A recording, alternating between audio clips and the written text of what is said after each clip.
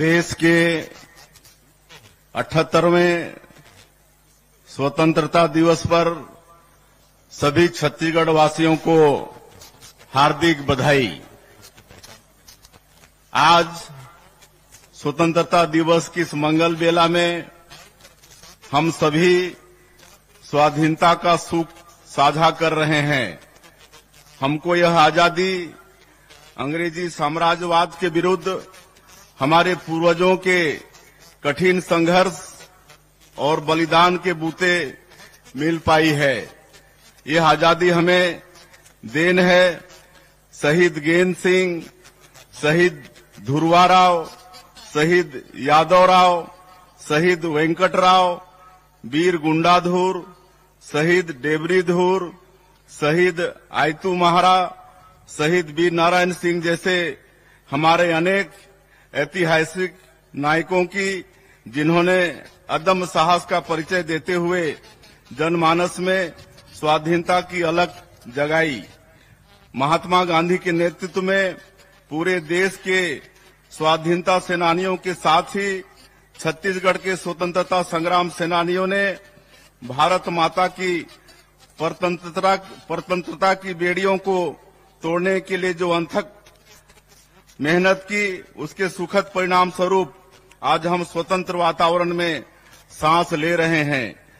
स्वाधीनता के साथ ही बाबा साहेब डॉक्टर भीमराव अंबेडकर के नेतृत्व में संविधान निर्माण का काम संपन्न हुआ, जो आज प्रकाश सिस्टम की तरह देश के लोकतंत्र को निरंतर आगे बढ़ने की राह दिखा रहा है। वर्षों पहले बाबा गुरु घासीदास जी ने समतामूलक समाज का आदर्श हम सबके सामने रखा था, जो बाबा साहेब द्वारा निर्मित संविधान में फलीभूत हुआ। उनके संविधान में कबीर की वाणी का सार भी है, जो भारत के नागरिकों को अभिव्यक्ति की स्वतंत्रता के साथ साथ समानता प्रदान करती है। आज के दिन हम उन पूर्वजों के प्रति भी कृतज्ञता व्यक्त करते हैं, जिन्होंने आपातकाल के कठिन दौर में संविधान की मशाल को बुझने नहीं दिया। देश भर में हजारों लोकतंत्र सेनानियों ने इमरजेंसी का विरोध किया और इसके प्रतिरोध में जेल की सजा और अन्य यातनाएं भुगती। अगले वर्ष 25 जून को इमरजेंसी के 50 बरस पूरे हो जाएंगे। इस वर्ष आपातकाल स्मृति दिवस के अवसर पर 25 जून के दिन हमें अपने प्रदेश के लोकतंत्र सेनानियों का आशीर्वाद मिला है। मुझे यह कहते हुए प्रसन्नता हो रही है कि अपने लोकतंत्र सेनानियों के प्रति कृतज्ञता ज्ञापित करने हेतु पिछले 5 वर्षों से रुकी उनकी सम्मान निधि हमारी सरकार द्वारा पुनः प्रारंभ की गई है। आज के दिन हम अपने उन जवानों के प्रति भी कृतज्ञता व्यक्त करते हैं, जो हमारे प्रदेश में लोकतंत्र विरोधी नक्सलवादी आतंक से पूरे साहस और जज्बे के साथ मुकाबला कर रहे हैं। बीते 8 महीनों में हमारे जवानों ने अदम्य साहस का परिचय देते हुए 146 नक्सलियों को मार गिराया है।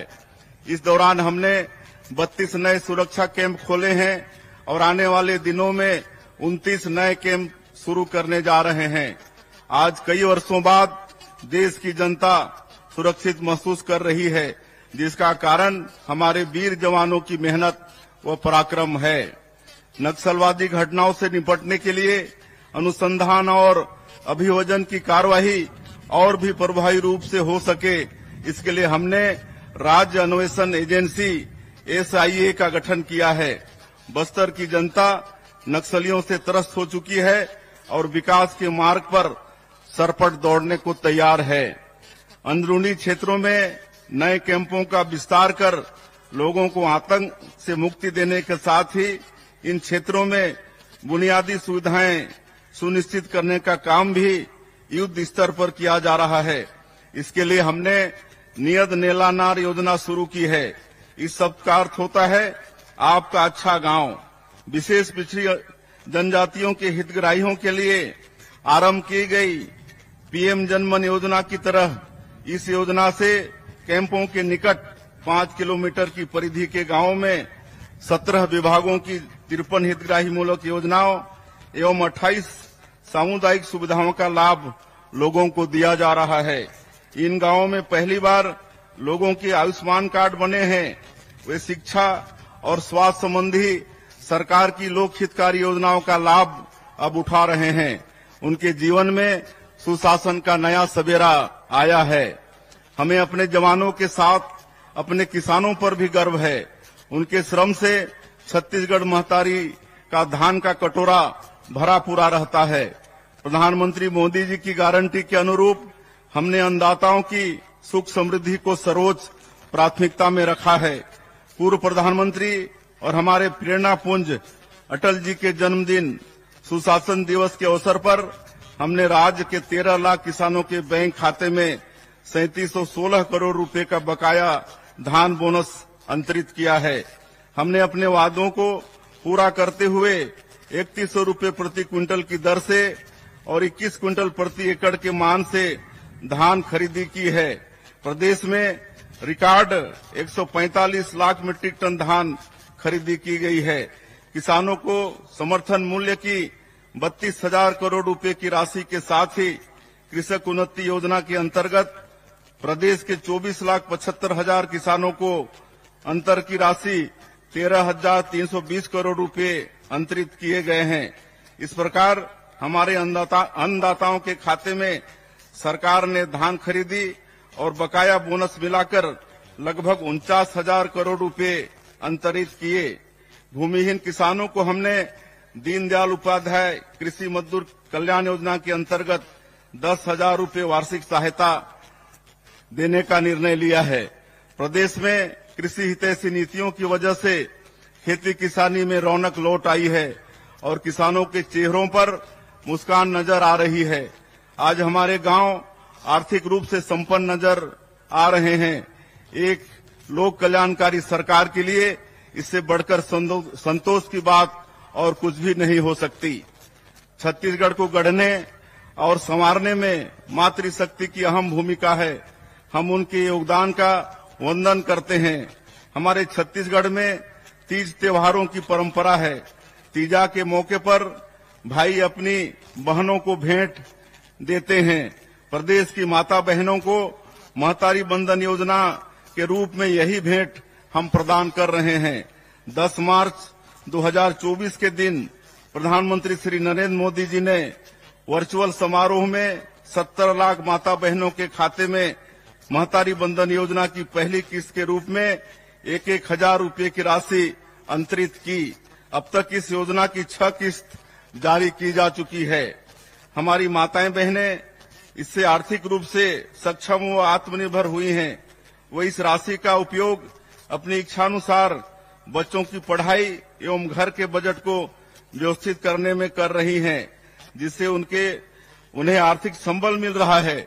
जब हम बेटियों को मजबूत करते हैं तो पूरा परिवार मजबूत होता है और मजबूत परिवार से ही मजबूत समाज और मजबूत राष्ट्र का निर्माण होता है। महिलाओं के आर्थिक सामाजिक सशक्तिकरण से निश्चित ही विकसित छत्तीसगढ़ की आधारशिला मजबूत हो रही है। एकात्म मानववाद के प्रणेता पंडित दीनदयाल उपाध्याय ने हमारे समक्ष अंत्योदय के लिए कार्य करने का आदर्श रखा है। समाज के सबसे आखिरी व्यक्ति के उत्थान और विकास को सुनिश्चित करने के इसी लक्ष्य के अनुरूप हम अथक कार्य कर रहे हैं। अंत्योदय एवं प्राथमिकता राशन कार्ड धारी 68 लाख परिवारों को अगले 5 सालों तक निःशुल्क खाद्यान्न वितरण का निर्णय हमारी सरकार द्वारा लिया गया है। आर्थिक रूप से पिछड़े परिवारों को बुनियादी सुविधाएं उपलब्ध कराना हमारी सर्वोच्च प्राथमिकता है। इसमें सबसे पहले सबको आवास सुनिश्चित करने की जिम्मेदारी है। मैं पिछले 3 दशकों से विशेष पिछड़ी जनजाति पहाड़ी कोरवा के निकट संपर्क में रहा हूं। उनके करीब रहकर मैंने देखा है घास फूस के आवास में रहने वालों का दर्द क्या होता है। जब हमारे यशस्वी प्रधानमंत्री पीएम आवास योजना लेकर आए तो प्रदेश के लाखों परिवारों को उम्मीदें जगी, लेकिन पिछले 5 सालों में प्रदेश के 18 लाख जरूरतमंद परिवारों के आवास का सपना पूरा नहीं हो सका। हमने संकल्प लिया कि हम इन 18 लाख परिवारों की पीड़ा दूर करेंगे। शपथ लेने के अगले दिन ही हमारी सरकार ने इनके आवास के सपने को पूरा करने की राह खोल दी। इसके साथ ही सामाजिक आर्थिक सर्वेक्षण में चिन्हांकित 47,090 आवासहीन परिवारों को आवास स्वीकृत करने का निर्णय भी हमने मुख्यमंत्री आवास योजना के तहत लिया है। सबको आवास के साथ ही सबको शुद्ध पेयजल उपलब्ध कराने माननीय प्रधानमंत्री जी ने जल जीवन मिशन की आरंभ किया है। प्रदेश में इसके क्रियान्वयन की दिशा में हम तेजी से काम कर रहे हैं। इसके लिए हमने 4,500 करोड़ रुपए का बजट रखा है। प्रदेश में भूजल की समस्या वाले गांवों में जल जीवन मिशन के अंतर्गत मल्टी विलेज स्कीम के माध्यम से पेयजल आपूर्ति का काम शुरू हो गया है। फिलहाल राज्य के 18 जिलों में 70 मल्टी विलेज योजनाओं का काम आरंभ हो गया है। हमने छत्तीसगढ़ में 50 लाख ग्रामीण परिवारों को नल कनेक्शन प्रदान करने का लक्ष्य रखा था। मुझे खुशी है कि इसमें से 39,31,000 परिवारों में हम नल कनेक्शन उपलब्ध करा चुके हैं। हमारे ग्रंथों में सर्वे संतु निरामया की कामना की गई है। किसी तरह की बीमारी हो जाने पर सबसे ज्यादा चिंता आर्थिक रूप से कमजोर लोगों को उठानी पड़ती है। इसे देखते हुए प्रदेश में आयुष्मान भारत, प्रधानमंत्री जन आरोग्य योजना के साथ ही शहीद वीर नारायण सिंह स्वास्थ्य योजना लागू करने का निर्णय लिया गया है। इन दोनों योजनाओं से छत्तीसगढ़ के 77,20,000 परिवारों को 5 लाख रुपए तक निःशुल्क स्वास्थ्य सेवाओं का लाभ मिल रहा है। वन अधिकार पत्र धारकों की मृत्यु हो जाने के पश्चात उनके वारिसों को वन अधिकार पत्र हस्तांतरित करने की प्रक्रिया का उल्लेख वन अधिकार नियमों में नहीं था। इस वजह से नामांतरण, सीमांकन, खाता विभाजन जैसे राजस्व संबंधी कार्य संभव नहीं थे। हमने अपने जनजाति और वनवासी भाइयों की पीड़ा को समझा। हमारी सरकार द्वारा उनके वारिसों को वन अधिकार पत्र हस्तांतरित करने का प्रावधान किया है। अब वन अधिकार पत्र धारण करने वाले हमारे जनजाति और वनवासी भाइयों के लिए सीमांकन, नामांतरण, खाता विभाजन जैसे कार्य सहज हो गए हैं। इन वन अधिकार पत्रों को डिजिटलाइज भी किया गया है। जनजातीय क्षेत्रों में वन धन केंद्रों के माध्यम से माननीय प्रधानमंत्री जी ने वनोपज संग्राहकों की आर्थिक तरक्की की नई राह खोली है। हमारी सरकार ने राज्य के तेंदुपत्ता संग्राहकों की पारिश्रमिक दर को 4,000 रुपए प्रति मानक बोरा से बढ़ाकर 5,500 रुपए कर दिया है। साथ ही तेंदुपत्ता संग्रहण समय सीमा में भी वृद्धि की गई है, जिससे हमारे भाई बहन अधिक समय तक तेंदुपत्ता संग्रहण कर बढ़ी हुई आय अर्जित कर पा रहे हैं। इस साल 13,05,000 तेंदुपत्ता संग्राहकों को कुल 855 करोड़ 80 लाख रुपए का भुगतान किया गया है। इनकी संख्या पिछले वर्ष की तुलना में 1,72,000 अधिक है। युवा हमारे भविष्य हैं। युवाओं को रोजगार के बेहतर अवसर मिले, उनकी उद्यमशीलता को बढ़ावा देने के लिए उपयुक्त वातावरण हो, इसके लिए हम प्राथमिकता से कार्य कर रहे हैं। हमारी सरकार यह मानती है कि भर्ती प्रक्रियाओं में की गई अनियमितताएं होनहार युवकों को रोजगार के अवसरों से वंचित तो करती ही है, साथ ही इससे सिविल सेवा की गुणवत्ता पर भी दुष्प्रभाव पड़ता है। हमारी सरकार द्वारा राज्य सिविल सेवा परीक्षा 2021 में हुई अनियमितता की जांच सीबीआई से कराने का निर्णय लिया है। हम युवाओं के लिए समान अवसर और पारदर्शी परीक्षा प्रणाली प्रदान करने के लिए कृत संकल्पित हैं। यूपीएससी जैसी परीक्षाओं में हमारे युवाओं की सफलता दर बढ़े, इसके लिए आदिम जाति एवं अनुसूचित जाति विभाग द्वारा नई दिल्ली में संचालित यूथ हॉस्टल में यूपीएससी की तैयारी के लिए अभ्यर्थियों के लिए सीटों की संख्या 50 से बढ़ाकर हमने 185 कर दी है।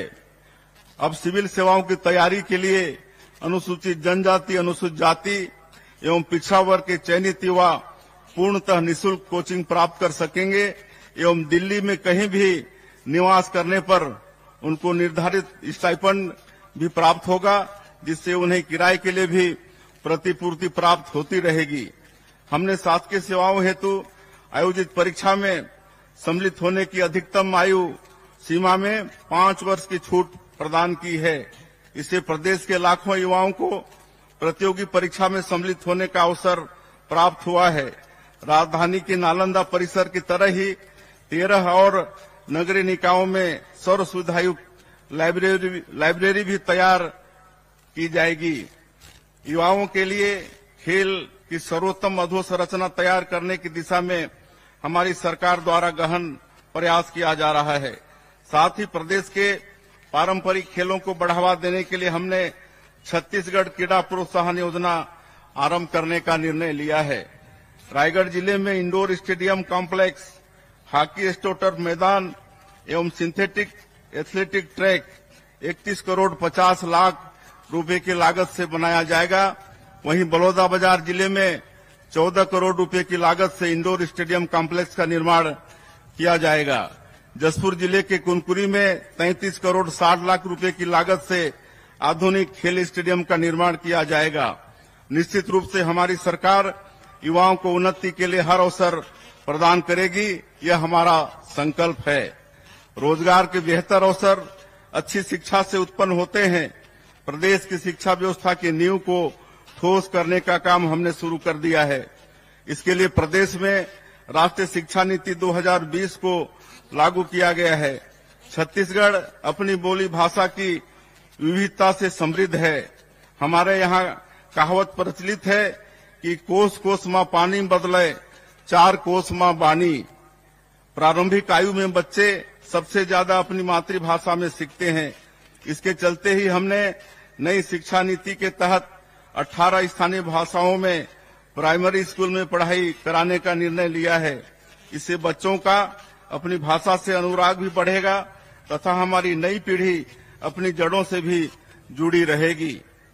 स्कूलों की अधोसंरचना को बेहतर करने एवं यहाँ शैक्षणिक सुविधाओं के विस्तार के लिए प्रथम चरण में प्रदेश के 211 स्कूलों में पीएम श्री योजना प्रारंभ की गई है। इन स्कूलों को मॉडल स्कूल के रूप में विकसित किया जाएगा। तीसरे चरण में हमें 52 स्कूलों की स्वीकृति मिली है। हम ग्रीन स्कूल तैयार कर रहे हैं। स्कूलों में स्थानीय भाषाओं के साथ रोबोटिक्स, आर्टिफिशियल इंटेलिजेंस जैसे विषय भी पढ़ाए जा रहे हैं ताकि विद्यार्थी नए समय के अनुरूप स्वयं को तैयार कर सकें। प्रदेश के स्कूलों में न्योता भोज का आयोजन भी शुरू किया गया है। इसमें जन्मदिन जैसे विशेष अवसरों पर स्कूली बच्चों को पौष्टिक भोजन उपलब्ध कराने समाज की सहभागिता सुनिश्चित की गई है। इससे बच्चों का पोषण विकास तो होता ही है, सामुदायिक भावना का भी विकास होता है। पेरेंट्स टीचर मीटिंग के माध्यम से बच्चों के सर्वांगीण विकास की दिशा में हम काम कर रहे हैं। राष्ट्रीय शिक्षा नीति को हमने उच्च शिक्षा में भी अपनाया है। इसके चलते हमारे पाठ्यक्रम रचनात्मक होने के साथ ही रोजगार मूलक भी होंगे ताकि नए समय की जरूरतों के अनुरूप मानव संसाधन उपलब्ध कराए जा सकें और युवाओं को बेहतर रोजगार मिल सके। उच्च शिक्षा में गुणवत्ता सुनिश्चित करने एवं नवाचारों को बढ़ावा देने के लिए हमने छत्तीसगढ़ उच्च शिक्षा मिशन का गठन किया है। हम आईआईटी की तर्ज पर प्रदेश के हर लोकसभा क्षेत्र में प्रौद्योगिकी संस्थान आरंभ करने जा रहे हैं। इसके लिए पहले चरण में रायपुर, रायगढ़, बस्तर, कबीरधाम और जसपुर में भी इनकी स्थापना की जाएगी। प्रदेश में स्वास्थ्य सुविधाओं की स्थिति को मजबूत करने मेडिकल शिक्षा का लगातार विस्तार जरूरी है। हमने संभाग स्तर पर एम्स की तर्ज पर Chhattisgarh Institute of Medical Science CIMS आरंभ करने का निर्णय लिया है।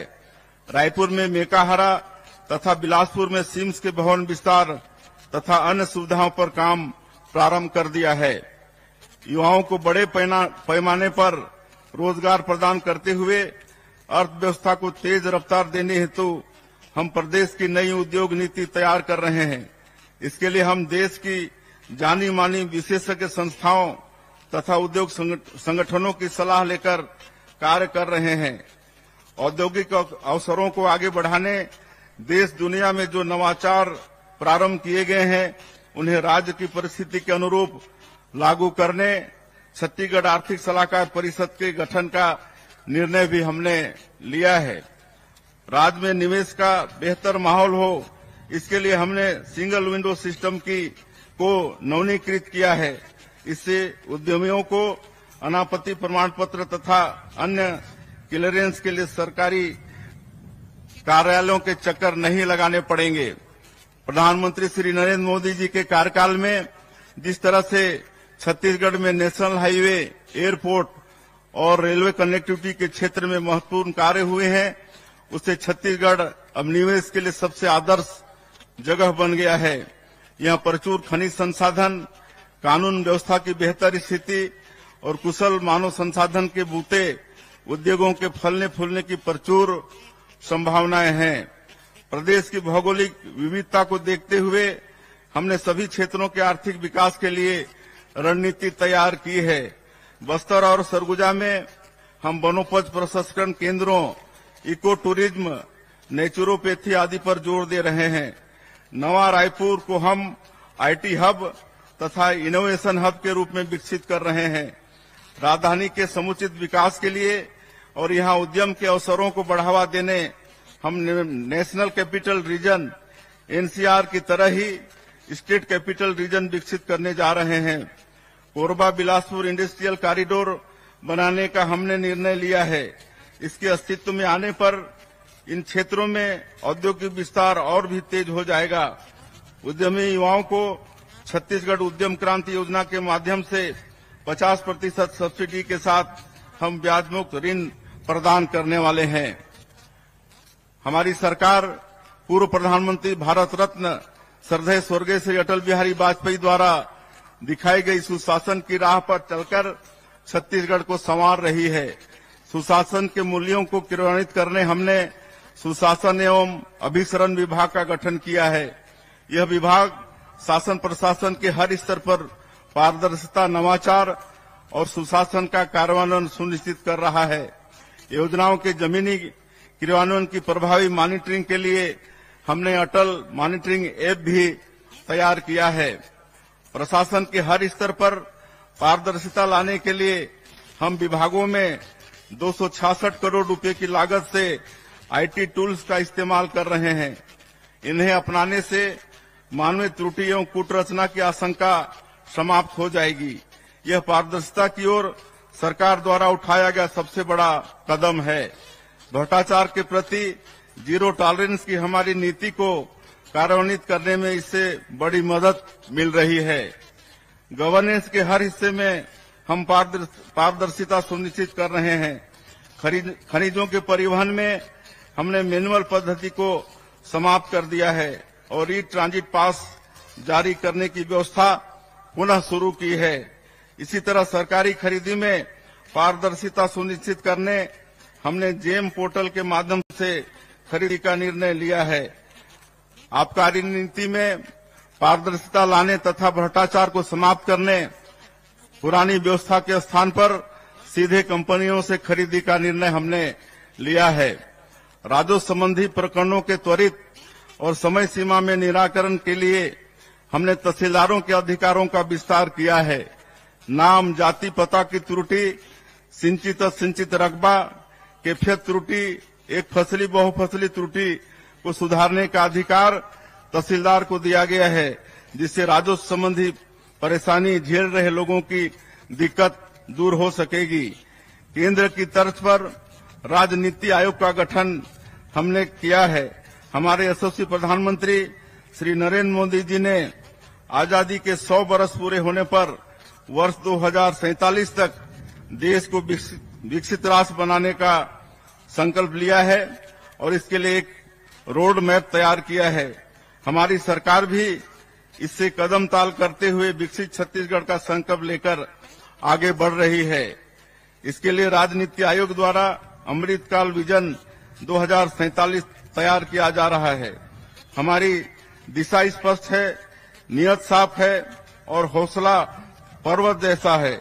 निश्चित ही सभी की भागीदारी के साथ अमृतकाल विजन 2047 पर काम कर हम विकसित छत्तीसगढ़, विकसित भारत के निर्माण का संकल्प पूरा करेंगे। छत्तीसगढ़िया लोगों की पहचान देश दुनिया में सहज सरल लोगों के रूप में है। यह हमारी सबसे बड़ी शक्ति है। हम मेहनतकश लोग हैं, ईमानदारी से काम करते हैं। यह हमारे सांस्कृतिक मूल्य हैं। इन्हें सहेज कर रखना हमारी बड़ी जिम्मेदारी है। अपनी बोली भाषा, तीज त्योहार, खान पान को सहेजते हुए आने वाली पीढ़ी को इनसे परिचित कराते हुए हमें निरंतर आगे बढ़ना है। जलवायु परिवर्तन के संकट को देखते हुए हम सबका कर्तव्य है कि पर्यावरण को बेहतर बनाने में अपनी भागीदारी दें। माननीय प्रधानमंत्री श्री नरेंद्र मोदी जी ने एक पेड़ मां के नाम अभियान आरंभ किया है। मैंने अपने गृहग्राम बगिया में इस अभियान के अंतर्गत रुद्राक्ष का पौधा लगाया है। रायपुर में भी मुख्यमंत्री निवास में मैंने दहीमन का पौधा लगाया है। आप भी एक पौधा जरूर लगाएं, यह आप सभी से हमारा आग्रह है। यह हमारी पुण्य भूमि का परम सौभाग्य है कि श्री राम हमारे भांजे हैं और उनकी कर्म भूमि भी छत्तीसगढ़ है। मनेन्द्रगढ़, चिरमिरी, भरतपुर जिले के सीतामढ़ी, हरका चौरा से लेकर सुकमा के इंजरम तक कण कण भगवान श्री राम के वनवास काल का साक्षी है। हमारी धरती माता सबरी की पुण्य भूमि है। पवित्र सूर्यनारायण धाम में उन्होंने अपनी अगाध श्रद्धा से जूठे बेर प्रभु को खिलाए थे। वनवास के दौरान बिताए गए 14 वर्षों में से 10 वर्ष प्रभु श्री राम ने हमारे छत्तीसगढ़ में बिताए हैं। रामायण के प्रसंग जनजातीय लोगों से प्रभु श्री राम के अद्भुत स्नेह तथा प्रभु श्री राम के जनजातीय लोगों के प्रति गहन अनुराग और समर्पण से भरे पड़े हैं। हम जब भी इन प्रसंगों को सुनते हैं भाव विभोर हो जाते हैं। हम धन्य हैं कि हमारा जन्म इस पुण्य भूमि में हुआ है। यह सौभाग्य हमें श्री राम के आदर्शों पर चलकर निरंतर काम करने की प्रेरणा देता है। 500 वर्षों के अहिंसक संघर्ष की पूर्णाहुति अयोध्या धाम में श्री राम लला के भव्य मंदिर के निर्माण के रूप में हुई है।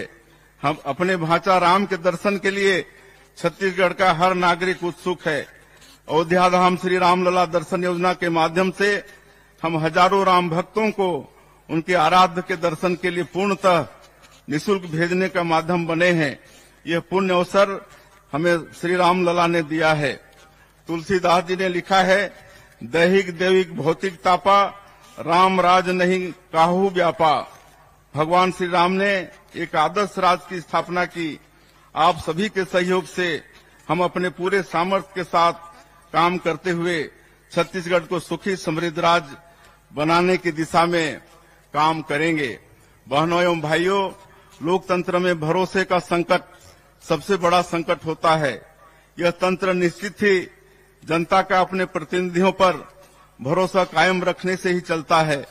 कार्यभार संभालने के बाद हमारी सबसे बड़ी चुनौती इसी भरोसे को बहाल करने की थी।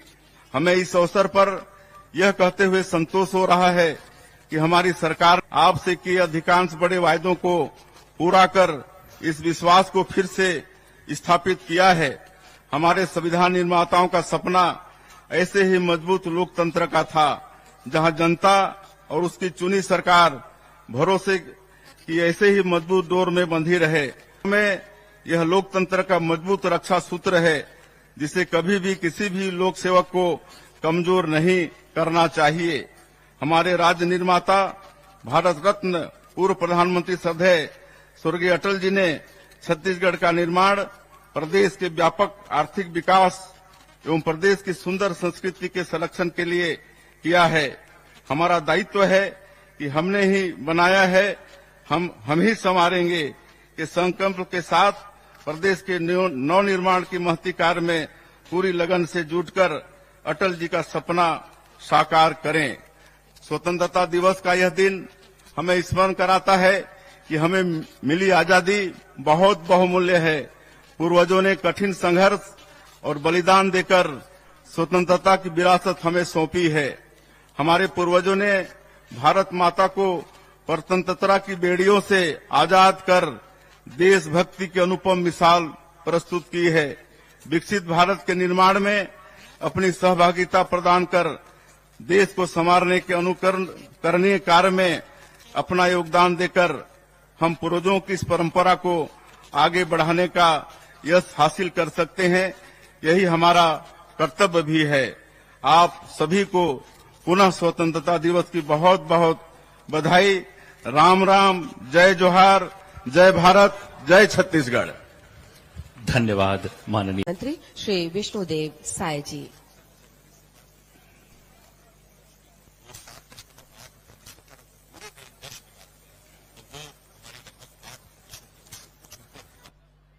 देश के 78वें स्वतंत्रता दिवस पर सभी छत्तीसगढ़ वासियों को हार्दिक बधाई। आज स्वतंत्रता दिवस की इस मंगल बेला में हम सभी स्वाधीनता का सुख साझा कर रहे हैं।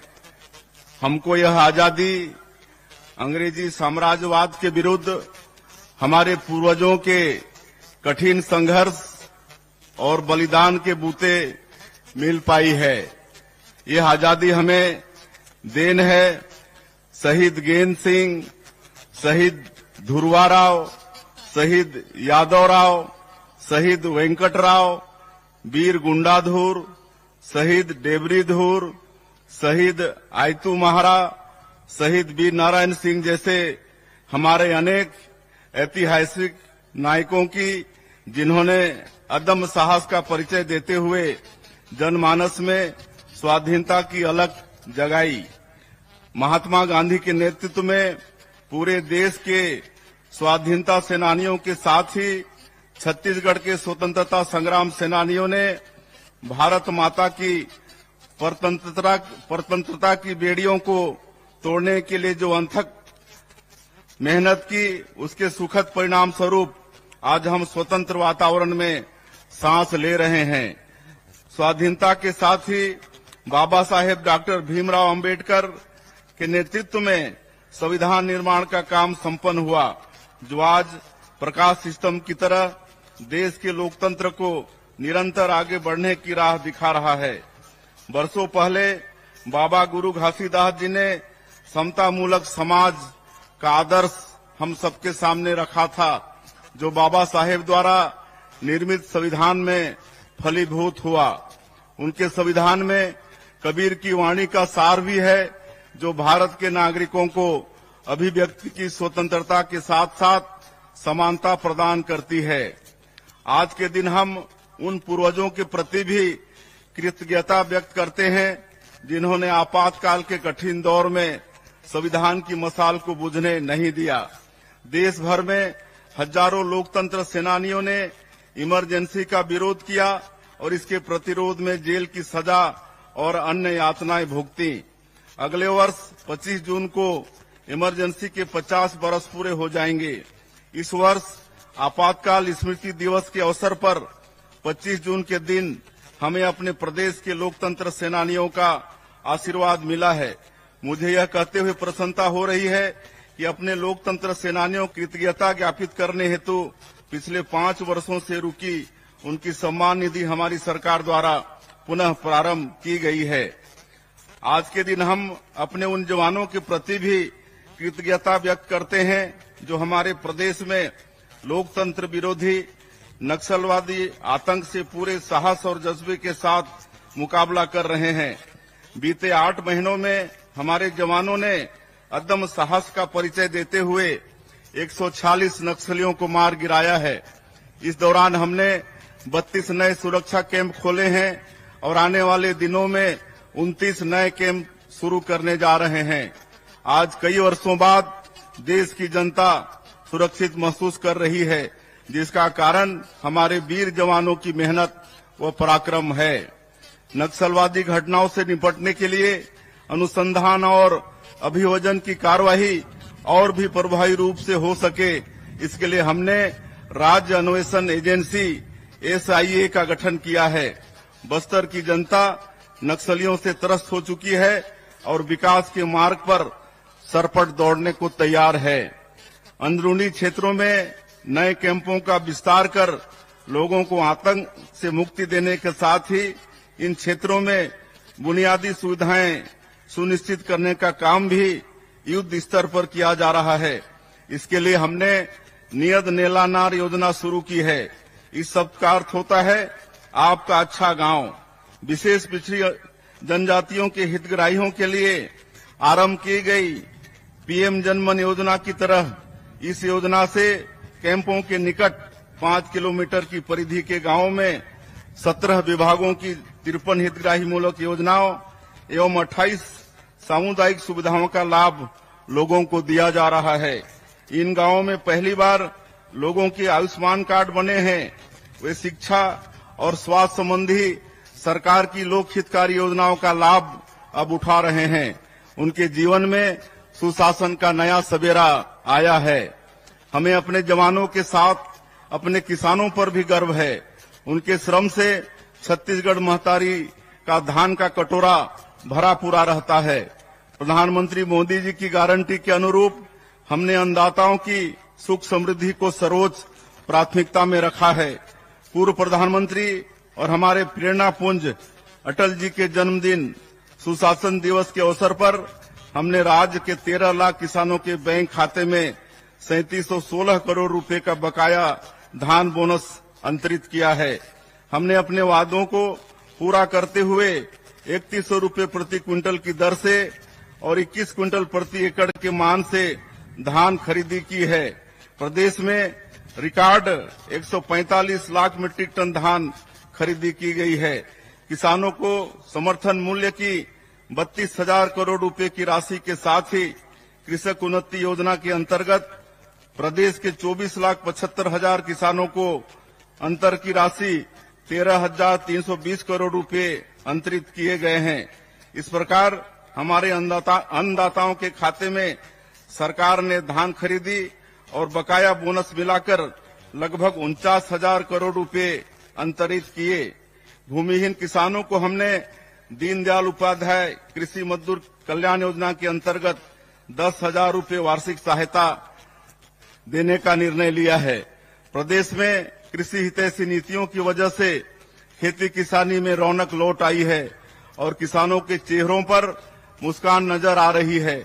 आज हमारे गांव आर्थिक रूप से संपन्न नजर आ रहे हैं। एक लोक कल्याणकारी सरकार के लिए इससे बढ़कर संतोष की बात और कुछ भी नहीं हो सकती। छत्तीसगढ़ को गढ़ने और संवारने में मातृशक्ति की अहम भूमिका है। हम उनके योगदान का वंदन करते हैं। हमारे छत्तीसगढ़ में तीज त्योहारों की परंपरा है।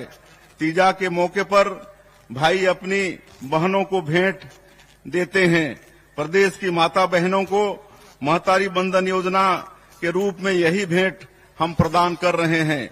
10 मार्च 2024 के दिन प्रधानमंत्री श्री नरेंद्र मोदी जी ने वर्चुअल समारोह में 70 लाख माता बहनों के खाते में महतारी बंधन योजना की पहली किस्त के रूप में 1,000 रुपए की राशि अंतरित की।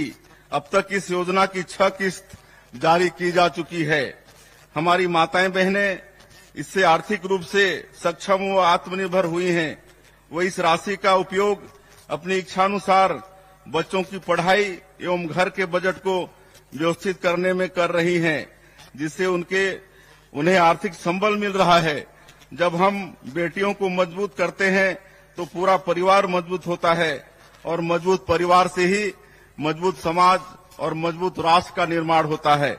महिलाओं के आर्थिक सामाजिक सशक्तिकरण से निश्चित ही विकसित छत्तीसगढ़ की आधारशिला मजबूत हो रही है। एकात्म मानववाद के प्रणेता पंडित दीनदयाल उपाध्याय ने हमारे समक्ष अंत्योदय के लिए कार्य करने का आदर्श रखा है। समाज के सबसे आखिरी व्यक्ति के उत्थान और विकास को सुनिश्चित करने के इसी लक्ष्य के अनुरूप हम अथक कार्य कर रहे हैं। अंत्योदय एवं प्राथमिकता राशन कार्डधारी 68 लाख परिवारों को अगले 5 सालों तक निःशुल्क खाद्यान्न वितरण का निर्णय हमारी सरकार द्वारा लिया गया है। आर्थिक रूप से पिछड़े परिवारों को बुनियादी सुविधाएं उपलब्ध कराना हमारी सर्वोच्च प्राथमिकता है। इसमें सबसे पहले सबको आवास सुनिश्चित करने की जिम्मेदारी है। मैं पिछले 3 दशकों से विशेष पिछड़ी जनजाति पहाड़ी कोरवा के निकट संपर्क में रहा हूं। उनके करीब रहकर मैंने देखा है घास फूस के आवास में रहने वालों का दर्द क्या होता है। जब हमारे यशस्वी प्रधानमंत्री पीएम आवास योजना लेकर आए तो प्रदेश के लाखों परिवारों को उम्मीदें जगी, लेकिन पिछले 5 सालों में प्रदेश के 18 लाख जरूरतमंद परिवारों के आवास का सपना पूरा नहीं हो सका। हमने संकल्प लिया कि हम इन 18 लाख परिवारों की पीड़ा दूर करेंगे। शपथ लेने के अगले दिन ही हमारी सरकार ने इनके आवास के सपने को पूरा करने की राह खोल दी। इसके साथ ही सामाजिक आर्थिक सर्वेक्षण में चिन्हांकित 47,090 आवासहीन परिवारों को आवास स्वीकृत करने का निर्णय भी हमने मुख्यमंत्री आवास योजना के तहत लिया है। सबको आवास के साथ ही सबको शुद्ध पेयजल उपलब्ध कराने माननीय प्रधानमंत्री जी ने जल जीवन मिशन की आरंभ किया है। प्रदेश में इसके क्रियान्वयन की दिशा में हम तेजी से काम कर रहे हैं। इसके लिए हमने 4,500 करोड़ रुपए का बजट रखा है। प्रदेश में भूजल की समस्या वाले गांवों में जल जीवन मिशन के अंतर्गत मल्टी विलेज स्कीम के माध्यम से पेयजल आपूर्ति का काम शुरू हो गया है।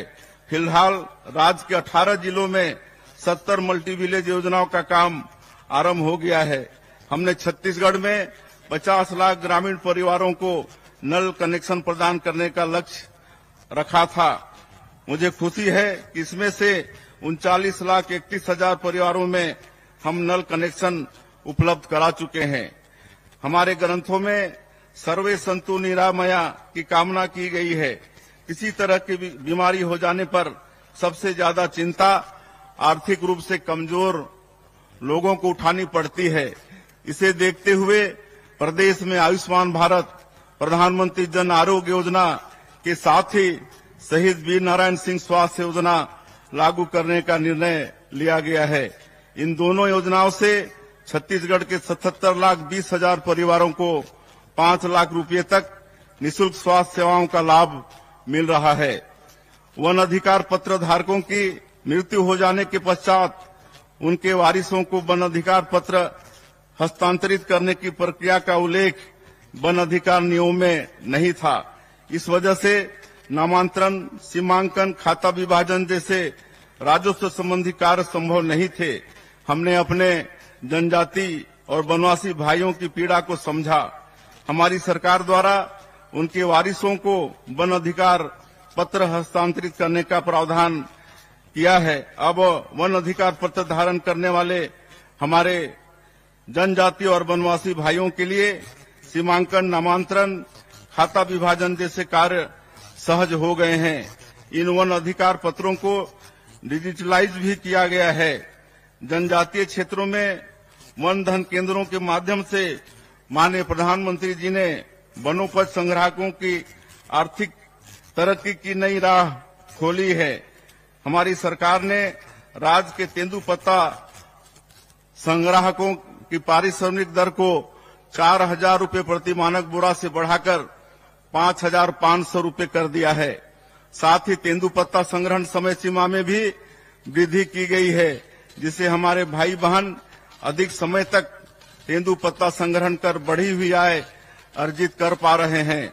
इस साल 13,05,000 तेंदुपत्ता संग्राहकों को कुल 855 करोड़ 80 लाख रुपए का भुगतान किया गया है। इनकी संख्या पिछले वर्ष की तुलना में 1,72,000 अधिक है। युवा हमारे भविष्य हैं। युवाओं को रोजगार के बेहतर अवसर मिले, उनकी उद्यमशीलता को बढ़ावा देने के लिए उपयुक्त वातावरण हो, इसके लिए हम प्राथमिकता से कार्य कर रहे हैं। हमारी सरकार यह मानती है कि भर्ती प्रक्रियाओं में की गई अनियमितताएं होनहार युवकों को रोजगार के अवसरों से वंचित तो करती ही है, साथ ही इससे सिविल सेवा की गुणवत्ता पर भी दुष्प्रभाव पड़ता है। हमारी सरकार द्वारा राज्य सिविल सेवा परीक्षा 2021 में हुई अनियमितता की जांच सीबीआई से कराने का निर्णय लिया है। हम युवाओं के लिए समान अवसर और पारदर्शी परीक्षा प्रणाली प्रदान करने के लिए कृत संकल्पित हैं। यूपीएससी जैसी परीक्षाओं में हमारे युवाओं की सफलता दर बढ़े, इसके लिए आदिम जाति एवं अनुसूचित जाति विभाग द्वारा नई दिल्ली में संचालित यूथ हॉस्टल में यूपीएससी की तैयारी के लिए अभ्यर्थियों के लिए सीटों की संख्या 50 से बढ़ाकर हमने 185 कर दी है। अब सिविल सेवाओं की तैयारी के लिए अनुसूचित जनजाति, अनुसूचित जाति एवं पिछड़ा वर्ग के चयनित युवा पूर्णतः निःशुल्क कोचिंग प्राप्त कर सकेंगे एवं दिल्ली में कहीं भी निवास करने पर उनको निर्धारित स्टाइपेंड भी प्राप्त होगा, जिससे उन्हें किराए के लिए भी प्रतिपूर्ति प्राप्त होती रहेगी। हमने शासकीय सेवाओं हेतु आयोजित परीक्षा में सम्मिलित होने की अधिकतम आयु सीमा में 5 वर्ष की छूट प्रदान की है। इससे प्रदेश के लाखों युवाओं को प्रतियोगी परीक्षा में सम्मिलित होने का अवसर प्राप्त हुआ है। राजधानी के नालंदा परिसर की तरह ही 13 और नगरीय निकायों में सर्व सुविधायुक्त लाइब्रेरी भी तैयार की जाएगी। युवाओं के लिए खेल की सर्वोत्तम अधोसंरचना तैयार करने की दिशा में हमारी सरकार द्वारा गहन प्रयास किया जा रहा है। साथ ही प्रदेश के पारंपरिक खेलों को बढ़ावा देने के लिए हमने छत्तीसगढ़ क्रीड़ा प्रोत्साहन योजना आरंभ करने का निर्णय लिया है। रायगढ़ जिले में इंडोर स्टेडियम कॉम्प्लेक्स, हॉकी स्टोटर मैदान एवं synthetic athletic track 31 crore 50 lakh रुपए की लागत से बनाया जाएगा। वहीं बलौदाबाजार जिले में 14 करोड़ रुपए की लागत से इंडोर स्टेडियम कॉम्प्लेक्स का निर्माण किया जाएगा। जसपुर जिले के कुनकुरी में 33 करोड़ 60 लाख रुपए की लागत से आधुनिक खेल स्टेडियम का निर्माण किया जाएगा। निश्चित रूप से हमारी सरकार युवाओं को उन्नति के लिए हर अवसर प्रदान करेगी, यह हमारा संकल्प है। रोजगार के बेहतर अवसर अच्छी शिक्षा से उत्पन्न होते हैं। प्रदेश की शिक्षा व्यवस्था की नींव को ठोस करने का काम हमने शुरू कर दिया है। इसके लिए प्रदेश में राष्ट्रीय शिक्षा नीति 2020 को लागू किया गया है। छत्तीसगढ़ अपनी बोली भाषा की विविधता से समृद्ध है। हमारे यहाँ कहावत प्रचलित है कि कोस कोस माँ पानी बदले 4 कोस माँ बानी। प्रारंभिक आयु में बच्चे सबसे ज्यादा अपनी मातृभाषा में सीखते हैं। इसके चलते ही हमने नई शिक्षा नीति के तहत 18 स्थानीय भाषाओं में प्राइमरी स्कूल में पढ़ाई कराने का निर्णय लिया है। इससे बच्चों का अपनी भाषा से अनुराग भी बढ़ेगा तथा हमारी नई पीढ़ी अपनी जड़ों से भी जुड़ी रहेगी। स्कूलों की अधोसंरचना को बेहतर करने एवं यहाँ शैक्षणिक सुविधाओं के विस्तार के लिए प्रथम चरण में प्रदेश के 211 स्कूलों में पीएम श्री योजना प्रारंभ की गई है। इन स्कूलों को मॉडल स्कूल के रूप में विकसित किया जाएगा। तीसरे चरण में हमें 52 स्कूलों की स्वीकृति मिली है। हम ग्रीन स्कूल तैयार कर रहे हैं। स्कूलों में स्थानीय भाषाओं के साथ रोबोटिक्स, आर्टिफिशियल इंटेलिजेंस जैसे विषय भी पढ़ाए जा रहे हैं ताकि विद्यार्थी नए समय के अनुरूप स्वयं को तैयार कर सकें। प्रदेश के स्कूलों में न्योता भोज का आयोजन भी शुरू किया गया है। इसमें जन्मदिन जैसे विशेष अवसरों पर स्कूली बच्चों को पौष्टिक भोजन उपलब्ध कराने समाज की सहभागिता सुनिश्चित की गई है। इससे बच्चों का पोषण विकास तो होता ही है, सामुदायिक भावना का भी विकास होता है। पेरेंट्स टीचर मीटिंग के माध्यम से बच्चों के सर्वांगीण विकास की दिशा में हम काम कर रहे हैं। राष्ट्रीय शिक्षा नीति को हमने उच्च शिक्षा में भी अपनाया है। इसके चलते हमारे पाठ्यक्रम रचनात्मक होने के साथ ही रोजगार मूलक भी होंगे ताकि नए समय की जरूरतों के अनुरूप मानव संसाधन उपलब्ध कराए जा सकें और युवाओं को बेहतर रोजगार मिल सके। उच्च शिक्षा में गुणवत्ता सुनिश्चित करने एवं नवाचारों को बढ़ावा देने के लिए हमने छत्तीसगढ़ उच्च शिक्षा मिशन का गठन किया है। हम आईआईटी की तर्ज पर प्रदेश के हर लोकसभा क्षेत्र में प्रौद्योगिकी संस्थान आरंभ करने जा रहे हैं।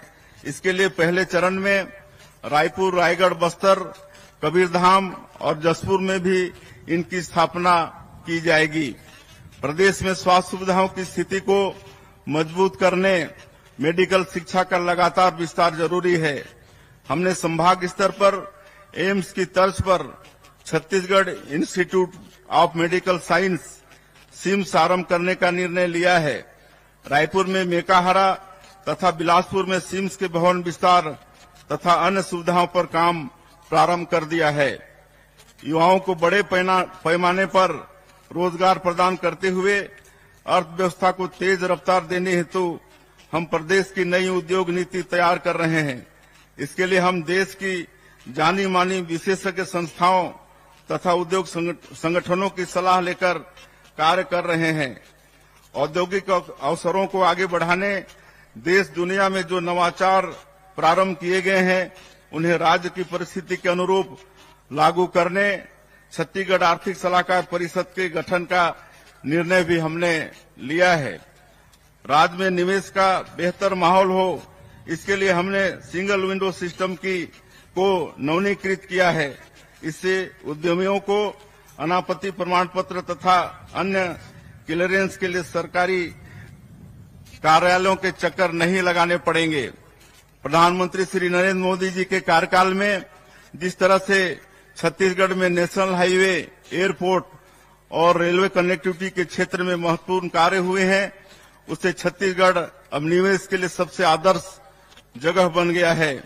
यहाँ प्रचुर खनिज संसाधन, कानून व्यवस्था की बेहतर स्थिति और कुशल मानव संसाधन के बूते उद्योगों के फलने फूलने की प्रचुर संभावनाएं हैं। प्रदेश की भौगोलिक विविधता को देखते हुए हमने सभी क्षेत्रों के आर्थिक विकास के लिए रणनीति तैयार की है। बस्तर और सरगुजा में हम वनोपज प्रसंस्करण केंद्रों, इको टूरिज्म, नेचुरोपैथी आदि पर जोर दे रहे हैं। नवा रायपुर को हम आईटी हब तथा इनोवेशन हब के रूप में विकसित कर रहे हैं। राजधानी के समुचित विकास के लिए और यहां उद्यम के अवसरों को बढ़ावा देने हम नेशनल कैपिटल रीजन एनसीआर की तरह ही स्टेट कैपिटल रीजन विकसित करने जा रहे हैं। कोरबा बिलासपुर इंडस्ट्रियल कॉरिडोर बनाने का हमने निर्णय लिया है। इसके अस्तित्व में आने पर इन क्षेत्रों में औद्योगिक विस्तार और भी तेज हो जाएगा। उद्यमी युवाओं को छत्तीसगढ़ उद्यम क्रांति योजना के माध्यम से 50% सब्सिडी के साथ हम ब्याज मुक्त ऋण प्रदान करने वाले हैं। हमारी सरकार पूर्व प्रधानमंत्री भारत रत्न श्रद्धेय स्वर्गीय श्री अटल बिहारी वाजपेयी द्वारा दिखाई गई सुशासन की राह पर चलकर छत्तीसगढ़ को संवार रही है। सुशासन के मूल्यों को क्रियान्वित करने हमने सुशासन एवं अभिसरण विभाग का गठन किया है। यह विभाग शासन प्रशासन के हर स्तर पर पारदर्शिता, नवाचार और सुशासन का कार्यान्वयन सुनिश्चित कर रहा है। योजनाओं के जमीनी क्रियान्वयन की प्रभावी मॉनिटरिंग के लिए हमने अटल मॉनिटरिंग ऐप भी तैयार किया है। प्रशासन के हर स्तर पर पारदर्शिता लाने के लिए हम विभागों में 266 करोड़ रुपए की लागत से आईटी टूल्स का इस्तेमाल कर रहे हैं। इन्हें अपनाने से मानवीय त्रुटि एवं कूटरचना की आशंका समाप्त हो जाएगी। यह पारदर्शिता की ओर सरकार द्वारा उठाया गया सबसे बड़ा कदम है। भ्रष्टाचार के प्रति जीरो टॉलरेंस की हमारी नीति को कार्यान्वित करने में इससे बड़ी मदद मिल रही है। गवर्नेंस के हर हिस्से में हम पारदर्शिता सुनिश्चित कर रहे हैं। खनिजों के परिवहन में हमने मैनुअल पद्धति को समाप्त कर दिया है और ई ट्रांजिट पास जारी करने की व्यवस्था पुनः शुरू की है। इसी तरह सरकारी खरीदी में पारदर्शिता सुनिश्चित करने हमने जेम पोर्टल के माध्यम से खरीदी का निर्णय लिया है। आबकारी नीति में पारदर्शिता लाने तथा भ्रष्टाचार को समाप्त करने पुरानी व्यवस्था के स्थान पर सीधे कंपनियों से खरीदी का निर्णय हमने लिया है। राजस्व संबंधी प्रकरणों के त्वरित और समय सीमा में निराकरण के लिए हमने तहसीलदारों के अधिकारों का विस्तार किया है। नाम, जाति, पता की त्रुटि, सिंचित असिंचित रकबा, कैफियत त्रुटि, एक फसली बहुफसली त्रुटि को सुधारने का अधिकार तहसीलदार को दिया गया है, जिससे राजस्व संबंधी परेशानी झेल रहे लोगों की दिक्कत दूर हो सकेगी। केंद्र की तर्ज पर राज्य नीति आयोग का गठन हमने किया है। हमारे यशस्वी प्रधानमंत्री श्री नरेंद्र मोदी जी ने आजादी के 100 वर्ष पूरे होने पर वर्ष 2047 तक देश को विकसित राष्ट्र बनाने का संकल्प लिया है और इसके लिए एक रोड मैप तैयार किया है। हमारी सरकार भी इससे कदम ताल करते हुए विकसित छत्तीसगढ़ का संकल्प लेकर आगे बढ़ रही है। इसके लिए राजनीति आयोग द्वारा अमृतकाल विजन 2047 तैयार किया जा रहा है। हमारी दिशा स्पष्ट है, नियत साफ है और हौसला पर्वत जैसा है। निश्चित ही सभी की भागीदारी के साथ अमृतकाल विजन 2047 पर काम कर हम विकसित छत्तीसगढ़, विकसित भारत के निर्माण का संकल्प पूरा करेंगे। छत्तीसगढ़िया लोगों की पहचान देश दुनिया में सहज सरल लोगों के रूप में है। यह हमारी सबसे बड़ी शक्ति है। हम मेहनतकश लोग हैं, ईमानदारी से काम करते हैं। यह हमारे सांस्कृतिक मूल्य हैं। इन्हें सहेज कर रखना हमारी बड़ी जिम्मेदारी है। अपनी बोली भाषा, तीज त्योहार, खान पान को सहेजते हुए आने वाली पीढ़ी को इनसे परिचित कराते हुए हमें निरंतर आगे बढ़ना है। जलवायु परिवर्तन के संकट को देखते हुए हम सबका कर्तव्य है कि पर्यावरण को बेहतर बनाने में अपनी भागीदारी दें। माननीय प्रधानमंत्री श्री नरेंद्र मोदी जी ने एक पेड़ मां के नाम अभियान आरंभ किया है। मैंने अपने गृहग्राम बगिया में इस अभियान के अंतर्गत रुद्राक्ष का पौधा लगाया है। रायपुर में भी मुख्यमंत्री निवास में मैंने दहिमन का पौधा लगाया है। आप भी एक पौधा जरूर लगाएं, यह आप सभी से हमारा आग्रह है। यह हमारी पुण्य भूमि का परम सौभाग्य है कि श्री राम हमारे भांजे हैं और उनकी कर्म भूमि भी छत्तीसगढ़ है। मनेन्द्रगढ़, चिरमिरी, भरतपुर जिले के सीतामढ़ी, हरका चौरा से लेकर सुकमा के इंजरम तक कण कण भगवान श्री राम के वनवास काल का साक्षी है। हमारी धरती माता सबरी की पुण्य भूमि है। पवित्र सूर्यनारायण धाम में उन्होंने अपनी अगाध श्रद्धा से जूठे बेर प्रभु को खिलाए थे। वनवास के दौरान बिताए गए 14 वर्षों में से 10 वर्ष प्रभु श्री राम ने हमारे छत्तीसगढ़ में बिताए हैं। रामायण के प्रसंग जनजातीय लोगों से प्रभु श्री राम के अद्भुत स्नेह तथा प्रभु श्री राम के जनजातीय लोगों के प्रति गहन अनुराग और समर्पण से भरे पड़े हैं। हम जब भी इन प्रसंगों को सुनते हैं भाव विभोर हो जाते हैं। हम धन्य हैं कि हमारा जन्म इस पुण्य भूमि में हुआ है।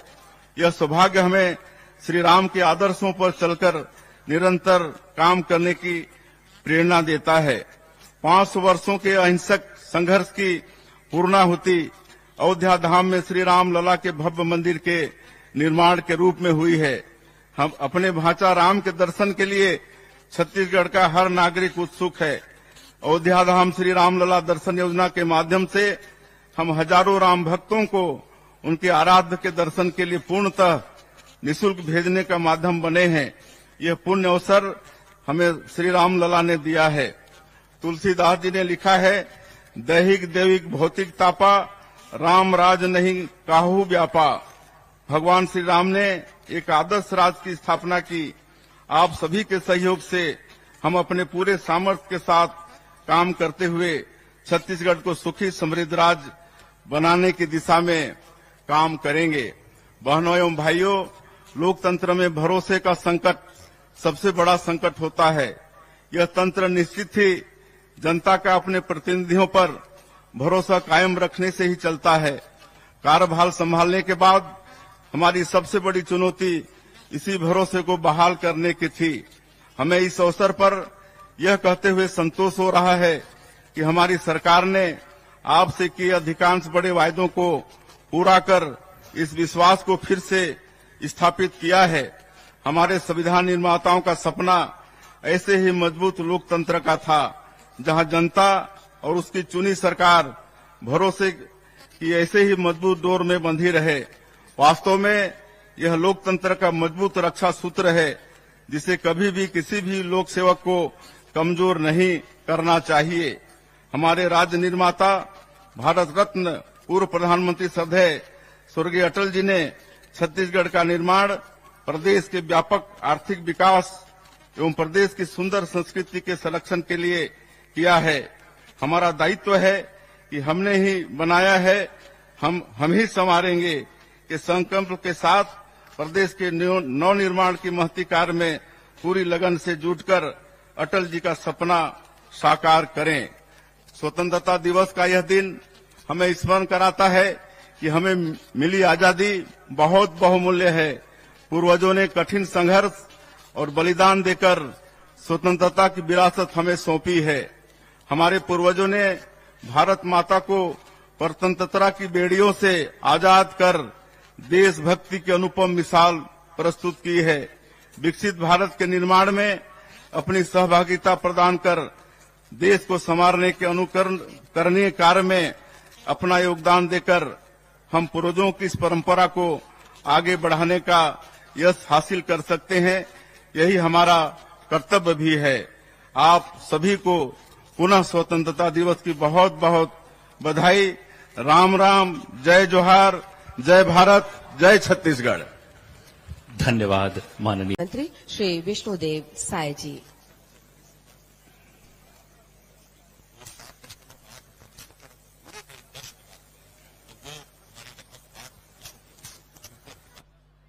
देश के 78वें स्वतंत्रता दिवस पर सभी छत्तीसगढ़ वासियों को हार्दिक बधाई।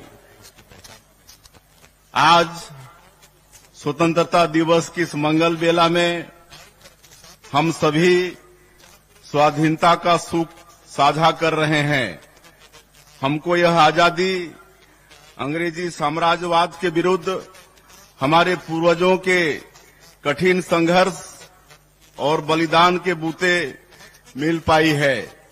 यह आजादी हमें देन है शहीद गेंद सिंह, शहीद ध्रुवा राव, शहीद यादव राव, शहीद वेंकटराव, वीर गुंडाधुर, शहीद डेबरीधुर, शहीद आयतू महारा, शहीद वीर नारायण सिंह जैसे हमारे अनेक ऐतिहासिक नायकों की, जिन्होंने अदम्य साहस का परिचय देते हुए जनमानस में स्वाधीनता की अलख जगाई। महात्मा गांधी के नेतृत्व में पूरे देश के स्वाधीनता सेनानियों के साथ ही छत्तीसगढ़ के स्वतंत्रता संग्राम सेनानियों ने भारत माता की परतंत्रता की बेड़ियों को तोड़ने के लिए जो अथक मेहनत की, उसके सुखद परिणाम स्वरूप आज हम स्वतंत्र वातावरण में सांस ले रहे हैं। स्वाधीनता के साथ ही बाबा साहेब डॉक्टर भीमराव अंबेडकर के नेतृत्व में संविधान निर्माण का काम संपन्न हुआ, जो आज प्रकाश सिस्टम की तरह देश के लोकतंत्र को निरंतर आगे बढ़ने की राह दिखा रहा है। वर्षों पहले बाबा गुरु घासीदास जी ने समता मूलक समाज का आदर्श हम सबके सामने रखा था, जो बाबा साहेब द्वारा निर्मित संविधान में फलीभूत हुआ। उनके संविधान में कबीर की वाणी का सार भी है, जो भारत के नागरिकों को अभिव्यक्ति की स्वतंत्रता के साथ साथ समानता प्रदान करती है। आज के दिन हम उन पूर्वजों के प्रति भी कृतज्ञता व्यक्त करते हैं, जिन्होंने आपातकाल के कठिन दौर में संविधान की मशाल को बुझने नहीं दिया। देश भर में हजारों लोकतंत्र सेनानियों ने इमरजेंसी का विरोध किया और इसके प्रतिरोध में जेल की सजा और अन्य यातनाएं भुगती। अगले वर्ष 25 जून को इमरजेंसी के 50 बरस पूरे हो जाएंगे। इस वर्ष आपातकाल स्मृति दिवस के अवसर पर 25 जून के दिन हमें अपने प्रदेश के लोकतंत्र सेनानियों का आशीर्वाद मिला है। मुझे यह कहते हुए प्रसन्नता हो रही है कि अपने लोकतंत्र सेनानियों के प्रति कृतज्ञता ज्ञापित करने हेतु पिछले 5 वर्षों से रुकी उनकी सम्मान निधि हमारी सरकार द्वारा पुनः प्रारंभ की गई है। आज के दिन हम अपने उन जवानों के प्रति भी कृतज्ञता व्यक्त करते हैं, जो हमारे प्रदेश में लोकतंत्र विरोधी नक्सलवादी आतंक से पूरे साहस और जज्बे के साथ मुकाबला कर रहे हैं। बीते 8 महीनों में हमारे जवानों ने अदम्य साहस का परिचय देते हुए 146 नक्सलियों को मार गिराया है। इस दौरान हमने 32 नए सुरक्षा कैंप खोले हैं और आने वाले दिनों में 29 नए कैंप शुरू करने जा रहे हैं। आज कई वर्षों बाद देश की जनता सुरक्षित महसूस कर रही है, जिसका कारण हमारे वीर जवानों की मेहनत व पराक्रम है। नक्सलवादी घटनाओं से निपटने के लिए अनुसंधान और अभियोजन की कार्यवाही और भी प्रभावी रूप से हो सके, इसके लिए हमने राज्य अन्वेषण एजेंसी SIA का गठन किया है। बस्तर की जनता नक्सलियों से त्रस्त हो चुकी है और विकास के मार्ग पर सरपट दौड़ने को तैयार है। अंदरूनी क्षेत्रों में नए कैंपों का विस्तार कर लोगों को आतंक से मुक्ति देने के साथ ही इन क्षेत्रों में बुनियादी सुविधाएं सुनिश्चित करने का काम भी युद्ध स्तर पर किया जा रहा है। इसके लिए हमने नियत नेलानार योजना शुरू की है। इस सब का अर्थ होता है आपका अच्छा गांव। विशेष पिछड़ी जनजातियों के हितग्राहियों के लिए आरंभ की गई PM जनमन योजना की तरह इस योजना से कैंपों के निकट 5 किलोमीटर की परिधि के गांवों में 17 विभागों की 53 हितग्राही मूलक योजनाओं एवं 28 सामुदायिक सुविधाओं का लाभ लोगों को दिया जा रहा है। इन गांवों में पहली बार लोगों के आयुष्मान कार्ड बने हैं। वे शिक्षा और स्वास्थ्य संबंधी सरकार की लोक हितकारी योजनाओं का लाभ अब उठा रहे हैं। उनके जीवन में सुशासन का नया सवेरा आया है। हमें अपने जवानों के साथ अपने किसानों पर भी गर्व है। उनके श्रम से छत्तीसगढ़ महतारी का धान का कटोरा भरा पूरा रहता है। प्रधानमंत्री मोदी जी की गारंटी के अनुरूप हमने अन्नदाताओं की सुख समृद्धि को सर्वोच्च प्राथमिकता में रखा है। पूर्व प्रधानमंत्री और हमारे प्रेरणा पुंज अटल जी के जन्मदिन सुशासन दिवस के अवसर पर हमने राज्य के 13 लाख किसानों के बैंक खाते में 3716 करोड़ रुपए का बकाया धान बोनस अंतरित किया है। हमने अपने वादों को पूरा करते हुए 3100 रुपए प्रति क्विंटल की दर से और 21 क्विंटल प्रति एकड़ के मान से धान खरीदी की है। प्रदेश में रिकॉर्ड 145 लाख मीट्रिक टन धान खरीदी की गई है। किसानों को समर्थन मूल्य की 32,000 करोड़ रुपए की राशि के साथ ही कृषक उन्नति योजना के अंतर्गत प्रदेश के 24,75,000 किसानों को अंतर की राशि 13,320 करोड़ रुपए अंतरित किए गए हैं। इस प्रकार हमारे अन्नदाताओं के खाते में सरकार ने धान खरीदी और बकाया बोनस मिलाकर लगभग 49,000 करोड़ रुपए अंतरित किए। भूमिहीन किसानों को हमने दीनदयाल उपाध्याय कृषि मजदूर कल्याण योजना के अंतर्गत 10,000 रुपए वार्षिक सहायता देने का निर्णय लिया है। प्रदेश में कृषि हितैषी नीतियों की वजह से खेती किसानी में रौनक लौट आई है और किसानों के चेहरों पर मुस्कान नजर आ रही है। आज हमारे गांव आर्थिक रूप से संपन्न नजर आ रहे हैं। एक लोक कल्याणकारी सरकार के लिए इससे बढ़कर संतोष की बात और कुछ भी नहीं हो सकती। छत्तीसगढ़ को गढ़ने और संवारने में मातृशक्ति की अहम भूमिका है। हम उनके योगदान का वंदन करते हैं। हमारे छत्तीसगढ़ में तीज त्योहारों की परंपरा है। तीजा के मौके पर भाई अपनी बहनों को भेंट देते हैं। प्रदेश की माता बहनों को महतारी बंधन योजना के रूप में यही भेंट हम प्रदान कर रहे हैं। 10 मार्च 2024 के दिन प्रधानमंत्री श्री नरेंद्र मोदी जी ने वर्चुअल समारोह में 70 लाख माता बहनों के खाते में महतारी बंधन योजना की पहली किस्त के रूप में 1,000 रुपए की राशि अंतरित की। अब तक इस योजना की 6 किस्त जारी की जा चुकी है। हमारी माताएं बहनें इससे आर्थिक रूप से सक्षम व आत्मनिर्भर हुई हैं। वो इस राशि का उपयोग अपनी इच्छानुसार बच्चों की पढ़ाई एवं घर के बजट को व्यवस्थित करने में कर रही हैं, जिससे उन्हें आर्थिक संबल मिल रहा है। जब हम बेटियों को मजबूत करते हैं तो पूरा परिवार मजबूत होता है और मजबूत परिवार से ही मजबूत समाज और मजबूत राष्ट्र का निर्माण होता है। महिलाओं के आर्थिक सामाजिक सशक्तिकरण से निश्चित ही विकसित छत्तीसगढ़ की आधारशिला मजबूत हो रही है। एकात्म मानववाद के प्रणेता पंडित दीनदयाल उपाध्याय ने हमारे समक्ष अंत्योदय के लिए कार्य करने का आदर्श रखा है। समाज के सबसे आखिरी व्यक्ति के उत्थान और विकास को सुनिश्चित करने के इसी लक्ष्य के अनुरूप हम अथक कार्य कर रहे हैं। अंत्योदय एवं प्राथमिकता राशन कार्ड धारी 68 लाख परिवारों को अगले 5 सालों तक निःशुल्क खाद्यान्न वितरण का निर्णय हमारी सरकार द्वारा लिया गया है।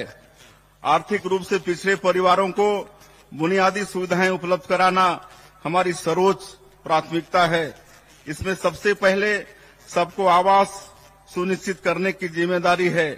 मैं पिछले 3 दशकों से विशेष पिछड़ी जनजाति पहाड़ी कोरवा के निकट संपर्क में रहा हूं। उनके करीब रहकर मैंने देखा है घास फूस के आवास में रहने वालों का दर्द क्या होता है। जब हमारे यशस्वी प्रधानमंत्री पीएम आवास योजना लेकर आए तो प्रदेश के लाखों परिवारों को उम्मीदें जगी, लेकिन पिछले 5 सालों में प्रदेश के 18 लाख जरूरतमंद परिवारों के आवास का सपना पूरा नहीं हो सका। हमने संकल्प लिया कि हम इन 18 लाख परिवारों की पीड़ा दूर करेंगे। शपथ लेने के अगले दिन ही हमारी सरकार ने इनके आवास के सपने को पूरा करने की राह खोल दी। इसके साथ ही सामाजिक आर्थिक सर्वेक्षण में चिन्हांकित 47,090 आवासीन परिवारों को आवास स्वीकृत करने का निर्णय भी हमने मुख्यमंत्री आवास योजना के तहत लिया है। सबको आवास के साथ ही सबको शुद्ध पेयजल उपलब्ध कराने माननीय प्रधानमंत्री जी ने जल जीवन मिशन की आरंभ किया है। प्रदेश में इसके क्रियान्वयन की दिशा में हम तेजी से काम कर रहे हैं। इसके लिए हमने 4,500 करोड़ रुपए का बजट रखा है। प्रदेश में भूजल की समस्या वाले गांवों में जल जीवन मिशन के अंतर्गत मल्टी विलेज स्कीम के माध्यम से पेयजल आपूर्ति का काम शुरू हो गया है। फिलहाल राज्य के 18 जिलों में 70 मल्टी विलेज योजनाओं का काम आरंभ हो गया है। हमने छत्तीसगढ़ में 50 लाख ग्रामीण परिवारों को नल कनेक्शन प्रदान करने का लक्ष्य रखा था। मुझे खुशी है कि इसमें से 39,31,000 परिवारों में हम नल कनेक्शन उपलब्ध करा चुके हैं। हमारे ग्रंथों में सर्वे संतु निरामया की कामना की गई है। किसी तरह की बीमारी हो जाने पर सबसे ज्यादा चिंता आर्थिक रूप से कमजोर लोगों को उठानी पड़ती है। इसे देखते हुए प्रदेश में आयुष्मान भारत, प्रधानमंत्री जन आरोग्य योजना के साथ ही शहीद वीर नारायण सिंह स्वास्थ्य योजना लागू करने का निर्णय लिया गया है।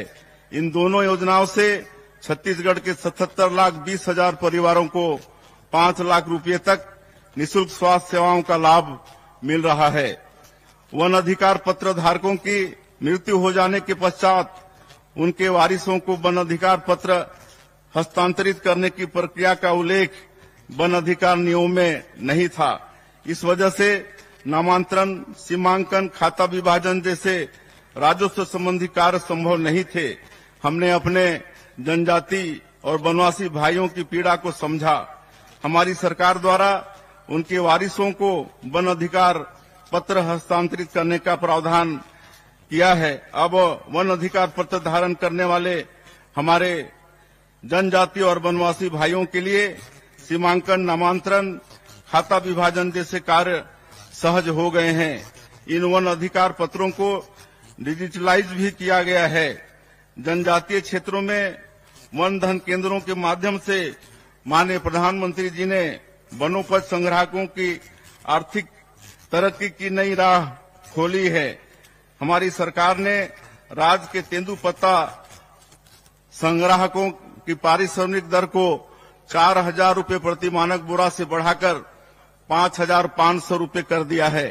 साथ ही तेंदुपत्ता संग्रहण समय सीमा में भी वृद्धि की गई है, जिससे हमारे भाई बहन अधिक समय तक तेंदुपत्ता संग्रहण कर बढ़ी हुई आय अर्जित कर पा रहे हैं। इस साल 13,05,000 तेंदुपत्ता संग्राहकों को कुल 855 करोड़ 80 लाख रुपए का भुगतान किया गया है। इनकी संख्या पिछले वर्ष की तुलना में 1,72,000 अधिक है। युवा हमारे भविष्य हैं। युवाओं को रोजगार के बेहतर अवसर मिले, उनकी उद्यमशीलता को बढ़ावा देने के लिए उपयुक्त वातावरण हो, इसके लिए हम प्राथमिकता से कार्य कर रहे हैं। हमारी सरकार यह मानती है कि भर्ती प्रक्रियाओं में की गई अनियमितताएं होनहार युवकों को रोजगार के अवसरों से वंचित तो करती ही है, साथ ही इससे सिविल सेवा की गुणवत्ता पर भी दुष्प्रभाव पड़ता है। हमारी सरकार द्वारा राज्य सिविल सेवा परीक्षा 2021 में हुई अनियमितता की जांच सीबीआई से कराने का निर्णय लिया है। हम युवाओं के लिए समान अवसर और पारदर्शी परीक्षा प्रणाली प्रदान करने के लिए कृत संकल्पित हैं। यूपीएससी जैसी परीक्षाओं में हमारे युवाओं की सफलता दर बढ़े, इसके लिए आदिम जाति एवं अनुसूचित जाति विभाग द्वारा नई दिल्ली में संचालित यूथ हॉस्टल में यूपीएससी की तैयारी के लिए अभ्यर्थियों के लिए सीटों की संख्या 50 से बढ़ाकर हमने 185 कर दी है। अब सिविल सेवाओं की तैयारी के लिए अनुसूचित जनजाति, अनुसूचित जाति एवं पिछड़ा वर्ग के चयनित युवा पूर्णतः निःशुल्क कोचिंग प्राप्त कर सकेंगे एवं दिल्ली में कहीं भी निवास करने पर उनको निर्धारित स्टाइपेंड भी प्राप्त होगा, जिससे उन्हें किराए के लिए भी प्रतिपूर्ति प्राप्त होती रहेगी। हमने शासकीय सेवाओं हेतु आयोजित परीक्षा में सम्मिलित होने की अधिकतम आयु सीमा में 5 वर्ष की छूट प्रदान की है। इससे प्रदेश के लाखों युवाओं को प्रतियोगी परीक्षा में सम्मिलित होने का अवसर प्राप्त हुआ है। राजधानी के नालंदा परिसर की तरह ही 13 और नगरीय निकायों में सर्व सुविधायुक्त लाइब्रेरी भी तैयार की जाएगी। युवाओं के लिए खेल की सर्वोत्तम अधोसंरचना तैयार करने की दिशा में हमारी सरकार द्वारा गहन प्रयास किया जा रहा है। साथ ही प्रदेश के पारंपरिक खेलों को बढ़ावा देने के लिए हमने छत्तीसगढ़ क्रीड़ा प्रोत्साहन योजना आरंभ करने का निर्णय लिया है। रायगढ़ जिले में इंडोर स्टेडियम कॉम्प्लेक्स, हॉकी स्टोटर मैदान एवं synthetic athletic track 31 crore 50 lakh रुपए की लागत से बनाया जाएगा। वहीं बलौदाबाजार जिले में 14 करोड़ रुपए की लागत से इंडोर स्टेडियम कॉम्प्लेक्स का निर्माण किया जाएगा। जसपुर जिले के कुनकुरी में 33 करोड़ 60 लाख रुपए की लागत से आधुनिक खेल स्टेडियम का निर्माण किया जाएगा। निश्चित रूप से हमारी सरकार युवाओं को उन्नति के लिए हर अवसर प्रदान करेगी, यह हमारा संकल्प है। रोजगार के बेहतर अवसर अच्छी शिक्षा से उत्पन्न होते हैं। प्रदेश की शिक्षा व्यवस्था की नींव को ठोस करने का काम हमने शुरू कर दिया है। इसके लिए प्रदेश में राष्ट्रीय शिक्षा नीति 2020 को लागू किया गया है। छत्तीसगढ़ अपनी बोली भाषा की विविधता से समृद्ध है। हमारे यहाँ कहावत प्रचलित है कि कोस कोस माँ पानी बदले 4 कोस माँ बानी। प्रारंभिक आयु में बच्चे सबसे ज्यादा अपनी मातृभाषा में सीखते हैं। इसके चलते ही हमने नई शिक्षा नीति के तहत 18 स्थानीय भाषाओं में प्राइमरी स्कूल में पढ़ाई कराने का निर्णय लिया है। इससे बच्चों का अपनी भाषा से अनुराग भी बढ़ेगा तथा हमारी नई पीढ़ी अपनी जड़ों से भी जुड़ी रहेगी। स्कूलों की अधोसंरचना को बेहतर करने एवं यहाँ शैक्षणिक सुविधाओं के विस्तार के लिए प्रथम चरण में प्रदेश के 211 स्कूलों में पीएम श्री योजना प्रारंभ की गई है। इन स्कूलों को मॉडल स्कूल के रूप में विकसित किया जाएगा। तीसरे चरण में हमें 52 स्कूलों की स्वीकृति मिली है। हम ग्रीन स्कूल तैयार कर रहे हैं।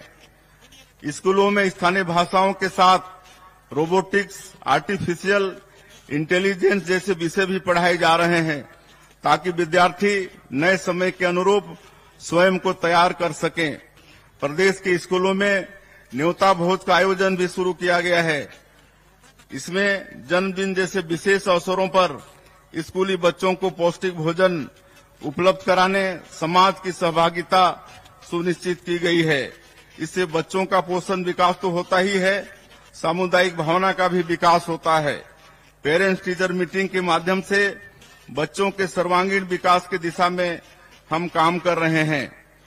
राष्ट्रीय शिक्षा नीति को हमने उच्च शिक्षा में भी अपनाया है।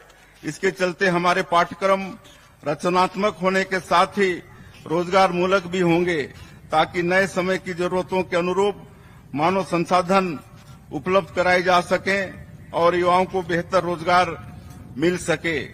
उच्च शिक्षा में गुणवत्ता सुनिश्चित करने एवं नवाचारों को बढ़ावा देने के लिए हमने छत्तीसगढ़ उच्च शिक्षा मिशन का गठन किया है। हम आईआईटी की तर्ज पर प्रदेश के हर लोकसभा क्षेत्र में प्रौद्योगिकी संस्थान आरंभ करने जा रहे हैं। इसके लिए पहले चरण में रायपुर, रायगढ़, बस्तर, कबीरधाम और जसपुर में भी इनकी स्थापना की जाएगी। प्रदेश में स्वास्थ्य सुविधाओं की स्थिति को मजबूत करने मेडिकल शिक्षा का लगातार विस्तार जरूरी है।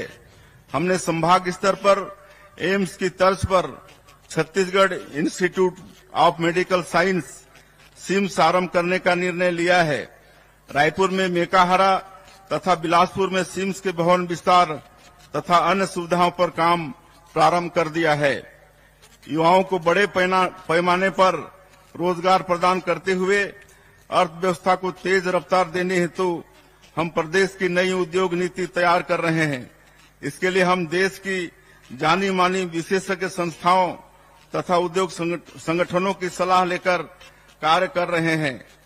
औद्योगिक अवसरों को आगे बढ़ाने देश दुनिया में जो नवाचार प्रारंभ किए गए हैं उन्हें राज्य की परिस्थिति के अनुरूप लागू करने छत्तीसगढ़ आर्थिक सलाहकार परिषद के गठन का निर्णय भी हमने लिया है। राज्य में निवेश का बेहतर माहौल हो, इसके लिए हमने सिंगल विंडो सिस्टम को नवीनीकृत किया है।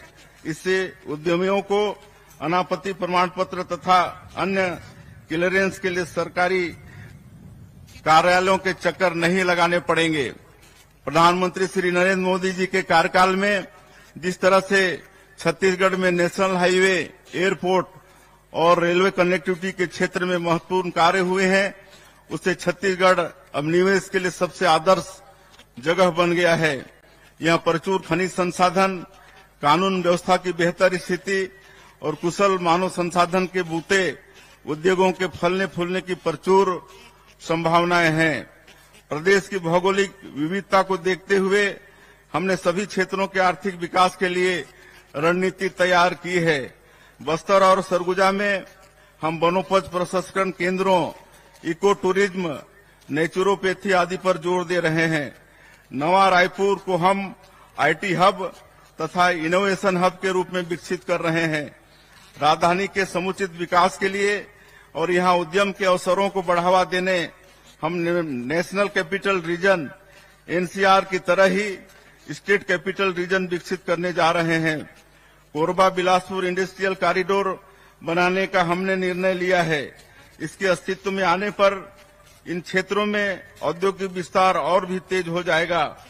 उद्यमी युवाओं को छत्तीसगढ़ उद्यम क्रांति योजना के माध्यम से 50% सब्सिडी के साथ हम ब्याज मुक्त ऋण प्रदान करने वाले हैं।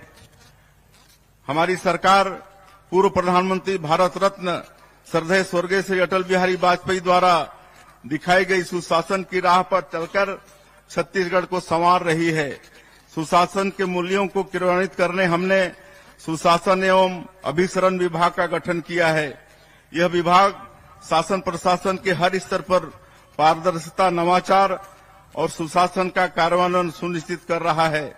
योजनाओं के जमीनी क्रियान्वयन की प्रभावी मॉनिटरिंग के लिए हमने अटल मॉनिटरिंग ऐप भी तैयार किया है। प्रशासन के हर स्तर पर पारदर्शिता लाने के लिए हम विभागों में 266 करोड़ रुपए की लागत से आईटी टूल्स का इस्तेमाल कर रहे हैं। इन्हें अपनाने से मानवीय त्रुटि एवं कूटरचना की आशंका समाप्त हो जाएगी। यह पारदर्शिता की ओर सरकार द्वारा उठाया गया सबसे बड़ा कदम है। भ्रष्टाचार के प्रति जीरो टॉलरेंस की हमारी नीति को कार्यान्वित करने में इससे बड़ी मदद मिल रही है। गवर्नेंस के हर हिस्से में हम पारदर्शिता सुनिश्चित कर रहे हैं। खनिजों के परिवहन में हमने मैनुअल पद्धति को समाप्त कर दिया है और ई ट्रांजिट पास जारी करने की व्यवस्था पुनः शुरू की है।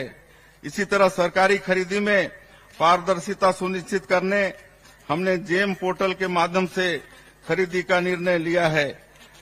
आबकारी नीति में पारदर्शिता लाने तथा भ्रष्टाचार को समाप्त करने पुरानी व्यवस्था के स्थान पर सीधे कंपनियों से खरीदी का निर्णय हमने लिया है।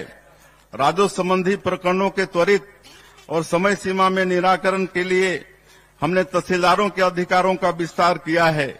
नाम, जाति, पता की त्रुटि, सिंचित असिंचित रकबा, कैफियत त्रुटि, एक फसली बहुफसली त्रुटि को सुधारने का अधिकार तहसीलदार को दिया गया है, जिससे राजस्व संबंधी परेशानी झेल रहे लोगों की दिक्कत दूर हो सकेगी। केंद्र की तर्ज पर राज्य नीति आयोग का गठन हमने किया है। हमारे यशस्वी प्रधानमंत्री श्री नरेंद्र मोदी जी ने आजादी के 100 वर्ष पूरे होने पर वर्ष 2047 तक देश को विकसित राष्ट्र बनाने का संकल्प लिया है और इसके लिए एक रोड मैप तैयार किया है। हमारी सरकार भी इससे कदम ताल करते हुए विकसित छत्तीसगढ़ का संकल्प लेकर आगे बढ़ रही है। इसके लिए राज्य नीति आयोग द्वारा अमृतकाल विजन 2047 तैयार किया जा रहा है। हमारी दिशा स्पष्ट है, नियत साफ है और हौसला पर्वत जैसा है। निश्चित ही सभी की भागीदारी के साथ अमृतकाल विजन 2047 पर काम कर हम विकसित छत्तीसगढ़, विकसित भारत के निर्माण का संकल्प पूरा करेंगे। छत्तीसगढ़िया लोगों की पहचान देश दुनिया में सहज सरल लोगों के रूप में है। यह हमारी सबसे बड़ी शक्ति है। हम मेहनतकश लोग हैं, ईमानदारी से काम करते हैं। ये हमारे सांस्कृतिक मूल्य हैं। इन्हें सहेज कर रखना हमारी बड़ी जिम्मेदारी है। अपनी बोली भाषा, तीज त्योहार, खान पान को सहेजते हुए आने वाली पीढ़ी को इनसे परिचित कराते हुए हमें निरंतर आगे बढ़ना है। जलवायु परिवर्तन के संकट को देखते हुए हम सबका कर्तव्य है कि पर्यावरण को बेहतर बनाने में अपनी भागीदारी दें। माननीय प्रधानमंत्री श्री नरेंद्र मोदी जी ने एक पेड़ मां के नाम अभियान आरंभ किया है। मैंने अपने गृहग्राम बगिया में इस अभियान के अंतर्गत रुद्राक्ष का पौधा लगाया है। रायपुर में भी मुख्यमंत्री निवास में मैंने दहिमन का पौधा लगाया है। आप भी एक पौधा जरूर लगाएं, यह आप सभी से हमारा आग्रह है। यह हमारी पुण्य भूमि का परम सौभाग्य है कि श्री राम हमारे भांजे हैं और उनकी कर्म भूमि भी छत्तीसगढ़ है। मनेन्द्रगढ़, चिरमिरी के सीतामढ़ी, हरका चौरा से लेकर सुकमा के इंजरम तक कण कण भगवान श्री राम के वनवास काल का साक्षी है। हमारी धरती माता सबरी की पुण्य भूमि है। पवित्र सूर्यनारायण धाम में उन्होंने अपनी अगाध श्रद्धा से जूठे बेर प्रभु को खिलाए थे। वनवास के दौरान बिताए गए 14 वर्षों में से 10 वर्ष प्रभु श्री राम ने हमारे छत्तीसगढ़ में बिताए हैं। रामायण के प्रसंग जनजातीय लोगों से प्रभु श्री राम के अद्भुत स्नेह तथा प्रभु श्री राम के जनजातीय लोगों के प्रति गहन अनुराग और समर्पण से भरे पड़े हैं। हम जब भी इन प्रसंगों को सुनते हैं भाव विभोर हो जाते हैं।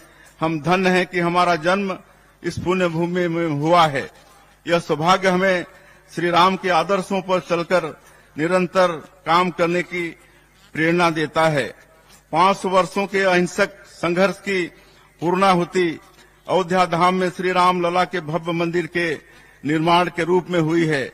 हम अपने भांचा राम के दर्शन के लिए छत्तीसगढ़ का हर नागरिक उत्सुक है। अयोध्या धाम श्री राम लला दर्शन योजना के माध्यम से हम हजारों राम भक्तों को उनके आराध्य के दर्शन के लिए पूर्णतः निःशुल्क भेजने का माध्यम बने हैं। यह पुण्य अवसर हमें श्री राम लला ने दिया है। तुलसीदास जी ने लिखा है, दैहिक दैविक भौतिक तापा, राम राज नहीं काहू व्यापा। भगवान श्री राम ने एक आदर्श राज की स्थापना की। आप सभी के सहयोग से हम अपने पूरे सामर्थ्य के साथ काम करते हुए छत्तीसगढ़ को सुखी समृद्ध राज्य बनाने की दिशा में काम करेंगे। बहनों एवं भाइयों, लोकतंत्र में भरोसे का संकट सबसे बड़ा संकट होता है। यह तंत्र निश्चित ही जनता का अपने प्रतिनिधियों पर भरोसा कायम रखने से ही चलता है। कार्यभार संभालने के बाद हमारी सबसे बड़ी चुनौती इसी भरोसे को बहाल करने की थी। हमें इस अवसर पर यह कहते हुए संतोष हो रहा है कि हमारी सरकार ने आपसे किए अधिकांश बड़े वायदों को पूरा कर इस विश्वास को फिर से स्थापित किया है। हमारे संविधान निर्माताओं का सपना ऐसे ही मजबूत लोकतंत्र का था, जहां जनता और उसकी चुनी सरकार भरोसे की ऐसे ही मजबूत डोर में बंधी रहे। वास्तव में यह लोकतंत्र का मजबूत रक्षा सूत्र है, जिसे कभी भी किसी भी लोक सेवक को कमजोर नहीं करना चाहिए। हमारे राज्य निर्माता भारत रत्न पूर्व प्रधानमंत्री श्रद्धेय स्वर्गीय अटल जी ने छत्तीसगढ़ का निर्माण प्रदेश के व्यापक आर्थिक विकास एवं प्रदेश की सुंदर संस्कृति के संरक्षण के लिए किया है। हमारा दायित्व है कि हमने ही बनाया है, हम ही संवारेंगे कि संकल्प के साथ प्रदेश के नवनिर्माण की महती कार्य में पूरी लगन से जुटकर अटल जी का सपना साकार करें। स्वतंत्रता दिवस का यह दिन हमें स्मरण कराता है कि हमें मिली आजादी बहुत बहुमूल्य है। पूर्वजों ने कठिन संघर्ष और बलिदान देकर स्वतंत्रता की विरासत हमें सौंपी है। हमारे पूर्वजों ने भारत माता को परतंत्रता की बेड़ियों से आजाद कर देशभक्ति की अनुपम मिसाल प्रस्तुत की है। विकसित भारत के निर्माण में अपनी सहभागिता प्रदान कर देश को संवारने के अनुकरणीय कार्य में अपना योगदान देकर हम पूर्वजों की इस परंपरा को आगे बढ़ाने का यश हासिल कर सकते हैं। यही हमारा कर्तव्य भी है। आप सभी को पुनः स्वतंत्रता दिवस की बहुत बहुत बधाई। राम राम, जय जोहार, जय भारत, जय छत्तीसगढ़। धन्यवाद माननीय मंत्री श्री विष्णुदेव साय जी।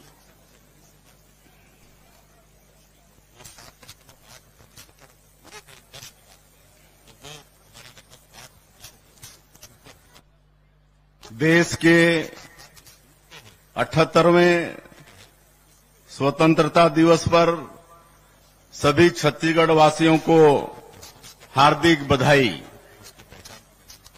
आज स्वतंत्रता दिवस की इस मंगल बेला में हम सभी स्वाधीनता का सुख साझा कर रहे हैं। हमको यह आजादी अंग्रेजी साम्राज्यवाद के विरुद्ध हमारे पूर्वजों के कठिन संघर्ष और बलिदान के बूते मिल पाई है।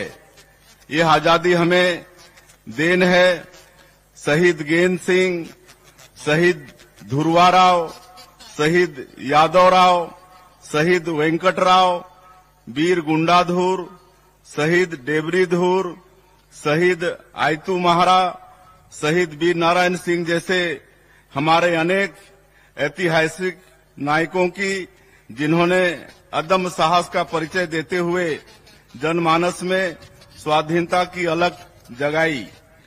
महात्मा गांधी के नेतृत्व में पूरे देश के स्वाधीनता सेनानियों के साथ ही छत्तीसगढ़ के स्वतंत्रता संग्राम सेनानियों ने भारत माता की परतंत्रता की बेड़ियों को तोड़ने के लिए जो अथक मेहनत की, उसके सुखद परिणाम स्वरूप आज हम स्वतंत्र वातावरण में सांस ले रहे हैं। स्वाधीनता के साथ ही बाबा साहेब डॉक्टर भीमराव अंबेडकर के नेतृत्व में संविधान निर्माण का काम संपन्न हुआ, जो आज प्रकाश स्तंभ की तरह देश के लोकतंत्र को निरंतर आगे बढ़ने की राह दिखा रहा है।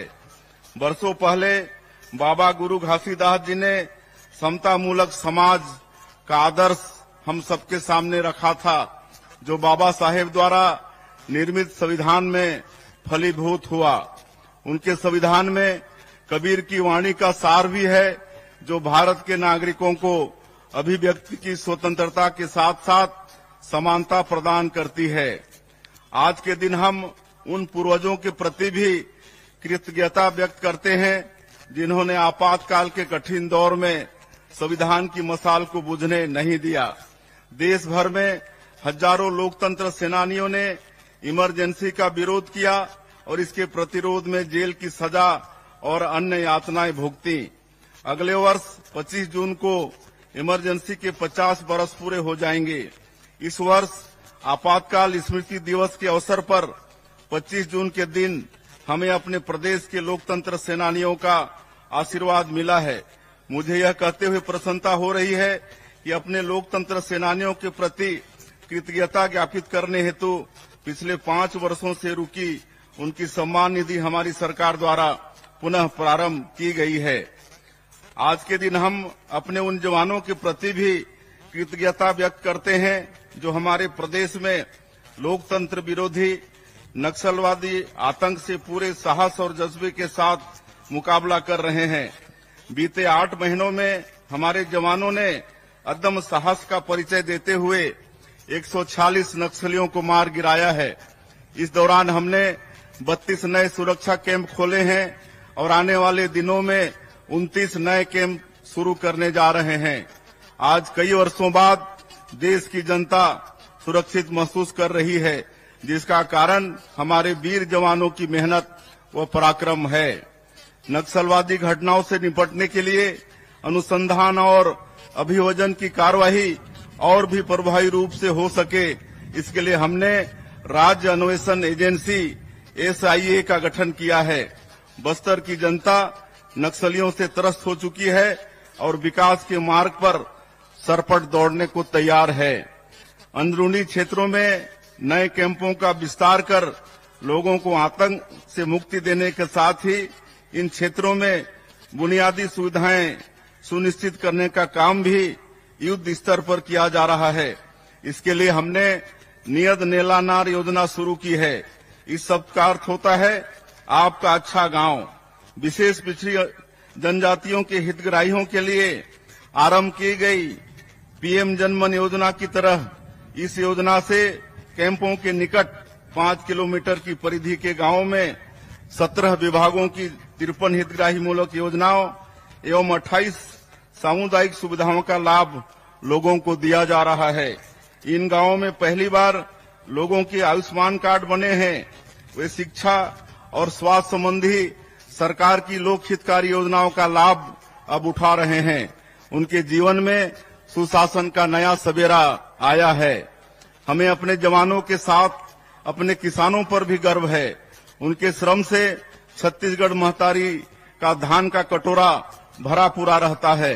प्रधानमंत्री मोदी जी की गारंटी के अनुरूप हमने अन्नदाताओं की सुख समृद्धि को सर्वोच्च प्राथमिकता में रखा है। पूर्व प्रधानमंत्री और हमारे प्रेरणा पुंज अटल जी के जन्मदिन सुशासन दिवस के अवसर पर हमने राज्य के 13 लाख किसानों के बैंक खाते में 3716 करोड़ रुपए का बकाया धान बोनस अंतरित किया है। हमने अपने वादों को पूरा करते हुए 3100 रुपए प्रति क्विंटल की दर से और 21 क्विंटल प्रति एकड़ के मान से धान खरीदी की है। प्रदेश में रिकॉर्ड 145 लाख मीट्रिक टन धान खरीदी की गई है। किसानों को समर्थन मूल्य की 32,000 करोड़ रुपए की राशि के साथ ही कृषक उन्नति योजना के अंतर्गत प्रदेश के 24,75,000 किसानों को अंतर की राशि 13,320 करोड़ रुपए अंतरित किए गए हैं। इस प्रकार हमारे अन्नदाताओं के खाते में सरकार ने धान खरीदी और बकाया बोनस मिलाकर लगभग 49,000 करोड़ रुपए अंतरित किए। भूमिहीन किसानों को हमने दीनदयाल उपाध्याय कृषि मजदूर कल्याण योजना के अंतर्गत 10,000 रुपए वार्षिक सहायता देने का निर्णय लिया है। प्रदेश में कृषि हितैषी नीतियों की वजह से खेती किसानी में रौनक लौट आई है और किसानों के चेहरों पर मुस्कान नजर आ रही है। आज हमारे गांव आर्थिक रूप से संपन्न नजर आ रहे हैं। एक लोक कल्याणकारी सरकार के लिए इससे बढ़कर संतोष की बात और कुछ भी नहीं हो सकती। छत्तीसगढ़ को गढ़ने और संवारने में मातृशक्ति की अहम भूमिका है। हम उनके योगदान का वंदन करते हैं। हमारे छत्तीसगढ़ में तीज त्योहारों की परंपरा है। तीजा के मौके पर भाई अपनी बहनों को भेंट देते हैं। प्रदेश की माता बहनों को महतारी बंधन योजना के रूप में यही भेंट हम प्रदान कर रहे हैं। 10 मार्च 2024 के दिन प्रधानमंत्री श्री नरेंद्र मोदी जी ने वर्चुअल समारोह में 70 लाख माता बहनों के खाते में महतारी बंधन योजना की पहली किस्त के रूप में 1,000 रुपए की राशि अंतरित की। अब तक इस योजना की 6 किस्त जारी की जा चुकी है। हमारी माताएं बहनें इससे आर्थिक रूप से सक्षम व आत्मनिर्भर हुई हैं। वो इस राशि का उपयोग अपनी इच्छानुसार बच्चों की पढ़ाई एवं घर के बजट को व्यवस्थित करने में कर रही हैं, जिससे उन्हें आर्थिक संबल मिल रहा है। जब हम बेटियों को मजबूत करते हैं तो पूरा परिवार मजबूत होता है और मजबूत परिवार से ही मजबूत समाज और मजबूत राष्ट्र का निर्माण होता है। महिलाओं के आर्थिक सामाजिक सशक्तिकरण से निश्चित ही विकसित छत्तीसगढ़ की आधारशिला मजबूत हो रही है। एकात्म मानववाद के प्रणेता पंडित दीनदयाल उपाध्याय ने हमारे समक्ष अंत्योदय के लिए कार्य करने का आदर्श रखा है। समाज के सबसे आखिरी व्यक्ति के उत्थान और विकास को सुनिश्चित करने के इसी लक्ष्य के अनुरूप हम अथक कार्य कर रहे हैं। अंत्योदय एवं प्राथमिकता राशन कार्ड धारी 68 लाख परिवारों को अगले 5 सालों तक निःशुल्क खाद्यान्न वितरण का निर्णय हमारी सरकार द्वारा लिया गया है। आर्थिक रूप से पिछड़े परिवारों को बुनियादी सुविधाएं उपलब्ध कराना हमारी सर्वोच्च प्राथमिकता है। इसमें सबसे पहले सबको आवास सुनिश्चित करने की जिम्मेदारी है। मैं पिछले 3 दशकों से विशेष पिछड़ी जनजाति पहाड़ी कोरवा के निकट संपर्क में रहा हूं। उनके करीब रहकर मैंने देखा है घास फूस के आवास में रहने वालों का दर्द क्या होता है। जब हमारे यशस्वी प्रधानमंत्री पीएम आवास योजना लेकर आए तो प्रदेश के लाखों परिवारों को उम्मीदें जगी, लेकिन पिछले 5 सालों में प्रदेश के 18 लाख जरूरतमंद परिवारों के आवास का सपना पूरा नहीं हो सका। हमने संकल्प लिया कि हम इन 18 लाख परिवारों की पीड़ा दूर करेंगे। शपथ लेने के अगले दिन ही हमारी सरकार ने इनके आवास के सपने को पूरा करने की राह खोल दी। इसके साथ ही सामाजिक आर्थिक सर्वेक्षण में चिन्हांकित 47,090 आवासहीन परिवारों को आवास स्वीकृत करने का निर्णय भी हमने मुख्यमंत्री आवास योजना के तहत लिया है। सबको आवास के साथ ही सबको शुद्ध पेयजल उपलब्ध कराने माननीय प्रधानमंत्री जी ने जल जीवन मिशन की आरंभ किया है। प्रदेश में इसके क्रियान्वयन की दिशा में हम तेजी से काम कर रहे हैं। इसके लिए हमने 4,500 करोड़ रुपए का बजट रखा है। प्रदेश में भूजल की समस्या वाले गांवों में जल जीवन मिशन के अंतर्गत मल्टी विलेज स्कीम के माध्यम से पेयजल आपूर्ति का काम शुरू हो गया है। फिलहाल राज्य के 18 जिलों में 70 मल्टी विलेज योजनाओं का काम आरंभ हो गया है। हमने छत्तीसगढ़ में 50 लाख ग्रामीण परिवारों को नल कनेक्शन प्रदान करने का लक्ष्य रखा था। मुझे खुशी है कि इसमें से 39,31,000 परिवारों में हम नल कनेक्शन उपलब्ध करा चुके हैं। हमारे ग्रंथों में सर्वे संतु निरामया की कामना की गई है। किसी तरह की बीमारी हो जाने पर सबसे ज्यादा चिंता आर्थिक रूप से कमजोर लोगों को उठानी पड़ती है। इसे देखते हुए प्रदेश में आयुष्मान भारत, प्रधानमंत्री जन आरोग्य योजना के साथ ही शहीद वीर नारायण सिंह स्वास्थ्य योजना लागू करने का निर्णय लिया गया है। इन दोनों योजनाओं से छत्तीसगढ़ के 77,20,000 परिवारों को 5 लाख रुपए तक निःशुल्क स्वास्थ्य सेवाओं का लाभ मिल रहा है। वन अधिकार पत्र धारकों की मृत्यु हो जाने के पश्चात उनके वारिसों को वन अधिकार पत्र हस्तांतरित करने की प्रक्रिया का उल्लेख वन अधिकार नियमों में नहीं था। इस वजह से नामांतरण, सीमांकन, खाता विभाजन जैसे राजस्व संबंधी कार्य संभव नहीं थे। हमने अपने जनजाति और वनवासी भाइयों की पीड़ा को समझा।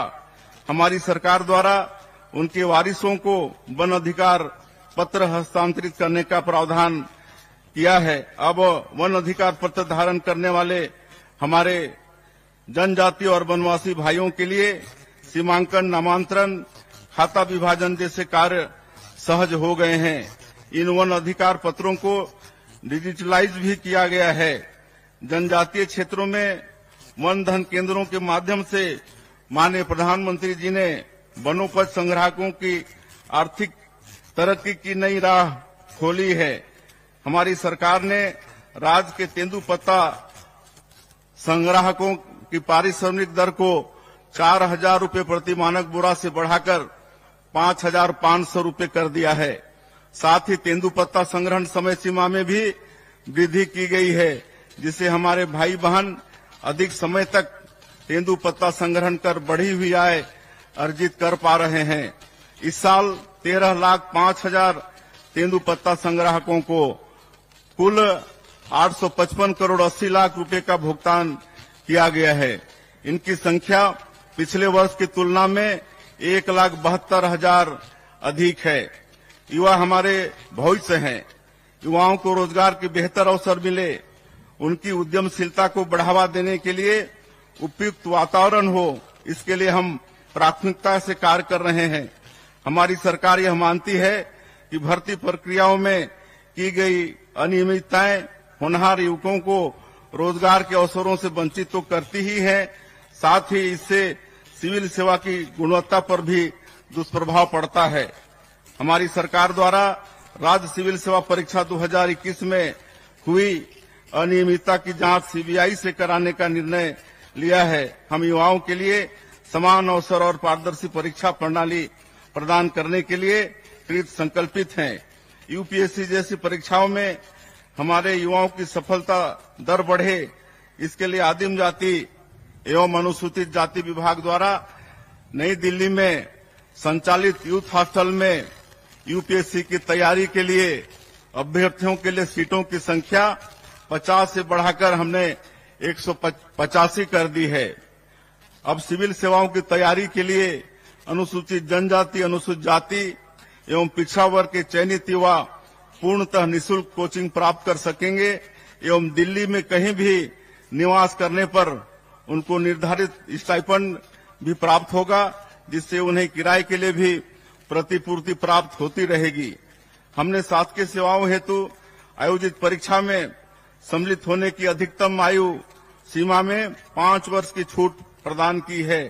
इससे प्रदेश के लाखों युवाओं को प्रतियोगी परीक्षा में सम्मिलित होने का अवसर प्राप्त हुआ है। राजधानी के नालंदा परिसर की तरह ही 13 और नगरीय निकायों में सर्व सुविधायुक्त लाइब्रेरी भी तैयार की जाएगी। युवाओं के लिए खेल की सर्वोत्तम अधोसंरचना तैयार करने की दिशा में हमारी सरकार द्वारा गहन प्रयास किया जा रहा है। साथ ही प्रदेश के पारंपरिक खेलों को बढ़ावा देने के लिए हमने छत्तीसगढ़ क्रीड़ा प्रोत्साहन योजना आरंभ करने का निर्णय लिया है। रायगढ़ जिले में इंडोर स्टेडियम कॉम्प्लेक्स, हॉकी स्टोटर मैदान एवं synthetic athletic track 31 crore 50 lakh रुपए की लागत से बनाया जाएगा। वहीं बलौदाबाजार जिले में 14 करोड़ रुपए की लागत से इंडोर स्टेडियम कॉम्प्लेक्स का निर्माण किया जाएगा। जसपुर जिले के कुनकुरी में 33 करोड़ 60 लाख रुपए की लागत से आधुनिक खेल स्टेडियम का निर्माण किया जाएगा। निश्चित रूप से हमारी सरकार युवाओं को उन्नति के लिए हर अवसर प्रदान करेगी, यह हमारा संकल्प है। रोजगार के बेहतर अवसर अच्छी शिक्षा से उत्पन्न होते हैं। प्रदेश की शिक्षा व्यवस्था की नींव को ठोस करने का काम हमने शुरू कर दिया है। इसके लिए प्रदेश में राष्ट्रीय शिक्षा नीति 2020 को लागू किया गया है। छत्तीसगढ़ अपनी बोली भाषा की विविधता से समृद्ध है। हमारे यहाँ कहावत प्रचलित है कि कोस कोस माँ पानी बदले 4 कोस माँ बानी। प्रारंभिक आयु में बच्चे सबसे ज्यादा अपनी मातृभाषा में सीखते हैं। इसके चलते ही हमने नई शिक्षा नीति के तहत 18 स्थानीय भाषाओं में प्राइमरी स्कूल में पढ़ाई कराने का निर्णय लिया है। इससे बच्चों का अपनी भाषा से अनुराग भी बढ़ेगा तथा हमारी नई पीढ़ी अपनी जड़ों से भी जुड़ी रहेगी। स्कूलों की अधोसंरचना को बेहतर करने एवं यहाँ शैक्षणिक सुविधाओं के विस्तार के लिए प्रथम चरण में प्रदेश के 211 स्कूलों में पीएम श्री योजना प्रारंभ की गई है। इन स्कूलों को मॉडल स्कूल के रूप में विकसित किया जाएगा। तीसरे चरण में हमें 52 स्कूलों की स्वीकृति मिली है। हम ग्रीन स्कूल तैयार कर रहे हैं। स्कूलों में स्थानीय भाषाओं के साथ रोबोटिक्स, आर्टिफिशियल इंटेलिजेंस जैसे विषय भी पढ़ाए जा रहे हैं, ताकि विद्यार्थी नए समय के अनुरूप स्वयं को तैयार कर सकें। प्रदेश के स्कूलों में न्योता भोज का आयोजन भी शुरू किया गया है। इसमें जन्मदिन जैसे विशेष अवसरों पर स्कूली बच्चों को पौष्टिक भोजन उपलब्ध कराने समाज की सहभागिता सुनिश्चित की गई है। इससे बच्चों का पोषण विकास तो होता ही है, सामुदायिक भावना का भी विकास होता है। पेरेंट्स टीचर मीटिंग के माध्यम से बच्चों के सर्वांगीण विकास की दिशा में हम काम कर रहे हैं। राष्ट्रीय शिक्षा नीति को हमने उच्च शिक्षा में भी अपनाया है। इसके चलते हमारे पाठ्यक्रम रचनात्मक होने के साथ ही रोजगार मूलक भी होंगे, ताकि नए समय की जरूरतों के अनुरूप मानव संसाधन उपलब्ध कराए जा सकें और युवाओं को बेहतर रोजगार मिल सके। उच्च शिक्षा में गुणवत्ता सुनिश्चित करने एवं नवाचारों को बढ़ावा देने के लिए हमने छत्तीसगढ़ उच्च शिक्षा मिशन का गठन किया है। हम IIT की तर्ज पर प्रदेश के हर लोकसभा क्षेत्र में प्रौद्योगिकी संस्थान आरंभ करने जा रहे हैं। इसके लिए पहले चरण में रायपुर, रायगढ़, बस्तर, कबीरधाम और जसपुर में भी इनकी स्थापना की जाएगी। प्रदेश में स्वास्थ्य सुविधाओं की स्थिति को मजबूत करने मेडिकल शिक्षा का लगातार विस्तार जरूरी है। हमने संभाग स्तर पर एम्स की तर्ज पर Chhattisgarh Institute of Medical Science CIMS आरंभ करने का निर्णय लिया है। रायपुर में मेकाहारा तथा बिलासपुर में सिम्स के भवन विस्तार तथा अन्य सुविधाओं पर काम प्रारंभ कर दिया है। युवाओं को बड़े पैमाने पर रोजगार प्रदान करते हुए अर्थव्यवस्था को तेज रफ्तार देने हेतु हम प्रदेश की नई उद्योग नीति तैयार कर रहे हैं। इसके लिए हम देश की जानी मानी विशेषज्ञ संस्थाओं तथा उद्योग संगठनों की सलाह लेकर कार्य कर रहे हैं। औद्योगिक अवसरों को आगे बढ़ाने देश दुनिया में जो नवाचार प्रारंभ किए गए हैं उन्हें राज्य की परिस्थिति के अनुरूप लागू करने छत्तीसगढ़ आर्थिक सलाहकार परिषद के गठन का निर्णय भी हमने लिया है।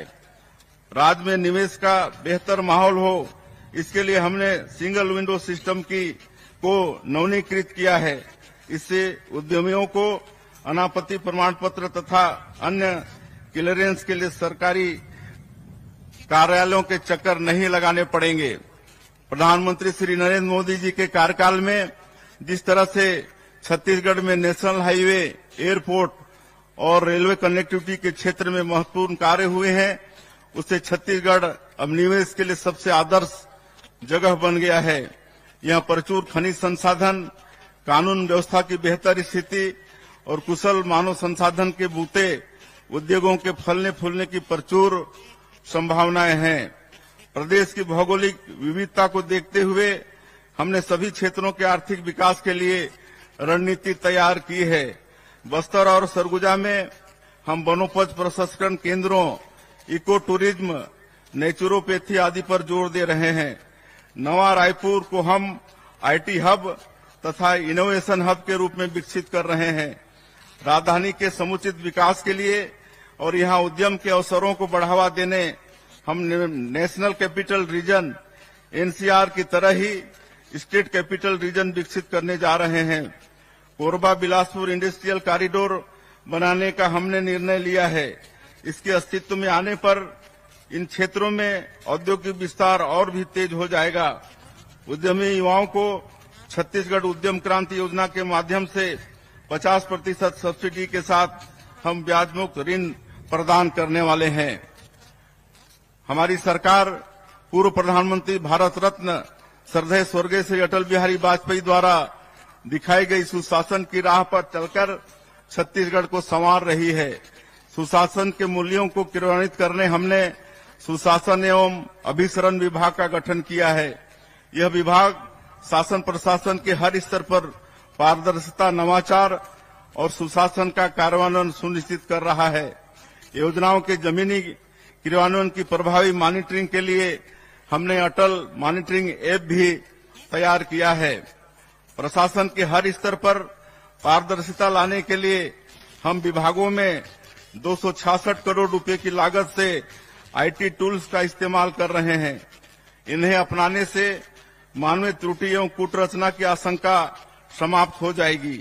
यह पारदर्शिता की ओर सरकार द्वारा उठाया गया सबसे बड़ा कदम है। भ्रष्टाचार के प्रति जीरो टॉलरेंस की हमारी नीति को कार्यान्वित करने में इससे बड़ी मदद मिल रही है। गवर्नेंस के हर हिस्से में हम पारदर्शिता सुनिश्चित कर रहे हैं। खनिजों के परिवहन में हमने मैनुअल पद्धति को समाप्त कर दिया है और ई ट्रांजिट पास जारी करने की व्यवस्था पुनः शुरू की है। इसी तरह सरकारी खरीदी में पारदर्शिता सुनिश्चित करने हमने जेम पोर्टल के माध्यम से खरीदी का निर्णय लिया है। आबकारी नीति में पारदर्शिता लाने तथा भ्रष्टाचार को समाप्त करने पुरानी व्यवस्था के स्थान पर सीधे कंपनियों से खरीदी का निर्णय हमने लिया है। राजस्व संबंधी प्रकरणों के त्वरित और समय सीमा में निराकरण के लिए हमने तहसीलदारों के अधिकारों का विस्तार किया है।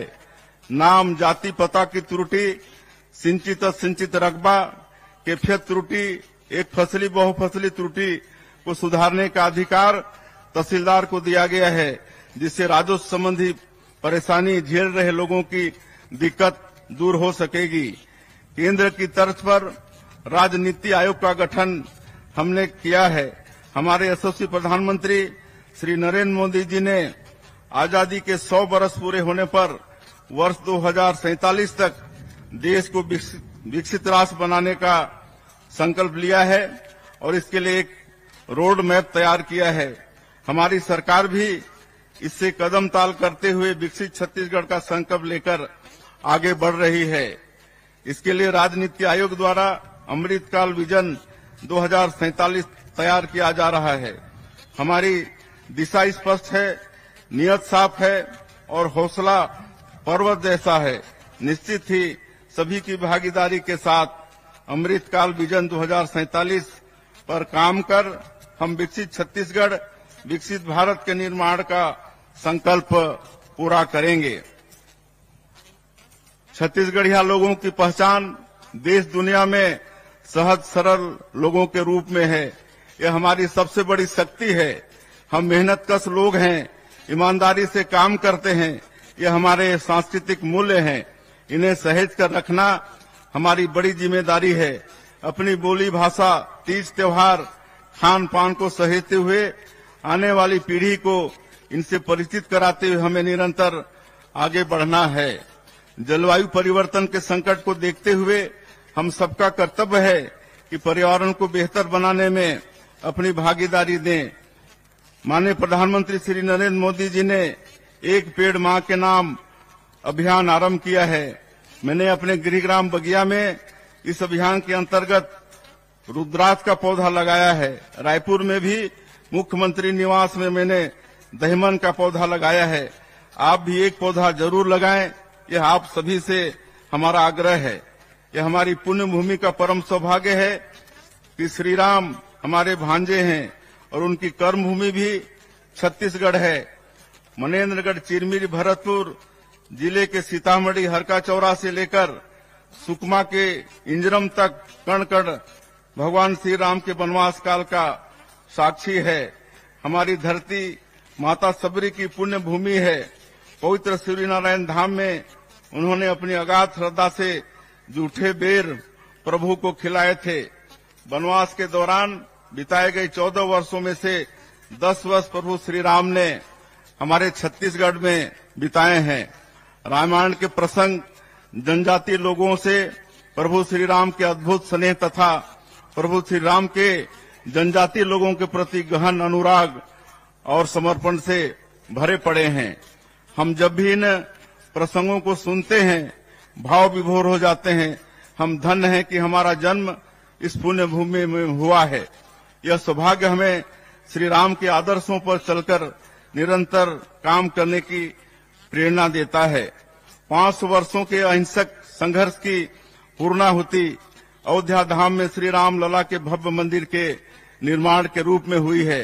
हम अपने भांचा राम के दर्शन के लिए छत्तीसगढ़ का हर नागरिक उत्सुक है। अयोध्या धाम श्री राम लला दर्शन योजना के माध्यम से हम हजारों राम भक्तों को उनके आराध्य के दर्शन के लिए पूर्णतः निःशुल्क भेजने का माध्यम बने हैं।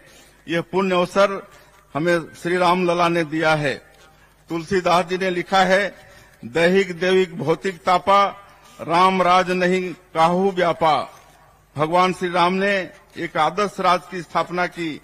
आप सभी के सहयोग से हम अपने पूरे सामर्थ्य के साथ काम करते हुए छत्तीसगढ़ को सुखी समृद्ध राज्य बनाने की दिशा में काम करेंगे। बहनों एवं भाइयों, लोकतंत्र में भरोसे का संकट सबसे बड़ा संकट होता है। यह तंत्र निश्चित ही जनता का अपने प्रतिनिधियों पर भरोसा कायम रखने से ही चलता है।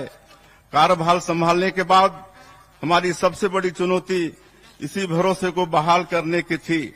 हमें इस अवसर पर यह कहते हुए संतोष हो रहा है कि हमारी सरकार ने आपसे किए अधिकांश बड़े वायदों को पूरा कर इस विश्वास को फिर से स्थापित किया है। हमारे संविधान निर्माताओं का सपना ऐसे ही मजबूत लोकतंत्र का था, जहां जनता और उसकी चुनी सरकार भरोसे की ऐसे ही मजबूत डोर में बंधी रहे। वास्तव में यह लोकतंत्र का मजबूत रक्षा सूत्र है, जिसे कभी भी किसी भी लोक सेवक को कमजोर नहीं करना चाहिए। हमारे राज्य निर्माता भारत रत्न पूर्व प्रधानमंत्री श्रद्धेय स्वर्गीय अटल जी ने छत्तीसगढ़ का निर्माण प्रदेश के व्यापक आर्थिक विकास एवं प्रदेश की सुंदर संस्कृति के संरक्षण के लिए किया है। हमारा दायित्व है कि हमने ही बनाया है, हम ही संवारेंगे कि संकल्प के साथ प्रदेश के नवनिर्माण की महती कार्य में पूरी लगन से जुटकर अटल जी का सपना साकार करें। स्वतंत्रता दिवस का यह दिन हमें स्मरण कराता है कि हमें मिली आजादी बहुत बहुमूल्य है। पूर्वजों ने कठिन संघर्ष और बलिदान देकर स्वतंत्रता की विरासत हमें सौंपी है। हमारे पूर्वजों ने भारत माता को परतंत्रता की बेड़ियों से आजाद कर देशभक्ति की अनुपम मिसाल प्रस्तुत की है। विकसित भारत के निर्माण में अपनी सहभागिता प्रदान कर देश को संवारने के अनुकरणीय कार्य में अपना योगदान देकर हम पूर्वजों की इस परंपरा को आगे बढ़ाने का यश हासिल कर सकते हैं। यही हमारा कर्तव्य भी है। आप सभी को पुनः स्वतंत्रता दिवस की बहुत बहुत बधाई। राम राम, जय जोहार, जय भारत, जय छत्तीसगढ़। धन्यवाद माननीय मंत्री श्री विष्णुदेव साय जी।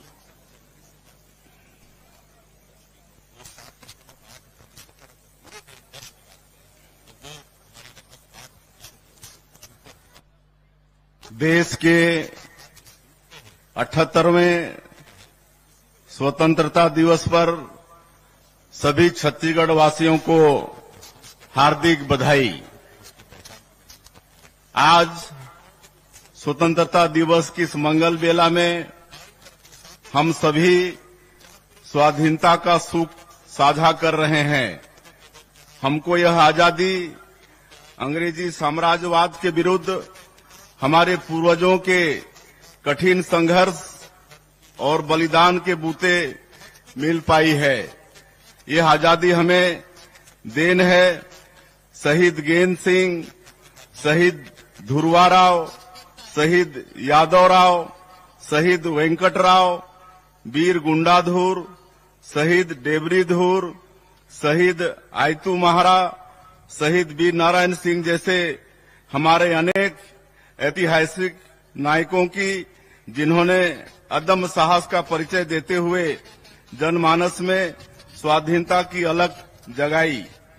महात्मा गांधी के नेतृत्व में पूरे देश के स्वाधीनता सेनानियों के साथ ही छत्तीसगढ़ के स्वतंत्रता संग्राम सेनानियों ने भारत माता की परतंत्रता की बेड़ियों को तोड़ने के लिए जो अथक मेहनत की, उसके सुखद परिणाम स्वरूप आज हम स्वतंत्र वातावरण में सांस ले रहे हैं।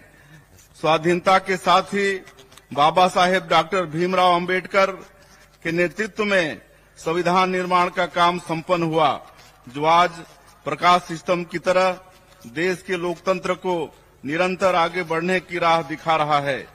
वर्षों पहले बाबा गुरु घासीदास जी ने समतामूलक समाज का आदर्श हम सबके सामने रखा था, जो बाबा साहेब द्वारा निर्मित संविधान में फलीभूत हुआ।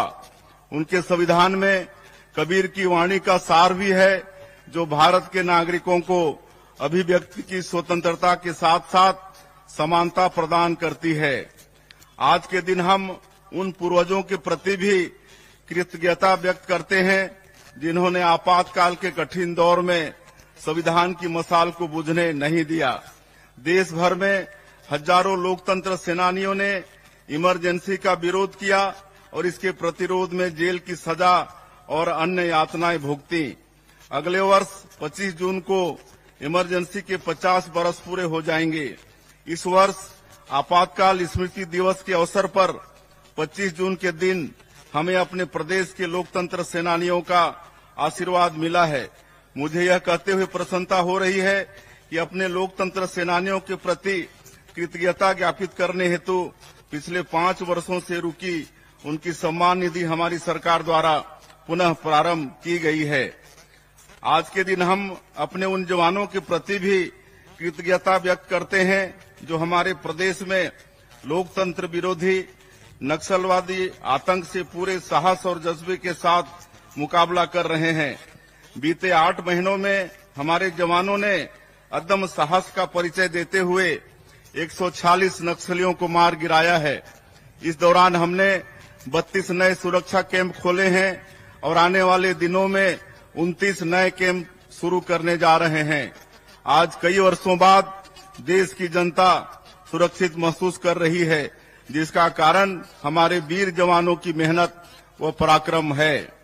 नक्सलवादी घटनाओं से निपटने के लिए अनुसंधान और अभियोजन की कार्यवाही और भी प्रभावी रूप से हो सके, इसके लिए हमने राज्य अन्वेषण एजेंसी SIA का गठन किया है।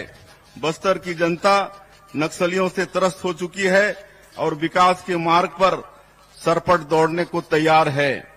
अंदरूनी क्षेत्रों में नए कैंपों का विस्तार कर लोगों को आतंक से मुक्ति देने के साथ ही इन क्षेत्रों में बुनियादी सुविधाएं सुनिश्चित करने का काम भी युद्ध स्तर पर किया जा रहा है। इसके लिए हमने नियत नेला नार योजना शुरू की है। इस सब का अर्थ होता है आपका अच्छा गांव। विशेष पिछड़ी जनजातियों के हितग्राहियों के लिए आरंभ की गई PM जनमन योजना की तरह इस योजना से कैंपों के निकट 5 किलोमीटर की परिधि के गांवों में 17 विभागों की 53 हितग्राही मूलक योजनाओं एवं 28 सामुदायिक सुविधाओं का लाभ लोगों को दिया जा रहा है। इन गांवों में पहली बार लोगों के आयुष्मान कार्ड बने हैं। वे शिक्षा और स्वास्थ्य संबंधी सरकार की लोक हितकारी योजनाओं का लाभ अब उठा रहे हैं। उनके जीवन में सुशासन का नया सवेरा आया है। हमें अपने जवानों के साथ अपने किसानों पर भी गर्व है। उनके श्रम से छत्तीसगढ़ महतारी का धान का कटोरा भरा पूरा रहता है। प्रधानमंत्री मोदी जी की गारंटी के अनुरूप हमने अन्नदाताओं की सुख समृद्धि को सर्वोच्च प्राथमिकता में रखा है। पूर्व प्रधानमंत्री और हमारे प्रेरणा पुंज अटल जी के जन्मदिन सुशासन दिवस के अवसर पर हमने राज्य के 13 लाख किसानों के बैंक खाते में 3716 करोड़ रुपए का बकाया धान बोनस अंतरित किया है। हमने अपने वादों को पूरा करते हुए 3100 रुपए प्रति क्विंटल की दर से और 21 क्विंटल प्रति एकड़ के मान से धान खरीदी की है। प्रदेश में रिकॉर्ड 145 लाख मीट्रिक टन धान खरीदी की गई है। किसानों को समर्थन मूल्य की 32,000 करोड़ रुपए की राशि के साथ ही कृषक उन्नति योजना के अंतर्गत प्रदेश के 24,75,000 किसानों को अंतर की राशि 13,320 करोड़ रुपए अंतरित किए गए हैं। इस प्रकार हमारे अन्नदाताओं के खाते में सरकार ने धान खरीदी और बकाया बोनस मिलाकर लगभग 49,000 करोड़ रुपए अंतरित किए। भूमिहीन किसानों को हमने दीनदयाल उपाध्याय कृषि मजदूर कल्याण योजना के अंतर्गत 10,000 रुपए वार्षिक सहायता देने का निर्णय लिया है। प्रदेश में कृषि हितैषी नीतियों की वजह से खेती किसानी में रौनक लौट आई है और किसानों के चेहरों पर मुस्कान नजर आ रही है। आज हमारे गांव आर्थिक रूप से संपन्न नजर आ रहे हैं।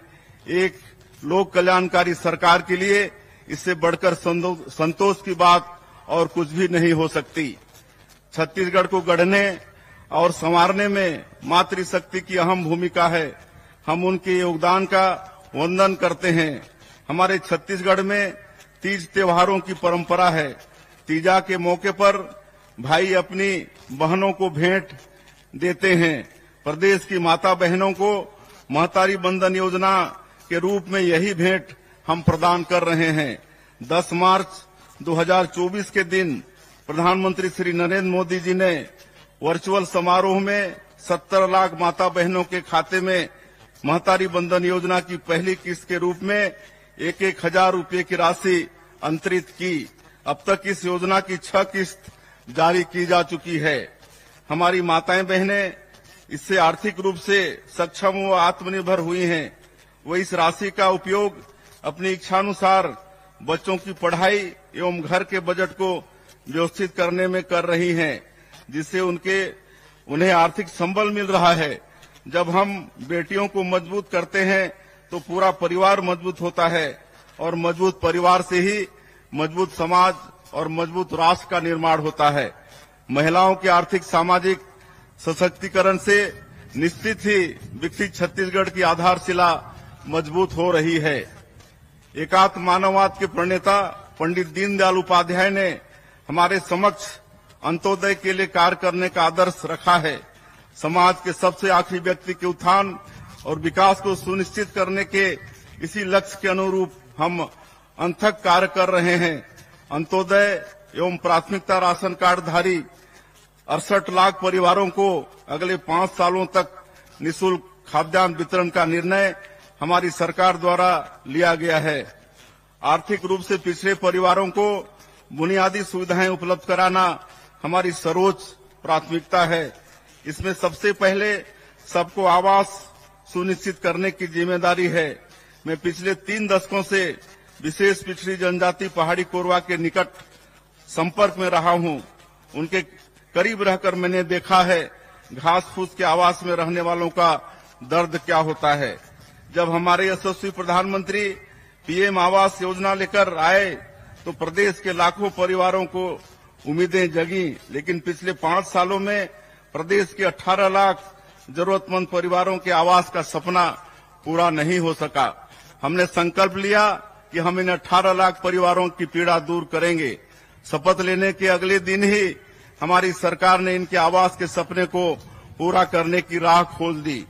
इसके साथ ही सामाजिक आर्थिक सर्वेक्षण में चिन्हांकित 47,090 आवासहीन परिवारों को आवास स्वीकृत करने का निर्णय भी हमने मुख्यमंत्री आवास योजना के तहत लिया है। सबको आवास के साथ ही सबको शुद्ध पेयजल उपलब्ध कराने माननीय प्रधानमंत्री जी ने जल जीवन मिशन की आरंभ किया है। प्रदेश में इसके क्रियान्वयन की दिशा में हम तेजी से काम कर रहे हैं। इसके लिए हमने 4,500 करोड़ रुपए का बजट रखा है।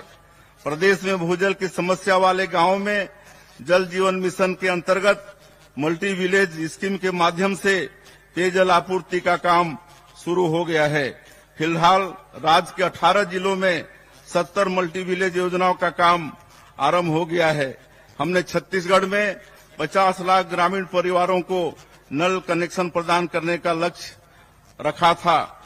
मुझे खुशी है कि इसमें से 39,31,000 परिवारों में हम नल कनेक्शन उपलब्ध करा चुके हैं। हमारे ग्रंथों में सर्वे संतु निरामया की कामना की गई है। किसी तरह की बीमारी हो जाने पर सबसे ज्यादा चिंता आर्थिक रूप से कमजोर लोगों को उठानी पड़ती है। इसे देखते हुए प्रदेश में आयुष्मान भारत, प्रधानमंत्री जन आरोग्य योजना के साथ ही शहीद वीर नारायण सिंह स्वास्थ्य योजना लागू करने का निर्णय लिया गया है। इन दोनों योजनाओं से छत्तीसगढ़ के 77,20,000 परिवारों को 5 लाख रुपए तक निःशुल्क स्वास्थ्य सेवाओं का लाभ मिल रहा है। वन अधिकार पत्र धारकों की मृत्यु हो जाने के पश्चात उनके वारिसों को वन अधिकार पत्र हस्तांतरित करने की प्रक्रिया का उल्लेख वन अधिकार नियमों में नहीं था। इस वजह से नामांतरण, सीमांकन, खाता विभाजन जैसे राजस्व संबंधी कार्य संभव नहीं थे। हमने अपने जनजाति और वनवासी भाइयों की पीड़ा को समझा। हमारी सरकार द्वारा उनके वारिसों को वन अधिकार पत्र हस्तांतरित करने का प्रावधान किया है। अब वन अधिकार पत्र धारण करने वाले हमारे जनजाति और वनवासी भाइयों के लिए सीमांकन, नामांतरण, खाता विभाजन जैसे कार्य सहज हो गए हैं। इन वन अधिकार पत्रों को डिजिटलाइज भी किया गया है। जनजातीय क्षेत्रों में वन धन केंद्रों के माध्यम से माननीय प्रधानमंत्री जी ने वनोपज संग्राहकों की आर्थिक तरक्की की नई राह खोली है। हमारी सरकार ने राज्य के तेंदुपत्ता संग्राहकों की पारिश्रमिक दर को 4,000 रूपये प्रति मानक बोरा से बढ़ाकर 5,500 रूपये कर दिया है। साथ ही तेंदुपत्ता संग्रहण समय सीमा में भी वृद्धि की गई है, जिससे हमारे भाई बहन अधिक समय तक तेंदुपत्ता संग्रहण कर बढ़ी हुई आय अर्जित कर पा रहे हैं। इस साल 13,05,000 तेंदुपत्ता संग्राहकों को कुल 855 करोड़ 80 लाख रुपए का भुगतान किया गया है। इनकी संख्या पिछले वर्ष की तुलना में 1,72,000 अधिक है। युवा हमारे भविष्य हैं। युवाओं को रोजगार के बेहतर अवसर मिले, उनकी उद्यमशीलता को बढ़ावा देने के लिए उपयुक्त वातावरण हो, इसके लिए हम प्राथमिकता से कार्य कर रहे हैं। हमारी सरकार यह मानती है कि भर्ती प्रक्रियाओं में की गई अनियमितताएं होनहार युवकों को रोजगार के अवसरों से वंचित तो करती ही है, साथ ही इससे सिविल सेवा की गुणवत्ता पर भी दुष्प्रभाव पड़ता है। हमारी सरकार द्वारा राज्य सिविल सेवा परीक्षा 2021 में हुई अनियमितता की जांच सीबीआई से कराने का निर्णय लिया है। हम युवाओं के लिए समान अवसर और पारदर्शी परीक्षा प्रणाली प्रदान करने के लिए कृत संकल्पित हैं। यूपीएससी जैसी परीक्षाओं में हमारे युवाओं की सफलता दर बढ़े, इसके लिए आदिम जाति एवं अनुसूचित जाति विभाग द्वारा नई दिल्ली में संचालित यूथ हॉस्टल में यूपीएससी की तैयारी के लिए अभ्यर्थियों के लिए सीटों की संख्या 50 से बढ़ाकर हमने 185 कर दी है। अब सिविल सेवाओं की तैयारी के लिए अनुसूचित जनजाति, अनुसूचित जाति एवं पिछड़ा वर्ग के चयनित युवा पूर्णतः निःशुल्क कोचिंग प्राप्त कर सकेंगे एवं दिल्ली में कहीं भी निवास करने पर उनको निर्धारित स्टाइपेंड भी प्राप्त होगा, जिससे उन्हें किराए के लिए भी प्रतिपूर्ति प्राप्त होती रहेगी। हमने शासकीय सेवाओं हेतु आयोजित परीक्षा में सम्मिलित होने की अधिकतम आयु सीमा में 5 वर्ष की छूट प्रदान की है। इससे प्रदेश के लाखों युवाओं को प्रतियोगी परीक्षा में सम्मिलित होने का अवसर प्राप्त हुआ है। राजधानी के नालंदा परिसर की तरह ही 13 और नगरीय निकायों में सर्व सुविधायुक्त लाइब्रेरी भी तैयार की जाएगी। युवाओं के लिए खेल की सर्वोत्तम अधोसंरचना तैयार करने की दिशा में हमारी सरकार द्वारा गहन प्रयास किया जा रहा है। साथ ही प्रदेश के पारंपरिक खेलों को बढ़ावा देने के लिए हमने छत्तीसगढ़ क्रीड़ा प्रोत्साहन योजना आरंभ करने का निर्णय लिया है। रायगढ़ जिले में इंडोर स्टेडियम कॉम्प्लेक्स, हॉकी स्टोटर मैदान एवं synthetic athletic track 31 crore 50 lakh रुपए की लागत से बनाया जाएगा। वहीं बलौदाबाजार जिले में 14 करोड़ रुपए की लागत से इंडोर स्टेडियम कॉम्प्लेक्स का निर्माण किया जाएगा। जसपुर जिले के कुनकुरी में 33 करोड़ 60 लाख रुपए की लागत से आधुनिक खेल स्टेडियम का निर्माण किया जाएगा। निश्चित रूप से हमारी सरकार युवाओं को उन्नति के लिए हर अवसर प्रदान करेगी, यह हमारा संकल्प है। रोजगार के बेहतर अवसर अच्छी शिक्षा से उत्पन्न होते हैं। प्रदेश की शिक्षा व्यवस्था की नींव को ठोस करने का काम हमने शुरू कर दिया है। इसके लिए प्रदेश में राष्ट्रीय शिक्षा नीति 2020 को लागू किया गया है। छत्तीसगढ़ अपनी बोली भाषा की विविधता से समृद्ध है। हमारे यहाँ कहावत प्रचलित है कि कोस कोस माँ पानी बदले, 4 कोस माँ बानी। प्रारंभिक आयु में बच्चे सबसे ज्यादा अपनी मातृभाषा में सीखते हैं। इसके चलते ही हमने नई शिक्षा नीति के तहत 18 स्थानीय भाषाओं में प्राइमरी स्कूल में पढ़ाई कराने का निर्णय लिया है। इससे बच्चों का अपनी भाषा से अनुराग भी बढ़ेगा तथा हमारी नई पीढ़ी अपनी जड़ों से भी जुड़ी रहेगी। स्कूलों की अधोसंरचना को बेहतर करने एवं यहाँ शैक्षणिक सुविधाओं के विस्तार के लिए प्रथम चरण में प्रदेश के 211 स्कूलों में पीएम श्री योजना प्रारंभ की गई है। इन स्कूलों को मॉडल स्कूल के रूप में विकसित किया जाएगा। तीसरे चरण में हमें 52 स्कूलों की स्वीकृति मिली है। हम ग्रीन स्कूल तैयार कर रहे हैं। स्कूलों में स्थानीय भाषाओं के साथ रोबोटिक्स, आर्टिफिशियल इंटेलिजेंस जैसे विषय भी पढ़ाए जा रहे हैं, ताकि विद्यार्थी नए समय के अनुरूप स्वयं को तैयार कर सकें। प्रदेश के स्कूलों में न्योता भोज का आयोजन भी शुरू किया गया है। इसमें जन्मदिन जैसे विशेष अवसरों पर स्कूली बच्चों को पौष्टिक भोजन उपलब्ध कराने समाज की सहभागिता सुनिश्चित की गई है। इससे बच्चों का पोषण विकास तो होता ही है, सामुदायिक भावना का भी विकास होता है। पेरेंट्स टीचर मीटिंग के माध्यम से बच्चों के सर्वांगीण विकास की दिशा में हम काम कर रहे हैं। राष्ट्रीय शिक्षा नीति को हमने उच्च शिक्षा में भी अपनाया है। इसके चलते हमारे पाठ्यक्रम रचनात्मक होने के साथ ही रोजगार मूलक भी होंगे, ताकि नए समय की जरूरतों के अनुरूप मानव संसाधन उपलब्ध कराए जा सकें और युवाओं को बेहतर रोजगार मिल सके। उच्च शिक्षा में गुणवत्ता सुनिश्चित करने एवं नवाचारों को बढ़ावा देने के लिए हमने छत्तीसगढ़ उच्च शिक्षा मिशन का गठन किया है। हम आईआईटी की तर्ज पर प्रदेश के हर लोकसभा क्षेत्र में प्रौद्योगिकी संस्थान आरंभ करने जा रहे हैं। इसके लिए पहले चरण में रायपुर, रायगढ़, बस्तर, कबीरधाम और जसपुर में भी इनकी स्थापना की जाएगी। प्रदेश में स्वास्थ्य सुविधाओं की स्थिति को मजबूत करने मेडिकल शिक्षा का लगातार विस्तार जरूरी है।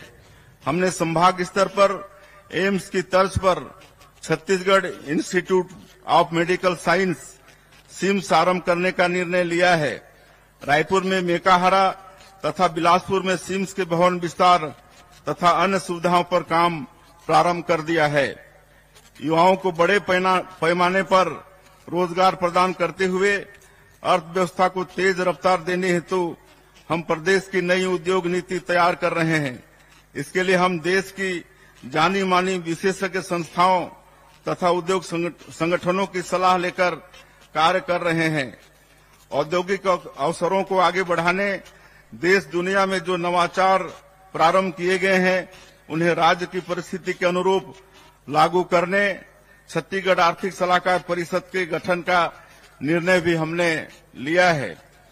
राज्य में निवेश का बेहतर माहौल हो, इसके लिए हमने सिंगल विंडो सिस्टम को नवीनीकृत किया है। इससे उद्यमियों को अनापत्ति प्रमाण पत्र तथा अन्य क्लियरेंस के लिए सरकारी कार्यालयों के चक्कर नहीं लगाने पड़ेंगे। प्रधानमंत्री श्री नरेंद्र मोदी जी के कार्यकाल में जिस तरह से छत्तीसगढ़ में नेशनल हाईवे, एयरपोर्ट और रेलवे कनेक्टिविटी के क्षेत्र में महत्वपूर्ण कार्य हुए हैं, उससे छत्तीसगढ़ अब निवेश के लिए सबसे आदर्श जगह बन गया है। यहाँ प्रचुर खनिज संसाधन, कानून व्यवस्था की बेहतर स्थिति और कुशल मानव संसाधन के बूते उद्योगों के फलने फूलने की प्रचुर संभावनाएं हैं। प्रदेश की भौगोलिक विविधता को देखते हुए हमने सभी क्षेत्रों के आर्थिक विकास के लिए रणनीति तैयार की है। बस्तर और सरगुजा में हम वनोपज प्रसंस्करण केंद्रों, इको टूरिज्म, नेचुरोपैथी आदि पर जोर दे रहे हैं। नवा रायपुर को हम आईटी हब तथा इनोवेशन हब के रूप में विकसित कर रहे हैं। राजधानी के समुचित विकास के लिए और यहाँ उद्यम के अवसरों को बढ़ावा देने हम नेशनल कैपिटल रीजन एनसीआर की तरह ही स्टेट कैपिटल रीजन विकसित करने जा रहे हैं। कोरबा बिलासपुर इंडस्ट्रियल कॉरिडोर बनाने का हमने निर्णय लिया है। इसके अस्तित्व में आने पर इन क्षेत्रों में औद्योगिक विस्तार और भी तेज हो जाएगा। उद्यमी युवाओं को छत्तीसगढ़ उद्यम क्रांति योजना के माध्यम से 50% सब्सिडी के साथ हम ब्याज मुक्त ऋण प्रदान करने वाले हैं। हमारी सरकार पूर्व प्रधानमंत्री भारत रत्न श्रद्धेय स्वर्गीय श्री अटल बिहारी वाजपेयी द्वारा दिखाई गई सुशासन की राह पर चलकर छत्तीसगढ़ को संवार रही है। सुशासन के मूल्यों को क्रियान्वित करने हमने सुशासन एवं अभिसरण विभाग का गठन किया है। यह विभाग शासन प्रशासन के हर स्तर पर पारदर्शिता, नवाचार और सुशासन का कार्यान्वयन सुनिश्चित कर रहा है। योजनाओं के जमीनी क्रियान्वयन की प्रभावी मॉनिटरिंग के लिए हमने अटल मॉनिटरिंग ऐप भी तैयार किया है। प्रशासन के हर स्तर पर पारदर्शिता लाने के लिए हम विभागों में 266 करोड़ रुपए की लागत से आईटी टूल्स का इस्तेमाल कर रहे हैं। इन्हें अपनाने से मानवीय त्रुटि एवं कूटरचना की आशंका समाप्त हो जाएगी। यह पारदर्शिता की ओर सरकार द्वारा उठाया गया सबसे बड़ा कदम है। भ्रष्टाचार के प्रति जीरो टॉलरेंस की हमारी नीति को कार्यान्वित करने में इससे बड़ी मदद मिल रही है। गवर्नेंस के हर हिस्से में हम पारदर्शिता सुनिश्चित कर रहे हैं। खनिजों के परिवहन में हमने मैनुअल पद्धति को समाप्त कर दिया है और ई ट्रांजिट पास जारी करने की व्यवस्था पुनः शुरू की है। इसी तरह सरकारी खरीदी में पारदर्शिता सुनिश्चित करने हमने जेम पोर्टल के माध्यम से खरीदी का निर्णय लिया है। आबकारी नीति में पारदर्शिता लाने तथा भ्रष्टाचार को समाप्त करने पुरानी व्यवस्था के स्थान पर सीधे कंपनियों से खरीदी का निर्णय हमने लिया है। राजस्व संबंधी प्रकरणों के त्वरित और समय सीमा में निराकरण के लिए हमने तहसीलदारों के अधिकारों का विस्तार किया है। नाम, जाति, पता की त्रुटि, सिंचित असिंचित रकबा, कैफियत त्रुटि, एक फसली बहुफसली त्रुटि को सुधारने का अधिकार तहसीलदार को दिया गया है, जिससे राजस्व संबंधी परेशानी झेल रहे लोगों की दिक्कत दूर हो सकेगी। केंद्र की तर्ज पर राज्य नीति आयोग का गठन हमने किया है। हमारे यशस्वी प्रधानमंत्री श्री नरेंद्र मोदी जी ने आजादी के 100 वर्ष पूरे होने पर वर्ष 2047 तक देश को विकसित राष्ट्र बनाने का संकल्प लिया है और इसके लिए एक रोड मैप तैयार किया है। हमारी सरकार भी इससे कदम ताल करते हुए विकसित छत्तीसगढ़ का संकल्प लेकर आगे बढ़ रही है। इसके लिए राज्य नीति आयोग द्वारा अमृतकाल विजन 2047 तैयार किया जा रहा है। हमारी दिशा स्पष्ट है, नियत साफ है और हौसला पर्वत जैसा है। निश्चित ही सभी की भागीदारी के साथ अमृतकाल विजन 2047 पर काम कर हम विकसित छत्तीसगढ़, विकसित भारत के निर्माण का संकल्प पूरा करेंगे। छत्तीसगढ़िया लोगों की पहचान देश दुनिया में सहज सरल लोगों के रूप में है। यह हमारी सबसे बड़ी शक्ति है। हम मेहनतकश लोग हैं, ईमानदारी से काम करते हैं। यह हमारे सांस्कृतिक मूल्य हैं। इन्हें सहेज कर रखना हमारी बड़ी जिम्मेदारी है। अपनी बोली भाषा, तीज त्योहार, खान पान को सहेजते हुए आने वाली पीढ़ी को इनसे परिचित कराते हुए हमें निरंतर आगे बढ़ना है।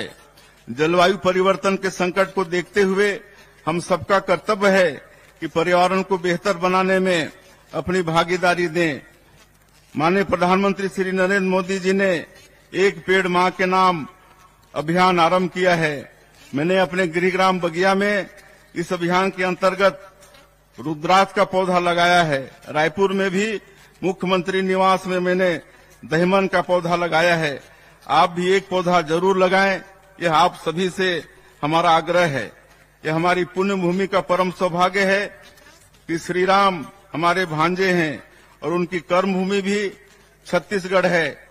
मनेन्द्रगढ़, चिरमिरी, भरतपुर जिले के सीतामढ़ी, हरका चौरा से लेकर सुकमा के इंजरम तक कण कण भगवान श्री राम के वनवास काल का साक्षी है। हमारी धरती माता सबरी की पुण्य भूमि है। पवित्र सूर्यनारायण धाम में उन्होंने अपनी अगाध श्रद्धा से जूठे बेर प्रभु को खिलाए थे। वनवास के दौरान बिताए गए 14 वर्षों में से 10 वर्ष प्रभु श्री राम ने हमारे छत्तीसगढ़ में बिताए हैं। रामायण के प्रसंग जनजातीय लोगों से प्रभु श्री राम के अद्भुत स्नेह तथा प्रभु श्री राम के जनजातीय लोगों के प्रति गहन अनुराग और समर्पण से भरे पड़े हैं। हम जब भी इन प्रसंगों को सुनते हैं भाव विभोर हो जाते हैं। हम धन्य हैं कि हमारा जन्म इस पुण्य भूमि में हुआ है। यह सौभाग्य हमें श्री राम के आदर्शों पर चलकर निरंतर काम करने की प्रेरणा देता है। 500 वर्षों के अहिंसक संघर्ष की पूर्णाहुति अयोध्या धाम में श्री राम लला के भव्य मंदिर के निर्माण के रूप में हुई है। हम अपने भाचा राम के दर्शन के लिए छत्तीसगढ़ का हर नागरिक उत्सुक है। अयोध्या धाम श्री राम लला दर्शन योजना के माध्यम से हम हजारों राम भक्तों को उनके आराध्य के दर्शन के लिए पूर्णतः निःशुल्क भेजने का माध्यम बने हैं। यह पुण्य अवसर हमें श्री राम लला ने दिया है। तुलसीदास जी ने लिखा है, दैहिक दैविक भौतिक तापा, राम राज नहीं काहू व्यापा। भगवान श्री राम ने एक आदर्श राज की स्थापना की। आप सभी के सहयोग से हम अपने पूरे सामर्थ्य के साथ काम करते हुए छत्तीसगढ़ को सुखी समृद्ध राज्य बनाने की दिशा में काम करेंगे। बहनों एवं भाइयों, लोकतंत्र में भरोसे का संकट सबसे बड़ा संकट होता है। यह तंत्र निश्चित ही जनता का अपने प्रतिनिधियों पर भरोसा कायम रखने से ही चलता है। कार्यभार संभालने के बाद हमारी सबसे बड़ी चुनौती इसी भरोसे को बहाल करने की थी। हमें इस अवसर पर यह कहते हुए संतोष हो रहा है कि हमारी सरकार ने आपसे किए अधिकांश बड़े वायदों को पूरा कर इस विश्वास को फिर से स्थापित किया है। हमारे संविधान निर्माताओं का सपना ऐसे ही मजबूत लोकतंत्र का था, जहां जनता और उसकी चुनी सरकार भरोसे की ऐसे ही मजबूत डोर में बंधी रहे। वास्तव में यह लोकतंत्र का मजबूत रक्षा सूत्र है, जिसे कभी भी किसी भी लोक सेवक को कमजोर नहीं करना चाहिए। हमारे राज्य निर्माता भारत रत्न पूर्व प्रधानमंत्री श्रद्धेय स्वर्गीय अटल जी ने छत्तीसगढ़ का निर्माण प्रदेश के व्यापक आर्थिक विकास एवं प्रदेश की सुंदर संस्कृति के संरक्षण के लिए किया है। हमारा दायित्व है कि हमने ही बनाया है, हम ही संवारेंगे के संकल्प के साथ प्रदेश के नव निर्माण की महती कार्य में पूरी लगन से जुटकर अटल जी का सपना साकार करें। स्वतंत्रता दिवस का यह दिन हमें स्मरण कराता है कि हमें मिली आजादी बहुत बहुमूल्य है। पूर्वजों ने कठिन संघर्ष और बलिदान देकर स्वतंत्रता की विरासत हमें सौंपी है। हमारे पूर्वजों ने भारत माता को परतंत्रता की बेड़ियों से आजाद कर देशभक्ति की अनुपम मिसाल प्रस्तुत की है। विकसित भारत के निर्माण में अपनी सहभागिता प्रदान कर देश को संवारने के अनुकरणीय कार्य में अपना योगदान देकर हम पूर्वजों की इस परंपरा को आगे बढ़ाने का यश हासिल कर सकते हैं। यही हमारा कर्तव्य भी है। आप सभी को पुनः स्वतंत्रता दिवस की बहुत बहुत बधाई। राम राम, जय जोहार, जय भारत, जय छत्तीसगढ़। धन्यवाद माननीय मंत्री श्री विष्णुदेव साय जी।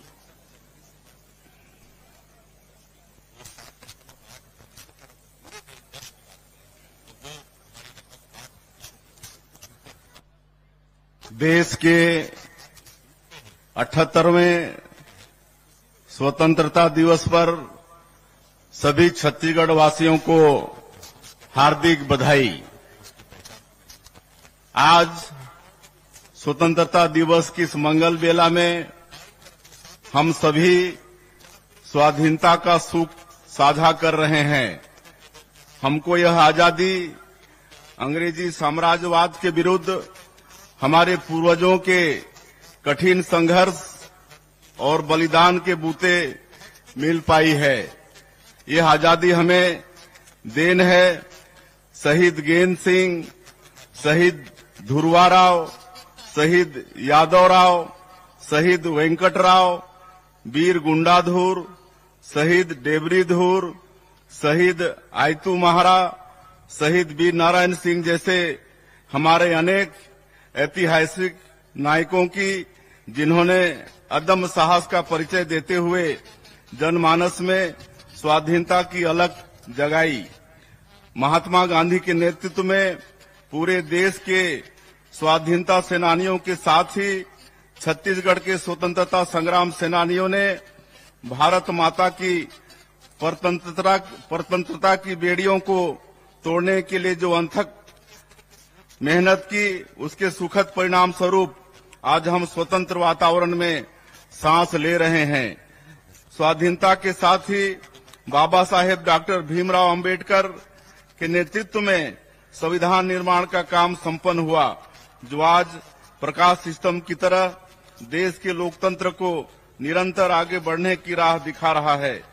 वर्षों पहले बाबा गुरु घासीदास जी ने समता मूलक समाज का आदर्श हम सबके सामने रखा था, जो बाबा साहेब द्वारा निर्मित संविधान में फलीभूत हुआ।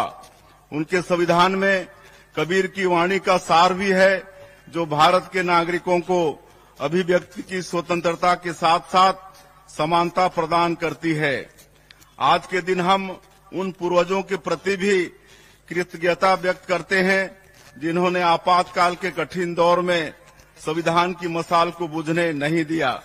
देश भर में हजारों लोकतंत्र सेनानियों ने इमरजेंसी का विरोध किया और इसके प्रतिरोध में जेल की सजा और अन्य यातनाएं भुगती। अगले वर्ष 25 जून को इमरजेंसी के 50 बरस पूरे हो जाएंगे। इस वर्ष आपातकाल स्मृति दिवस के अवसर पर 25 जून के दिन हमें अपने प्रदेश के लोकतंत्र सेनानियों का आशीर्वाद मिला है। मुझे यह कहते हुए प्रसन्नता हो रही है कि अपने लोकतंत्र सेनानियों के प्रति कृतज्ञता ज्ञापित करने हेतु पिछले 5 वर्षों से रुकी उनकी सम्मान निधि हमारी सरकार द्वारा पुनः प्रारंभ की गई है। आज के दिन हम अपने उन जवानों के प्रति भी कृतज्ञता व्यक्त करते हैं, जो हमारे प्रदेश में लोकतंत्र विरोधी नक्सलवादी आतंक से पूरे साहस और जज्बे के साथ मुकाबला कर रहे हैं। बीते 8 महीनों में हमारे जवानों ने अदम्य साहस का परिचय देते हुए 146 नक्सलियों को मार गिराया है। इस दौरान हमने 32 नए सुरक्षा कैंप खोले हैं और आने वाले दिनों में 29 नए कैंप शुरू करने जा रहे हैं। आज कई वर्षों बाद देश की जनता सुरक्षित महसूस कर रही है, जिसका कारण हमारे वीर जवानों की मेहनत व पराक्रम है। नक्सलवादी घटनाओं से निपटने के लिए अनुसंधान और अभियोजन की कार्यवाही और भी प्रभावी रूप से हो सके, इसके लिए हमने राज्य अन्वेषण एजेंसी SIA का गठन किया है। बस्तर की जनता नक्सलियों से त्रस्त हो चुकी है और विकास के मार्ग पर सरपट दौड़ने को तैयार है। अंदरूनी क्षेत्रों में नए कैंपों का विस्तार कर लोगों को आतंक से मुक्ति देने के साथ ही इन क्षेत्रों में बुनियादी सुविधाएं सुनिश्चित करने का काम भी युद्ध स्तर पर किया जा रहा है। इसके लिए हमने नियत नेलानार योजना शुरू की है। इस शब्द का अर्थ होता है आपका अच्छा गांव। विशेष पिछड़ी जनजातियों के हितग्राहियों के लिए आरंभ की गई PM जनमन योजना की तरह इस योजना से कैंपों के निकट 5 किलोमीटर की परिधि के गांवों में 17 विभागों की 53 हितग्राही मूलक योजनाओं एवं 28 सामुदायिक सुविधाओं का लाभ लोगों को दिया जा रहा है। इन गांवों में पहली बार लोगों के आयुष्मान कार्ड बने हैं। वे शिक्षा और स्वास्थ्य संबंधी सरकार की लोक हितकारी योजनाओं का लाभ अब उठा रहे हैं। उनके जीवन में सुशासन का नया सवेरा आया है। हमें अपने जवानों के साथ अपने किसानों पर भी गर्व है। उनके श्रम से छत्तीसगढ़ महतारी का धान का कटोरा भरा पूरा रहता है। प्रधानमंत्री मोदी जी की गारंटी के अनुरूप हमने अन्नदाताओं की सुख समृद्धि को सर्वोच्च प्राथमिकता में रखा है। पूर्व प्रधानमंत्री और हमारे प्रेरणा पुंज अटल जी के जन्मदिन सुशासन दिवस के अवसर पर हमने राज्य के 13 लाख किसानों के बैंक खाते में 3716 करोड़ रुपए का बकाया धान बोनस अंतरित किया है। हमने अपने वादों को पूरा करते हुए 3100 रुपए प्रति क्विंटल की दर से और 21 क्विंटल प्रति एकड़ के मान से धान खरीदी की है। प्रदेश में रिकॉर्ड 145 लाख मीट्रिक टन धान खरीदी की गई है। किसानों को समर्थन मूल्य की 32,000 करोड़ रुपए की राशि के साथ ही कृषक उन्नति योजना के अंतर्गत प्रदेश के 24,75,000 किसानों को अंतर की राशि 13,320 करोड़ रुपए अंतरित किए गए हैं। इस प्रकार हमारे अन्नदाताओं के खाते में सरकार ने धान खरीदी और बकाया बोनस मिलाकर लगभग 49,000 करोड़ रुपए अंतरित किए। भूमिहीन किसानों को हमने दीनदयाल उपाध्याय कृषि मजदूर कल्याण योजना के अंतर्गत 10,000 रुपए वार्षिक सहायता देने का निर्णय लिया है। प्रदेश में कृषि हितैषी नीतियों की वजह से खेती किसानी में रौनक लौट आई है और किसानों के चेहरों पर मुस्कान नजर आ रही है। आज हमारे गांव आर्थिक रूप से संपन्न नजर आ रहे हैं। एक लोक कल्याणकारी सरकार के लिए इससे बढ़कर संतोष की बात और कुछ भी नहीं हो सकती। छत्तीसगढ़ को गढ़ने और संवारने में मातृशक्ति की अहम भूमिका है। हम उनके योगदान का वंदन करते हैं। हमारे छत्तीसगढ़ में तीज त्योहारों की परंपरा है। तीजा के मौके पर भाई अपनी बहनों को भेंट देते हैं। प्रदेश की माता बहनों को महतारी बंधन योजना के रूप में यही भेंट हम प्रदान कर रहे हैं। 10 मार्च 2024 के दिन प्रधानमंत्री श्री नरेंद्र मोदी जी ने वर्चुअल समारोह में 70 लाख माता बहनों के खाते में महतारी बंधन योजना की पहली किस्त के रूप में 1,000 रुपए की राशि अंतरित की। अब तक इस योजना की 6 किस्त जारी की जा चुकी है। हमारी माताएं बहनें इससे आर्थिक रूप से सक्षम व आत्मनिर्भर हुई हैं। वो इस राशि का उपयोग अपनी इच्छानुसार बच्चों की पढ़ाई एवं घर के बजट को व्यवस्थित करने में कर रही हैं, जिससे उन्हें आर्थिक संबल मिल रहा है।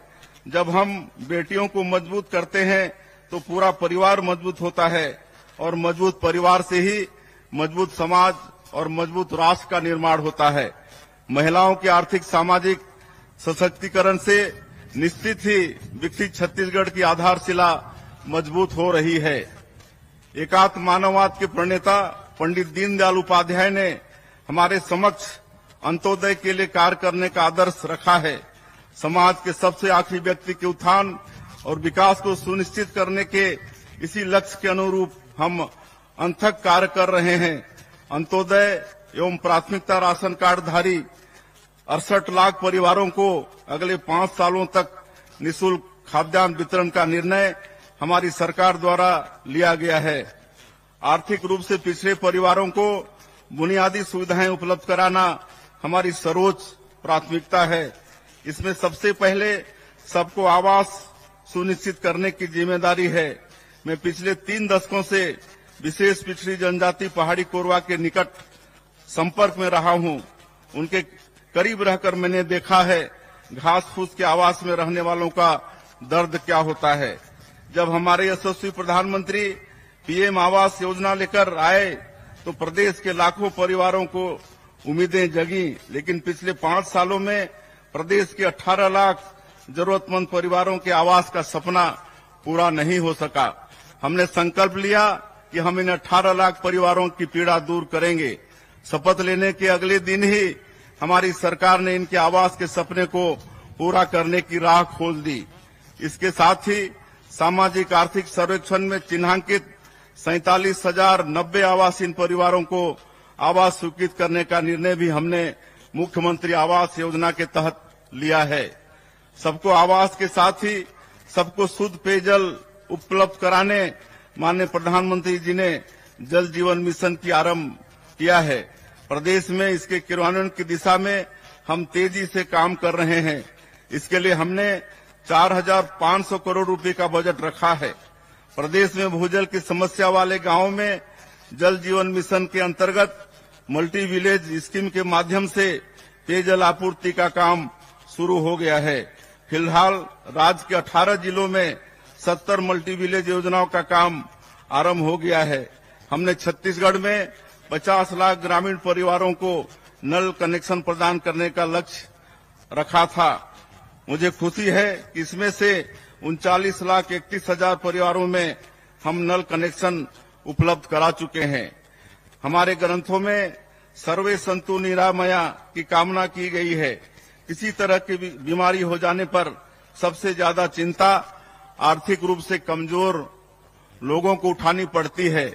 इसे देखते हुए प्रदेश में आयुष्मान भारत, प्रधानमंत्री जन आरोग्य योजना के साथ ही शहीद वीर नारायण सिंह स्वास्थ्य योजना लागू करने का निर्णय लिया गया है। इन दोनों योजनाओं से छत्तीसगढ़ के 77,20,000 परिवारों को 5 लाख रुपए तक निःशुल्क स्वास्थ्य सेवाओं का लाभ मिल रहा है। वन अधिकार पत्र धारकों की मृत्यु हो जाने के पश्चात उनके वारिसों को वन अधिकार पत्र हस्तांतरित करने की प्रक्रिया का उल्लेख वन अधिकार नियमों में नहीं था। इस वजह से नामांतरण, सीमांकन, खाता विभाजन जैसे राजस्व संबंधी कार्य संभव नहीं थे। हमने अपने जनजाति और वनवासी भाइयों की पीड़ा को समझा। हमारी सरकार द्वारा उनके वारिसों को वन अधिकार पत्र हस्तांतरित करने का प्रावधान किया है। अब वन अधिकार पत्र धारण करने वाले हमारे जनजाति और वनवासी भाइयों के लिए सीमांकन, नामांतरण, खाता विभाजन जैसे कार्य सहज हो गए हैं। इन वन अधिकार पत्रों को डिजिटलाइज भी किया गया है। जनजातीय क्षेत्रों में वन धन केंद्रों के माध्यम से माननीय प्रधानमंत्री जी ने वनोपज संग्राहकों की आर्थिक तरक्की की नई राह खोली है। हमारी सरकार ने राज्य के तेंदुपत्ता संग्राहकों की पारिश्रमिक दर को 4,000 रुपए प्रति मानक बोरा से बढ़ाकर 5,500 रुपए कर दिया है। साथ ही तेंदुपत्ता संग्रहण समय सीमा में भी वृद्धि की गई है, जिससे हमारे भाई बहन अधिक समय तक तेंदुपत्ता संग्रहण कर बढ़ी हुई आय अर्जित कर पा रहे हैं। इस साल 13,05,000 तेंदुपत्ता संग्राहकों को कुल 855 करोड़ 80 लाख रुपए का भुगतान किया गया है। इनकी संख्या पिछले वर्ष की तुलना में 1,72,000 अधिक है। युवा हमारे भविष्य हैं। युवाओं को रोजगार के बेहतर अवसर मिले, उनकी उद्यमशीलता को बढ़ावा देने के लिए उपयुक्त वातावरण हो, इसके लिए हम प्राथमिकता से कार्य कर रहे हैं। हमारी सरकार यह मानती है कि भर्ती प्रक्रियाओं में की गई अनियमितताएं होनहार युवकों को रोजगार के अवसरों से वंचित तो करती ही है, साथ ही इससे सिविल सेवा की गुणवत्ता पर भी दुष्प्रभाव पड़ता है। हमारी सरकार द्वारा राज्य सिविल सेवा परीक्षा 2021 में हुई अनियमितता की जांच सीबीआई से कराने का निर्णय लिया है। हम युवाओं के लिए समान अवसर और पारदर्शी परीक्षा प्रणाली प्रदान करने के लिए कृत संकल्पित हैं। यूपीएससी जैसी परीक्षाओं में हमारे युवाओं की सफलता दर बढ़े, इसके लिए आदिम जाति एवं अनुसूचित जाति विभाग द्वारा नई दिल्ली में संचालित यूथ हॉस्टल में यूपीएससी की तैयारी के लिए अभ्यर्थियों के लिए सीटों की संख्या 50 से बढ़ाकर हमने 185 कर दी है। अब सिविल सेवाओं की तैयारी के लिए अनुसूचित जनजाति, अनुसूचित जाति एवं पिछड़ा वर्ग के चयनित युवा पूर्णतः निःशुल्क कोचिंग प्राप्त कर सकेंगे एवं दिल्ली में कहीं भी निवास करने पर उनको निर्धारित स्टाइपेंड भी प्राप्त होगा, जिससे उन्हें किराए के लिए भी प्रतिपूर्ति प्राप्त होती रहेगी।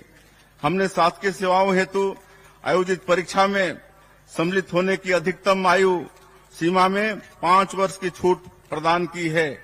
इससे प्रदेश के लाखों युवाओं को प्रतियोगी परीक्षा में सम्मिलित होने का अवसर प्राप्त हुआ है। राजधानी के नालंदा परिसर की तरह ही 13 और नगरीय निकायों में सर्व सुविधायुक्त लाइब्रेरी भी तैयार की जाएगी। युवाओं के लिए खेल की सर्वोत्तम अधोसंरचना तैयार करने की दिशा में हमारी सरकार द्वारा गहन प्रयास किया जा रहा है। साथ ही प्रदेश के पारंपरिक खेलों को बढ़ावा देने के लिए हमने छत्तीसगढ़ क्रीड़ा प्रोत्साहन योजना आरंभ करने का निर्णय लिया है। रायगढ़ जिले में इंडोर स्टेडियम कॉम्प्लेक्स, हॉकी स्टोटर मैदान एवं synthetic athletic track 31 crore 50 lakh रुपए की लागत से बनाया जाएगा। वहीं बलौदाबाजार जिले में 14 करोड़ रुपए की लागत से इंडोर स्टेडियम कॉम्प्लेक्स का निर्माण किया जाएगा। जसपुर जिले के कुनकुरी में 33 करोड़ 60 लाख रुपए की लागत से आधुनिक खेल स्टेडियम का निर्माण किया जाएगा। निश्चित रूप से हमारी सरकार युवाओं को उन्नति के लिए हर अवसर प्रदान करेगी, यह हमारा संकल्प है। रोजगार के बेहतर अवसर अच्छी शिक्षा से उत्पन्न होते हैं। प्रदेश की शिक्षा व्यवस्था की नींव को ठोस करने का काम हमने शुरू कर दिया है। इसके लिए प्रदेश में राष्ट्रीय शिक्षा नीति 2020 को लागू किया गया है। छत्तीसगढ़ अपनी बोली भाषा की विविधता से समृद्ध है। हमारे यहाँ कहावत प्रचलित है कि कोस कोस माँ पानी बदले, 4 कोस माँ बानी। प्रारंभिक आयु में बच्चे सबसे ज्यादा अपनी मातृभाषा में सीखते हैं। इसके चलते ही हमने नई शिक्षा नीति के तहत 18 स्थानीय भाषाओं में प्राइमरी स्कूल में पढ़ाई कराने का निर्णय लिया है। इससे बच्चों का अपनी भाषा से अनुराग भी बढ़ेगा तथा हमारी नई पीढ़ी अपनी जड़ों से भी जुड़ी रहेगी। स्कूलों की अधोसंरचना को बेहतर करने एवं यहाँ शैक्षणिक सुविधाओं के विस्तार के लिए प्रथम चरण में प्रदेश के 211 स्कूलों में पीएम श्री योजना प्रारंभ की गई है। इन स्कूलों को मॉडल स्कूल के रूप में विकसित किया जाएगा। तीसरे चरण में हमें 52 स्कूलों की स्वीकृति मिली है। हम ग्रीन स्कूल तैयार कर रहे हैं। स्कूलों में स्थानीय भाषाओं के साथ रोबोटिक्स, आर्टिफिशियल इंटेलिजेंस जैसे विषय भी पढ़ाए जा रहे हैं ताकि विद्यार्थी नए समय के अनुरूप स्वयं को तैयार कर सकें। प्रदेश के स्कूलों में न्योता भोज का आयोजन भी शुरू किया गया है। इसमें जन्मदिन जैसे विशेष अवसरों पर स्कूली बच्चों को पौष्टिक भोजन उपलब्ध कराने समाज की सहभागिता सुनिश्चित की गई है। इससे बच्चों का पोषण विकास तो होता ही है, सामुदायिक भावना का भी विकास होता है। पेरेंट्स टीचर मीटिंग के माध्यम से बच्चों के सर्वांगीण विकास की दिशा में हम काम कर रहे हैं। राष्ट्रीय शिक्षा नीति को हमने उच्च शिक्षा में भी अपनाया है। इसके चलते हमारे पाठ्यक्रम रचनात्मक होने के साथ ही रोजगार मूलक भी होंगे ताकि नए समय की जरूरतों के अनुरूप मानव संसाधन उपलब्ध कराए जा सकें और युवाओं को बेहतर रोजगार मिल सके। उच्च शिक्षा में गुणवत्ता सुनिश्चित करने एवं नवाचारों को बढ़ावा देने के लिए हमने छत्तीसगढ़ उच्च शिक्षा मिशन का गठन किया है। हम आईआईटी की तर्ज पर प्रदेश के हर लोकसभा क्षेत्र में प्रौद्योगिकी संस्थान आरंभ करने जा रहे हैं। इसके लिए पहले चरण में रायपुर, रायगढ़, बस्तर, कबीरधाम और जसपुर में भी इनकी स्थापना की जाएगी। प्रदेश में स्वास्थ्य सुविधाओं की स्थिति को मजबूत करने मेडिकल शिक्षा का लगातार विस्तार जरूरी है। हमने संभाग स्तर पर एम्स की तर्ज पर Chhattisgarh Institute of Medical Science CIMS आरंभ करने का निर्णय लिया है। रायपुर में मेकाहारा तथा बिलासपुर में सिम्स के भवन विस्तार तथा अन्य सुविधाओं पर काम प्रारंभ कर दिया है। युवाओं को बड़े पैमाने पर रोजगार प्रदान करते हुए अर्थव्यवस्था को तेज रफ्तार देने हेतु हम प्रदेश की नई उद्योग नीति तैयार कर रहे हैं। इसके लिए हम देश की जानी मानी विशेषज्ञ संस्थाओं तथा उद्योग संगठनों की सलाह लेकर कार्य कर रहे हैं। औद्योगिक अवसरों को आगे बढ़ाने देश दुनिया में जो नवाचार प्रारंभ किए गए हैं उन्हें राज्य की परिस्थिति के अनुरूप लागू करने छत्तीसगढ़ आर्थिक सलाहकार परिषद के गठन का निर्णय भी हमने लिया है। राज्य में निवेश का बेहतर माहौल हो, इसके लिए हमने सिंगल विंडो सिस्टम को नवीनीकृत किया है। इससे उद्यमियों को अनापत्ति प्रमाण पत्र तथा अन्य क्लियरेंस के लिए सरकारी कार्यालयों के चक्कर नहीं लगाने पड़ेंगे। प्रधानमंत्री श्री नरेंद्र मोदी जी के कार्यकाल में जिस तरह से छत्तीसगढ़ में नेशनल हाईवे, एयरपोर्ट और रेलवे कनेक्टिविटी के क्षेत्र में महत्वपूर्ण कार्य हुए हैं, उससे छत्तीसगढ़ अब निवेश के लिए सबसे आदर्श जगह बन गया है। यहां प्रचुर खनिज संसाधन, कानून व्यवस्था की बेहतर स्थिति और कुशल मानव संसाधन के बूते उद्योगों के फलने फूलने की प्रचुर संभावनाएं हैं। प्रदेश की भौगोलिक विविधता को देखते हुए हमने सभी क्षेत्रों के आर्थिक विकास के लिए रणनीति तैयार की है। बस्तर और सरगुजा में हम वनोपज प्रसंस्करण केंद्रों, इको टूरिज्म, नेचुरोपैथी आदि पर जोर दे रहे हैं। नवा रायपुर को हम आईटी हब तथा इनोवेशन हब के रूप में विकसित कर रहे हैं।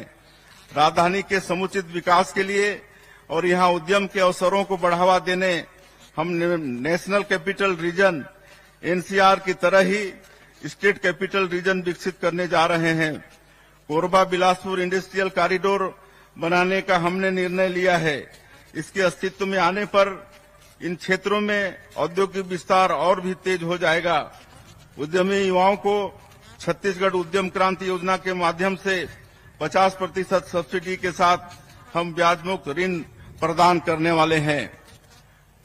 हमारी सरकार पूर्व प्रधानमंत्री भारत रत्न श्रद्धेय स्वर्गीय श्री अटल बिहारी वाजपेयी द्वारा दिखाई गई सुशासन की राह पर चलकर छत्तीसगढ़ को संवार रही है। सुशासन के मूल्यों को क्रियान्वित करने हमने सुशासन एवं अभिसरण विभाग का गठन किया है। यह विभाग शासन प्रशासन के हर स्तर पर पारदर्शिता, नवाचार और सुशासन का कार्यान्वयन सुनिश्चित कर रहा है।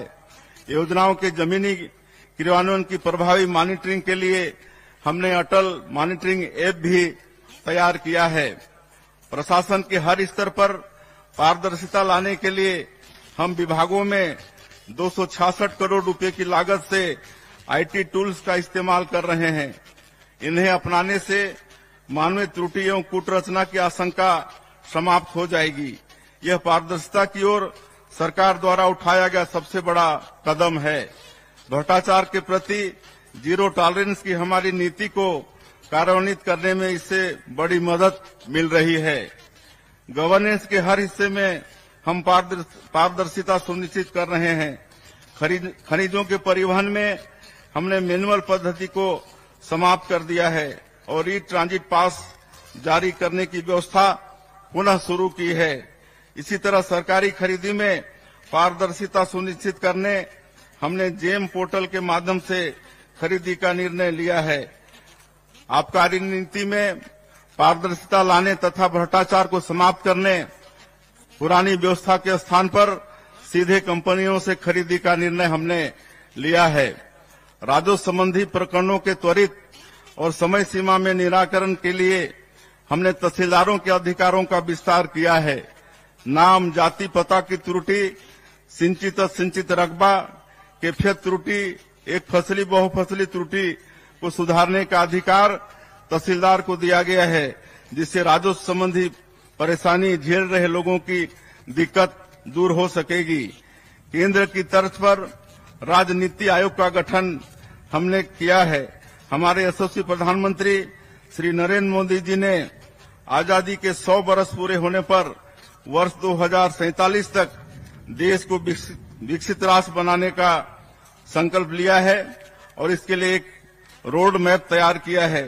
हमारी सरकार भी इससे कदम ताल करते हुए विकसित छत्तीसगढ़ का संकल्प लेकर आगे बढ़ रही है। इसके लिए राज्य नीति आयोग द्वारा अमृतकाल विजन 2047 तैयार किया जा रहा है। हमारी दिशा स्पष्ट है, नियत साफ है और हौसला पर्वत जैसा है। निश्चित ही सभी की भागीदारी के साथ अमृतकाल विजन 2047 पर काम कर हम विकसित छत्तीसगढ़, विकसित भारत के निर्माण का संकल्प पूरा करेंगे। छत्तीसगढ़िया लोगों की पहचान देश दुनिया में सहज सरल लोगों के रूप में है। यह हमारी सबसे बड़ी शक्ति है। हम मेहनतकश लोग हैं, ईमानदारी से काम करते हैं। यह हमारे सांस्कृतिक मूल्य हैं। इन्हें सहेज कर रखना हमारी बड़ी जिम्मेदारी है। अपनी बोली भाषा, तीज त्योहार, खान पान को सहेजते हुए आने वाली पीढ़ी को इनसे परिचित कराते हुए हमें निरंतर आगे बढ़ना है। जलवायु परिवर्तन के संकट को देखते हुए हम सबका कर्तव्य है कि पर्यावरण को बेहतर बनाने में अपनी भागीदारी दें। माननीय प्रधानमंत्री श्री नरेंद्र मोदी जी ने एक पेड़ मां के नाम अभियान आरंभ किया है। मैंने अपने गृहग्राम बगिया में इस अभियान के अंतर्गत रुद्राक्ष का पौधा लगाया है। रायपुर में भी मुख्यमंत्री निवास में मैंने दहिमन का पौधा लगाया है। आप भी एक पौधा जरूर लगाएं, यह आप सभी से हमारा आग्रह है। यह हमारी पुण्य भूमि का परम सौभाग्य है कि श्री राम हमारे भांजे हैं और उनकी कर्म भूमि भी छत्तीसगढ़ है। मनेन्द्रगढ़, चिरमिरी, भरतपुर जिले के सीतामढ़ी, हरका चौरा से लेकर सुकमा के इंजरम तक कण कण भगवान श्री राम के वनवास काल का साक्षी है। हमारी धरती माता सबरी की पुण्य भूमि है। पवित्र सूर्यनारायण धाम में उन्होंने अपनी अगाध श्रद्धा से जूठे बेर प्रभु को खिलाए थे। वनवास के दौरान बिताए गए 14 वर्षों में से 10 वर्ष प्रभु श्री राम ने हमारे छत्तीसगढ़ में बिताए हैं। रामायण के प्रसंग जनजातीय लोगों से प्रभु श्री राम के अद्भुत स्नेह तथा प्रभु श्री राम के जनजातीय लोगों के प्रति गहन अनुराग और समर्पण से भरे पड़े हैं। हम जब भी इन प्रसंगों को सुनते हैं भाव विभोर हो जाते हैं। हम धन्य हैं कि हमारा जन्म इस पुण्य भूमि में हुआ है। यह सौभाग्य हमें श्री राम के आदर्शों पर चलकर निरंतर काम करने की प्रेरणा देता है।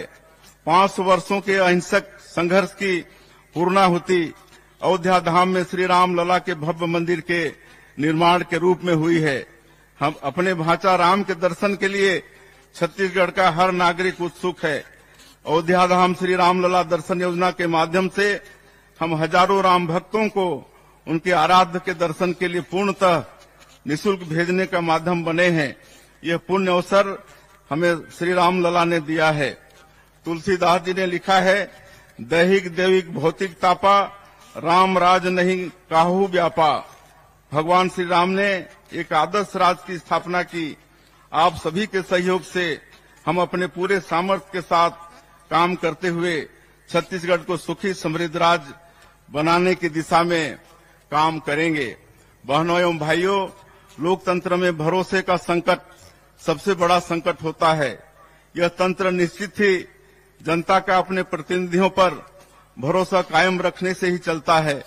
कार्यभार संभालने के बाद हमारी सबसे बड़ी चुनौती इसी भरोसे को बहाल करने की थी। हमें इस अवसर पर यह कहते हुए संतोष हो रहा है कि हमारी सरकार ने आपसे किए अधिकांश बड़े वायदों को पूरा कर इस विश्वास को फिर से स्थापित किया है।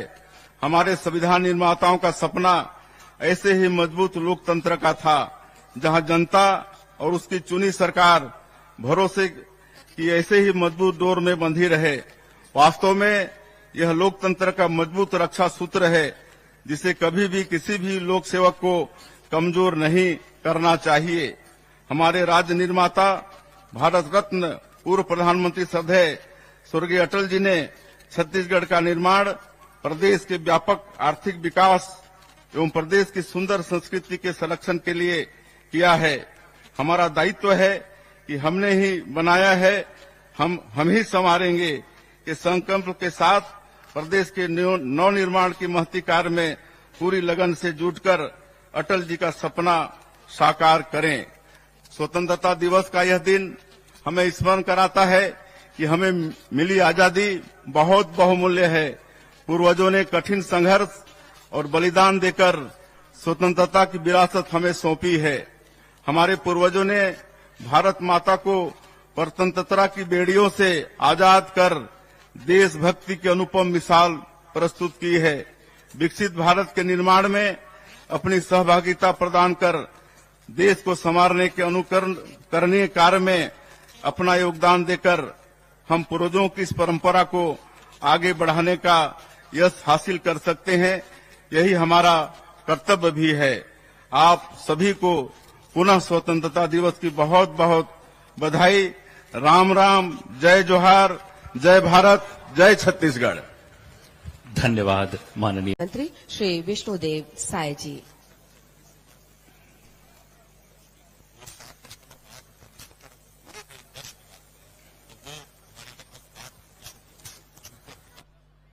देश के 78वें स्वतंत्रता दिवस पर सभी छत्तीसगढ़ वासियों को हार्दिक बधाई। आज स्वतंत्रता दिवस की इस मंगल बेला में हम सभी स्वाधीनता का सुख साझा कर रहे हैं। हमको यह आजादी अंग्रेजी साम्राज्यवाद के विरुद्ध हमारे पूर्वजों के कठिन संघर्ष और बलिदान के बूते मिल पाई है। यह आजादी हमें देन है शहीद गेंद सिंह, शहीद ध्रुवा राव, शहीद यादव राव, शहीद वेंकट राव, वीर गुंडाधुर, शहीद डेबरी धूर, शहीद आयतू महारा, शहीद वीर नारायण सिंह जैसे हमारे अनेक ऐतिहासिक नायकों की, जिन्होंने अदम्य साहस का परिचय देते हुए जनमानस में स्वाधीनता की अलख जगाई। महात्मा गांधी के नेतृत्व में पूरे देश के स्वाधीनता सेनानियों के साथ ही छत्तीसगढ़ के स्वतंत्रता संग्राम सेनानियों ने भारत माता की परतंत्रता की बेड़ियों को तोड़ने के लिए जो अथक मेहनत की, उसके सुखद परिणाम स्वरूप आज हम स्वतंत्र वातावरण में सांस ले रहे हैं। स्वाधीनता के साथ ही बाबा साहेब डॉक्टर भीमराव अंबेडकर के नेतृत्व में संविधान निर्माण का काम संपन्न हुआ, जो आज प्रकाश स्तंभ की तरह देश के लोकतंत्र को निरंतर आगे बढ़ने की राह दिखा रहा है। वर्षों पहले बाबा गुरु घासीदास जी ने समता मूलक समाज का आदर्श हम सबके सामने रखा था, जो बाबा साहेब द्वारा निर्मित संविधान में फलीभूत हुआ। उनके संविधान में कबीर की वाणी का सार भी है, जो भारत के नागरिकों को अभिव्यक्ति की स्वतंत्रता के साथ साथ समानता प्रदान करती है। आज के दिन हम उन पूर्वजों के प्रति भी कृतज्ञता व्यक्त करते हैं, जिन्होंने आपातकाल के कठिन दौर में संविधान की मशाल को बुझने नहीं दिया। देश भर में हजारों लोकतंत्र सेनानियों ने इमरजेंसी का विरोध किया और इसके प्रतिरोध में जेल की सजा और अन्य यातनाएं भुगती। अगले वर्ष 25 जून को इमरजेंसी के 50 बरस पूरे हो जाएंगे। इस वर्ष आपातकाल स्मृति दिवस के अवसर पर 25 जून के दिन हमें अपने प्रदेश के लोकतंत्र सेनानियों का आशीर्वाद मिला है। मुझे यह कहते हुए प्रसन्नता हो रही है कि अपने लोकतंत्र सेनानियों के प्रति कृतज्ञता ज्ञापित करने हेतु पिछले 5 वर्षों से रुकी उनकी सम्मान निधि हमारी सरकार द्वारा पुनः प्रारंभ की गई है।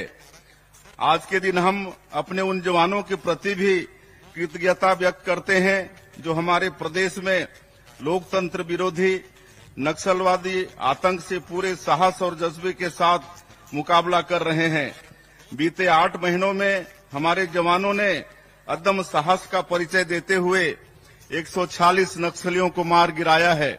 इस दौरान हमने 32 नए सुरक्षा कैंप खोले हैं और आने वाले दिनों में 29 नए कैंप शुरू करने जा रहे हैं। आज कई वर्षों बाद देश की जनता सुरक्षित महसूस कर रही है, जिसका कारण हमारे वीर जवानों की मेहनत व पराक्रम है। नक्सलवादी घटनाओं से निपटने के लिए अनुसंधान और अभियोजन की कार्यवाही और भी प्रभावी रूप से हो सके, इसके लिए हमने राज्य अन्वेषण एजेंसी SIA का गठन किया है। बस्तर की जनता नक्सलियों से त्रस्त हो चुकी है और विकास के मार्ग पर सरपट दौड़ने को तैयार है। अंदरूनी क्षेत्रों में नए कैंपों का विस्तार कर लोगों को आतंक से मुक्ति देने के साथ ही इन क्षेत्रों में बुनियादी सुविधाएं सुनिश्चित करने का काम भी युद्ध स्तर पर किया जा रहा है। इसके लिए हमने नियत नेलानार योजना शुरू की है। इस सब का अर्थ होता है आपका अच्छा गांव। विशेष पिछड़ी जनजातियों के हितग्राहियों के लिए आरंभ की गई PM जनमन योजना की तरह इस योजना से कैंपों के निकट 5 किलोमीटर की परिधि के गांवों में 17 विभागों की 53 हितग्राही मूलक योजनाओं एवं 28 सामुदायिक सुविधाओं का लाभ लोगों को दिया जा रहा है। इन गांवों में पहली बार लोगों के आयुष्मान कार्ड बने हैं। वे शिक्षा और स्वास्थ्य संबंधी सरकार की लोक हितकारी योजनाओं का लाभ अब उठा रहे हैं। उनके जीवन में सुशासन का नया सवेरा आया है। हमें अपने जवानों के साथ अपने किसानों पर भी गर्व है। उनके श्रम से छत्तीसगढ़ महतारी का धान का कटोरा भरा पूरा रहता है। प्रधानमंत्री मोदी जी की गारंटी के अनुरूप हमने अन्नदाताओं की सुख समृद्धि को सर्वोच्च प्राथमिकता में रखा है। पूर्व प्रधानमंत्री और हमारे प्रेरणा पुंज अटल जी के जन्मदिन सुशासन दिवस के अवसर पर हमने राज्य के 13 लाख किसानों के बैंक खाते में 3716 करोड़ रुपए का बकाया धान बोनस अंतरित किया है। हमने अपने वादों को पूरा करते हुए 3100 रुपये प्रति क्विंटल की दर से और 21 क्विंटल प्रति एकड़ के मान से धान खरीदी की है। प्रदेश में रिकॉर्ड 145 लाख मीट्रिक टन धान खरीदी की गई है। किसानों को समर्थन मूल्य की 32,000 करोड़ रुपए की राशि के साथ ही कृषक उन्नति योजना के अंतर्गत प्रदेश के 24,75,000 किसानों को अंतर की राशि 13,320 करोड़ रुपए अंतरित किए गए हैं। इस प्रकार हमारे अन्नदाताओं के खाते में सरकार ने धान खरीदी और बकाया बोनस मिलाकर लगभग 49,000 करोड़ रुपए अंतरित किए। भूमिहीन किसानों को हमने दीनदयाल उपाध्याय कृषि मजदूर कल्याण योजना के अंतर्गत 10,000 रुपए वार्षिक सहायता देने का निर्णय लिया है। प्रदेश में कृषि हितैषी नीतियों की वजह से खेती किसानी में रौनक लौट आई है और किसानों के चेहरों पर मुस्कान नजर आ रही है। आज हमारे गांव आर्थिक रूप से संपन्न नजर आ रहे हैं। एक लोक कल्याणकारी सरकार के लिए इससे बढ़कर संतोष की बात और कुछ भी नहीं हो सकती। छत्तीसगढ़ को गढ़ने और संवारने में मातृशक्ति की अहम भूमिका है। हम उनके योगदान का वंदन करते हैं। हमारे छत्तीसगढ़ में तीज त्योहारों की परंपरा है। तीजा के मौके पर भाई अपनी बहनों को भेंट देते हैं। प्रदेश की माता बहनों को महतारी बंधन योजना के रूप में यही भेंट हम प्रदान कर रहे हैं। 10 मार्च 2024 के दिन प्रधानमंत्री श्री नरेंद्र मोदी जी ने वर्चुअल समारोह में 70 लाख माता बहनों के खाते में महतारी बंधन योजना की पहली किस्त के रूप में 1,000 रुपये की राशि अंतरित की। अब तक इस योजना की 6 किस्त जारी की जा चुकी है। हमारी माताएं बहनें इससे आर्थिक रूप से सक्षम व आत्मनिर्भर हुई हैं। वो इस राशि का उपयोग अपनी इच्छानुसार बच्चों की पढ़ाई एवं घर के बजट को व्यवस्थित करने में कर रही हैं, जिससे उन्हें आर्थिक संबल मिल रहा है। जब हम बेटियों को मजबूत करते हैं तो पूरा परिवार मजबूत होता है और मजबूत परिवार से ही मजबूत समाज और मजबूत राष्ट्र का निर्माण होता है। महिलाओं के आर्थिक सामाजिक सशक्तिकरण से निश्चित ही विकसित छत्तीसगढ़ की आधारशिला मजबूत हो रही है। एकात्म मानववाद के प्रणेता पंडित दीनदयाल उपाध्याय ने हमारे समक्ष अंत्योदय के लिए कार्य करने का आदर्श रखा है। समाज के सबसे आखिरी व्यक्ति के उत्थान और विकास को सुनिश्चित करने के इसी लक्ष्य के अनुरूप हम अथक कार्य कर रहे हैं। अंत्योदय एवं प्राथमिकता राशन कार्डधारी 68 लाख परिवारों को अगले 5 सालों तक निःशुल्क खाद्यान्न वितरण का निर्णय हमारी सरकार द्वारा लिया गया है। आर्थिक रूप से पिछड़े परिवारों को बुनियादी सुविधाएं उपलब्ध कराना हमारी सर्वोच्च प्राथमिकता है। इसमें सबसे पहले सबको आवास सुनिश्चित करने की जिम्मेदारी है। मैं पिछले 3 दशकों से विशेष पिछड़ी जनजाति पहाड़ी कोरवा के निकट संपर्क में रहा हूं। उनके करीब रहकर मैंने देखा है घास फूस के आवास में रहने वालों का दर्द क्या होता है। जब हमारे यशस्वी प्रधानमंत्री पीएम आवास योजना लेकर आए तो प्रदेश के लाखों परिवारों को उम्मीदें जगी, लेकिन पिछले 5 सालों में प्रदेश के 18 लाख जरूरतमंद परिवारों के आवास का सपना पूरा नहीं हो सका। हमने संकल्प लिया कि हम इन 18 लाख परिवारों की पीड़ा दूर करेंगे। शपथ लेने के अगले दिन ही हमारी सरकार ने इनके आवास के सपने को पूरा करने की राह खोल दी। इसके साथ ही सामाजिक आर्थिक सर्वेक्षण में चिन्हांकित 47,090 आवासीन परिवारों को आवास स्वीकृत करने का निर्णय भी हमने मुख्यमंत्री आवास योजना के तहत लिया है। सबको आवास के साथ ही सबको शुद्ध पेयजल उपलब्ध कराने माननीय प्रधानमंत्री जी ने जल जीवन मिशन की आरंभ किया है। प्रदेश में इसके क्रियान्वयन की दिशा में हम तेजी से काम कर रहे हैं। इसके लिए हमने 4,500 करोड़ रुपए का बजट रखा है। प्रदेश में भूजल की समस्या वाले गांवों में जल जीवन मिशन के अंतर्गत मल्टी विलेज स्कीम के माध्यम से पेयजल आपूर्ति का काम शुरू हो गया है। फिलहाल राज्य के 18 जिलों में 70 मल्टी विलेज योजनाओं का काम आरंभ हो गया है। हमने छत्तीसगढ़ में 50 लाख ग्रामीण परिवारों को नल कनेक्शन प्रदान करने का लक्ष्य रखा था। मुझे खुशी है कि इसमें से 39,31,000 परिवारों में हम नल कनेक्शन उपलब्ध करा चुके हैं। हमारे ग्रंथों में सर्वे संतु निरामया की कामना की गई है। किसी तरह की बीमारी हो जाने पर सबसे ज्यादा चिंता आर्थिक रूप से कमजोर लोगों को उठानी पड़ती है। इसे देखते हुए प्रदेश में आयुष्मान भारत, प्रधानमंत्री जन आरोग्य योजना के साथ ही शहीद वीर नारायण सिंह स्वास्थ्य योजना लागू करने का निर्णय लिया गया है। इन दोनों योजनाओं से छत्तीसगढ़ के 77,20,000 परिवारों को 5 लाख रुपए तक निःशुल्क स्वास्थ्य सेवाओं का लाभ मिल रहा है। वन अधिकार पत्र धारकों की मृत्यु हो जाने के पश्चात उनके वारिसों को वन अधिकार पत्र हस्तांतरित करने की प्रक्रिया का उल्लेख वन अधिकार नियमों में नहीं था। इस वजह से नामांतरण, सीमांकन, खाता विभाजन जैसे राजस्व संबंधी कार्य संभव नहीं थे। हमने अपने जनजाति और वनवासी भाइयों की पीड़ा को समझा। हमारी सरकार द्वारा उनके वारिसों को वन अधिकार पत्र हस्तांतरित करने का प्रावधान किया है। अब वन अधिकार पत्र धारण करने वाले हमारे जनजाति और वनवासी भाइयों के लिए सीमांकन, नामांतरण, खाता विभाजन जैसे कार्य सहज हो गए हैं। इन वन अधिकार पत्रों को डिजिटलाइज भी किया गया है। जनजातीय क्षेत्रों में वन धन केंद्रों के माध्यम से माननीय प्रधानमंत्री जी ने वनोपज संग्राहकों की आर्थिक तरक्की की नई राह खोली है। हमारी सरकार ने राज्य के तेंदुपत्ता संग्राहकों की पारिश्रमिक दर को 4,000 रुपए प्रति मानक बोरा से बढ़ाकर 5,500 रुपए कर दिया है। साथ ही तेंदुपत्ता संग्रहण समय सीमा में भी वृद्धि की गई है, जिससे हमारे भाई बहन अधिक समय तक तेंदुपत्ता संग्रहण कर बढ़ी हुई आय अर्जित कर पा रहे हैं।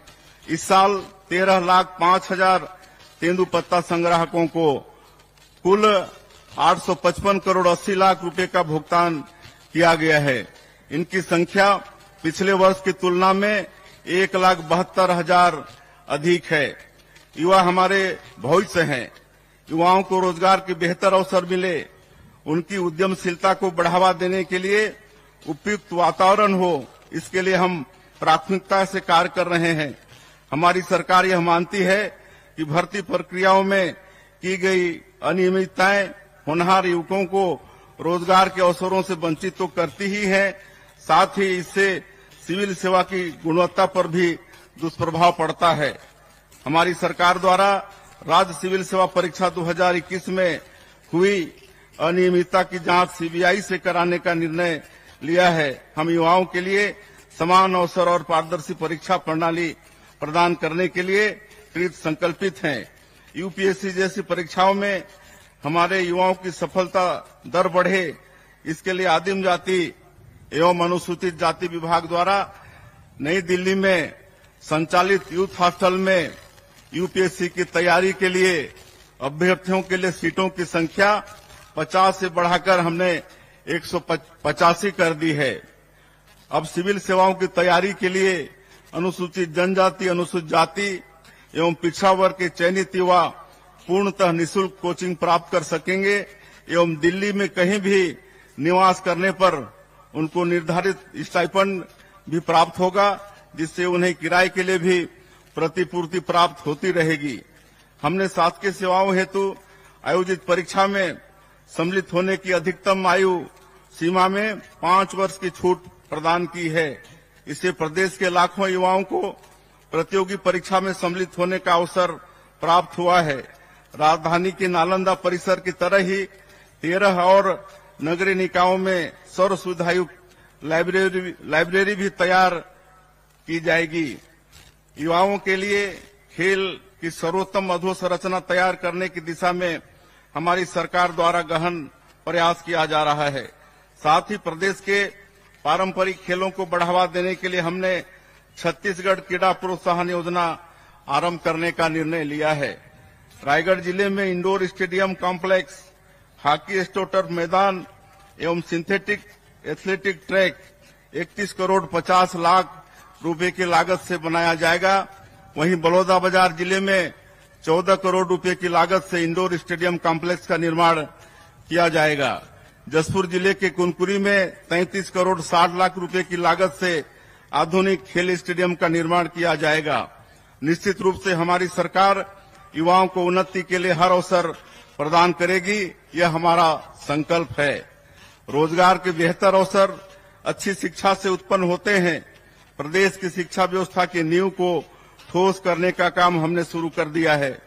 इसके लिए प्रदेश में राष्ट्रीय शिक्षा नीति 2020 को लागू किया गया है। छत्तीसगढ़ अपनी बोली भाषा की विविधता से समृद्ध है। हमारे यहाँ कहावत प्रचलित है कि कोस कोस माँ पानी बदले 4 कोस माँ बानी। प्रारंभिक आयु में बच्चे सबसे ज्यादा अपनी मातृभाषा में सीखते हैं। इसके चलते ही हमने नई शिक्षा नीति के तहत 18 स्थानीय भाषाओं में प्राइमरी स्कूल में पढ़ाई कराने का निर्णय लिया है। इससे बच्चों का अपनी भाषा से अनुराग भी बढ़ेगा तथा हमारी नई पीढ़ी अपनी जड़ों से भी जुड़ी रहेगी। स्कूलों की अधोसंरचना को बेहतर करने एवं यहाँ शैक्षणिक सुविधाओं के विस्तार के लिए प्रथम चरण में प्रदेश के 211 स्कूलों में पीएम श्री योजना प्रारंभ की गई है। इन स्कूलों को मॉडल स्कूल के रूप में विकसित किया जाएगा। तीसरे चरण में हमें 52 स्कूलों की स्वीकृति मिली है। हम ग्रीन स्कूल तैयार कर रहे हैं। स्कूलों में स्थानीय भाषाओं के साथ रोबोटिक्स, आर्टिफिशियल इंटेलिजेंस जैसे विषय भी पढ़ाए जा रहे हैं ताकि विद्यार्थी नए समय के अनुरूप स्वयं को तैयार कर सकें। प्रदेश के स्कूलों में न्योता भोज का आयोजन भी शुरू किया गया है। इसमें जन्मदिन जैसे विशेष अवसरों पर स्कूली बच्चों को पौष्टिक भोजन उपलब्ध कराने समाज की सहभागिता सुनिश्चित की गई है। इससे बच्चों का पोषण विकास तो होता ही है, सामुदायिक भावना का भी विकास होता है। पेरेंट्स टीचर मीटिंग के माध्यम से बच्चों के सर्वांगीण विकास की दिशा में हम काम कर रहे हैं। राष्ट्रीय शिक्षा नीति को हमने उच्च शिक्षा में भी अपनाया है। इसके चलते हमारे पाठ्यक्रम रचनात्मक होने के साथ ही रोजगार मूलक भी होंगे ताकि नए समय की जरूरतों के अनुरूप मानव संसाधन उपलब्ध कराए जा सकें और युवाओं को बेहतर रोजगार मिल सके। उच्च शिक्षा में गुणवत्ता सुनिश्चित करने एवं नवाचारों को बढ़ावा देने के लिए हमने छत्तीसगढ़ उच्च शिक्षा मिशन का गठन किया है। हम आईआईटी की तर्ज पर प्रदेश के हर लोकसभा क्षेत्र में प्रौद्योगिकी संस्थान आरंभ करने जा रहे हैं। इसके लिए पहले चरण में रायपुर, रायगढ़, बस्तर, कबीरधाम और जसपुर में भी इनकी स्थापना की जाएगी। प्रदेश में स्वास्थ्य सुविधाओं की स्थिति को मजबूत करने मेडिकल शिक्षा का लगातार विस्तार जरूरी है। हमने संभाग स्तर पर एम्स की तर्ज पर Chhattisgarh Institute of Medical Science CIMS आरंभ करने का निर्णय लिया है। रायपुर में मेकाहारा तथा बिलासपुर में सिम्स के भवन विस्तार तथा अन्य सुविधाओं पर काम प्रारंभ कर दिया है। युवाओं को बड़े पैमाने पर रोजगार प्रदान करते हुए अर्थव्यवस्था को तेज रफ्तार देने हेतु हम प्रदेश की नई उद्योग नीति तैयार कर रहे हैं। इसके लिए हम देश की जानी मानी विशेषज्ञ संस्थाओं तथा उद्योग संगठनों की सलाह लेकर कार्य कर रहे हैं। औद्योगिक अवसरों को आगे बढ़ाने देश दुनिया में जो नवाचार प्रारंभ किए गए हैं उन्हें राज्य की परिस्थिति के अनुरूप लागू करने छत्तीसगढ़ आर्थिक सलाहकार परिषद के गठन का निर्णय भी हमने लिया है। राज्य में निवेश का बेहतर माहौल हो, इसके लिए हमने सिंगल विंडो सिस्टम को नवीनीकृत किया है। इससे उद्यमियों को अनापत्ति प्रमाण पत्र तथा अन्य क्लियरेंस के लिए सरकारी कार्यालयों के चक्कर नहीं लगाने पड़ेंगे। प्रधानमंत्री श्री नरेंद्र मोदी जी के कार्यकाल में जिस तरह से छत्तीसगढ़ में नेशनल हाईवे, एयरपोर्ट और रेलवे कनेक्टिविटी के क्षेत्र में महत्वपूर्ण कार्य हुए हैं, उससे छत्तीसगढ़ अब निवेश के लिए सबसे आदर्श जगह बन गया है। यहां प्रचुर खनिज संसाधन, कानून व्यवस्था की बेहतर स्थिति और कुशल मानव संसाधन के बूते उद्योगों के फलने फूलने की प्रचुर संभावनाएं हैं। प्रदेश की भौगोलिक विविधता को देखते हुए हमने सभी क्षेत्रों के आर्थिक विकास के लिए रणनीति तैयार की है। बस्तर और सरगुजा में हम वनोपज प्रसंस्करण केंद्रों, इको टूरिज्म, नेचुरोपैथी आदि पर जोर दे रहे हैं। नवा रायपुर को हम आईटी हब तथा इनोवेशन हब के रूप में विकसित कर रहे हैं। राजधानी के समुचित विकास के लिए और यहां उद्यम के अवसरों को बढ़ावा देने हम नेशनल कैपिटल रीजन एनसीआर की तरह ही स्टेट कैपिटल रीजन विकसित करने जा रहे हैं। कोरबा बिलासपुर इंडस्ट्रियल कॉरिडोर बनाने का हमने निर्णय लिया है। इसके अस्तित्व में आने पर इन क्षेत्रों में औद्योगिक विस्तार और भी तेज हो जाएगा। उद्यमी युवाओं को छत्तीसगढ़ उद्यम क्रांति योजना के माध्यम से 50% सब्सिडी के साथ हम ब्याज मुक्त ऋण प्रदान करने वाले हैं। हमारी सरकार पूर्व प्रधानमंत्री भारत रत्न श्रद्धेय स्वर्गीय श्री अटल बिहारी वाजपेयी द्वारा दिखाई गई सुशासन की राह पर चलकर छत्तीसगढ़ को संवार रही है। सुशासन के मूल्यों को क्रियान्वित करने हमने सुशासन एवं अभिसरण विभाग का गठन किया है। यह विभाग शासन प्रशासन के हर स्तर पर पारदर्शिता, नवाचार और सुशासन का कार्यान्वयन सुनिश्चित कर रहा है। योजनाओं के जमीनी क्रियान्वयन की प्रभावी मॉनिटरिंग के लिए हमने अटल मॉनिटरिंग ऐप भी तैयार किया है। प्रशासन के हर स्तर पर पारदर्शिता लाने के लिए हम विभागों में 266 करोड़ रुपए की लागत से आईटी टूल्स का इस्तेमाल कर रहे हैं। इन्हें अपनाने से मानवीय त्रुटि एवं कूटरचना की आशंका समाप्त हो जाएगी। यह पारदर्शिता की ओर सरकार द्वारा उठाया गया सबसे बड़ा कदम है। भ्रष्टाचार के प्रति जीरो टॉलरेंस की हमारी नीति को कार्यान्वित करने में इससे बड़ी मदद मिल रही है। गवर्नेंस के हर हिस्से में हम पारदर्शिता सुनिश्चित कर रहे हैं। खनिजों के परिवहन में हमने मैनुअल पद्धति को समाप्त कर दिया है और ई ट्रांजिट पास जारी करने की व्यवस्था पुनः शुरू की है। इसी तरह सरकारी खरीदी में पारदर्शिता सुनिश्चित करने हमने जेम पोर्टल के माध्यम से खरीदी का निर्णय लिया है। आबकारी नीति में पारदर्शिता लाने तथा भ्रष्टाचार को समाप्त करने पुरानी व्यवस्था के स्थान पर सीधे कंपनियों से खरीदी का निर्णय हमने लिया है। राजस्व संबंधी प्रकरणों के त्वरित और समय सीमा में निराकरण के लिए हमने तहसीलदारों के अधिकारों का विस्तार किया है। नाम, जाति, पता की त्रुटि, सिंचित रकबा, कैफियत त्रुटि, एक फसली बहुफसली त्रुटि को सुधारने का अधिकार तहसीलदार को दिया गया है, जिससे राजस्व संबंधी परेशानी झेल रहे लोगों की दिक्कत दूर हो सकेगी। केंद्र की तर्ज पर राज्य नीति आयोग का गठन हमने किया है। हमारे यशस्वी प्रधानमंत्री श्री नरेंद्र मोदी जी ने आजादी के 100 वर्ष पूरे होने पर वर्ष 2047 तक देश को विकसित राष्ट्र बनाने का संकल्प लिया है और इसके लिए एक रोड मैप तैयार किया है।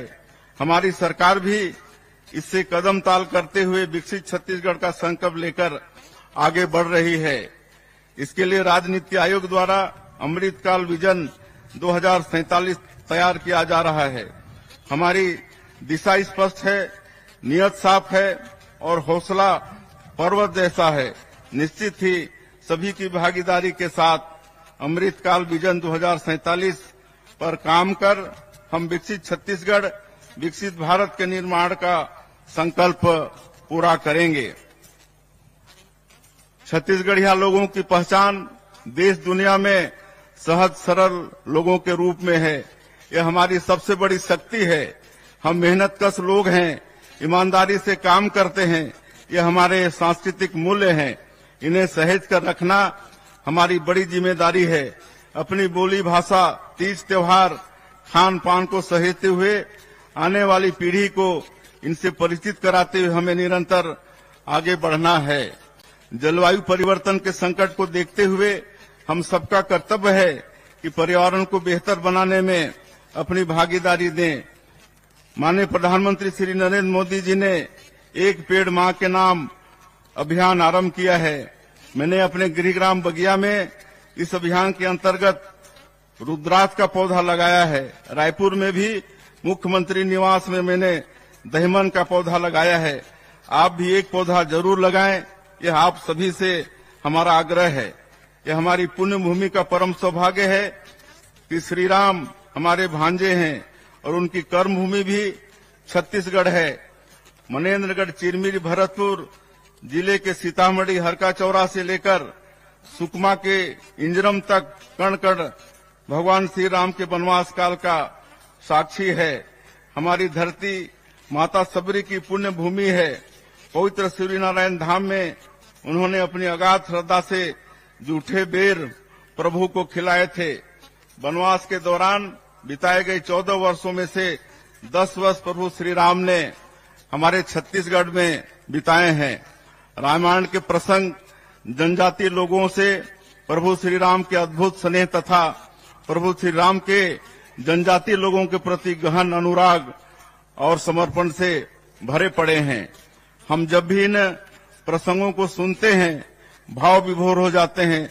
हम धन्य हैं कि हमारा जन्म इस पुण्य भूमि में हुआ है। यह सौभाग्य हमें श्री राम के आदर्शों पर चलकर निरंतर काम करने की प्रेरणा देता है। 500 वर्षों के अहिंसक संघर्ष की पूर्णाहुति अयोध्या धाम में श्री राम लला के भव्य मंदिर के निर्माण के रूप में हुई है। हम अपने भांचा राम के दर्शन के लिए छत्तीसगढ़ का हर नागरिक उत्सुक है। अयोध्या धाम श्री राम लला दर्शन योजना के माध्यम से हम हजारों राम भक्तों को उनके आराध्य के दर्शन के लिए पूर्णतः निःशुल्क भेजने का माध्यम बने हैं। यह पुण्य अवसर हमें श्री राम लला ने दिया है। तुलसीदास जी ने लिखा है, दैहिक दैविक भौतिक तापा, राम राज नहीं काहू व्यापा। भगवान श्री राम ने एक आदर्श राज की स्थापना की। आप सभी के सहयोग से हम अपने पूरे सामर्थ्य के साथ काम करते हुए छत्तीसगढ़ को सुखी समृद्ध राज्य बनाने की दिशा में काम करेंगे।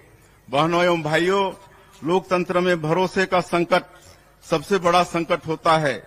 यह तंत्र निश्चित ही जनता का अपने प्रतिनिधियों पर भरोसा कायम रखने से ही चलता है। कार्यभार संभालने के बाद हमारी सबसे बड़ी चुनौती इसी भरोसे को बहाल करने की थी। हमें इस अवसर पर यह कहते हुए संतोष हो रहा है कि हमारी सरकार ने आपसे किए अधिकांश बड़े वायदों को पूरा कर इस विश्वास को फिर से स्थापित किया है। हमारे संविधान निर्माताओं का सपना ऐसे ही मजबूत लोकतंत्र का था, जहां जनता और उसकी चुनी सरकार भरोसे की ऐसे ही मजबूत डोर में बंधी रहे। वास्तव में यह लोकतंत्र का मजबूत रक्षा सूत्र है, जिसे कभी भी किसी भी लोक सेवक को कमजोर नहीं करना चाहिए। हमारे राज्य निर्माता भारत रत्न पूर्व प्रधानमंत्री श्रद्धेय स्वर्गीय अटल जी ने छत्तीसगढ़ का निर्माण प्रदेश के व्यापक आर्थिक विकास एवं प्रदेश की सुंदर संस्कृति के संरक्षण के लिए किया है। हमारा दायित्व है कि हमने ही बनाया है, हम ही संवारेंगे के संकल्प के साथ प्रदेश के नवनिर्माण की महती कार्य में पूरी लगन से जुटकर अटल जी का सपना साकार करें। स्वतंत्रता दिवस का यह दिन हमें स्मरण कराता है कि हमें मिली आजादी बहुत बहुमूल्य है। पूर्वजों ने कठिन संघर्ष और बलिदान देकर स्वतंत्रता की विरासत हमें सौंपी है। हमारे पूर्वजों ने भारत माता को परतंत्रता की बेड़ियों से आजाद कर देशभक्ति की अनुपम मिसाल प्रस्तुत की है। विकसित भारत के निर्माण में अपनी सहभागिता प्रदान कर देश को संवारने के अनुकरण करने कार्य में अपना योगदान देकर हम पूर्वजों की इस परंपरा को आगे बढ़ाने का यश हासिल कर सकते हैं। यही हमारा कर्तव्य भी है। आप सभी को पुनः स्वतंत्रता दिवस की बहुत बहुत बधाई। राम राम, जय जोहार, जय भारत, जय छत्तीसगढ़। धन्यवाद माननीय मंत्री श्री विष्णुदेव साय जी।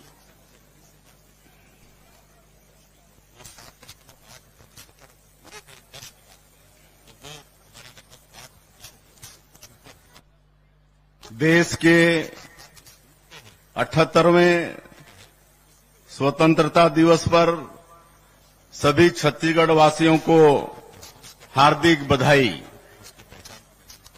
आज स्वतंत्रता दिवस की इस मंगल बेला में हम सभी स्वाधीनता का सुख साझा कर रहे हैं। हमको यह आजादी अंग्रेजी साम्राज्यवाद के विरुद्ध हमारे पूर्वजों के कठिन संघर्ष और बलिदान के बूते मिल पाई है।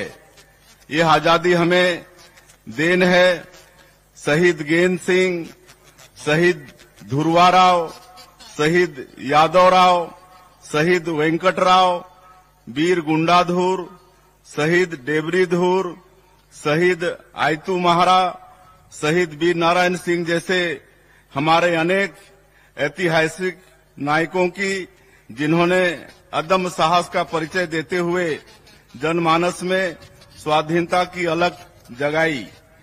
महात्मा गांधी के नेतृत्व में पूरे देश के स्वाधीनता सेनानियों के साथ ही छत्तीसगढ़ के स्वतंत्रता संग्राम सेनानियों ने भारत माता की परतंत्रता की बेड़ियों को तोड़ने के लिए जो अथक मेहनत की, उसके सुखद परिणाम स्वरूप आज हम स्वतंत्र वातावरण में सांस ले रहे हैं।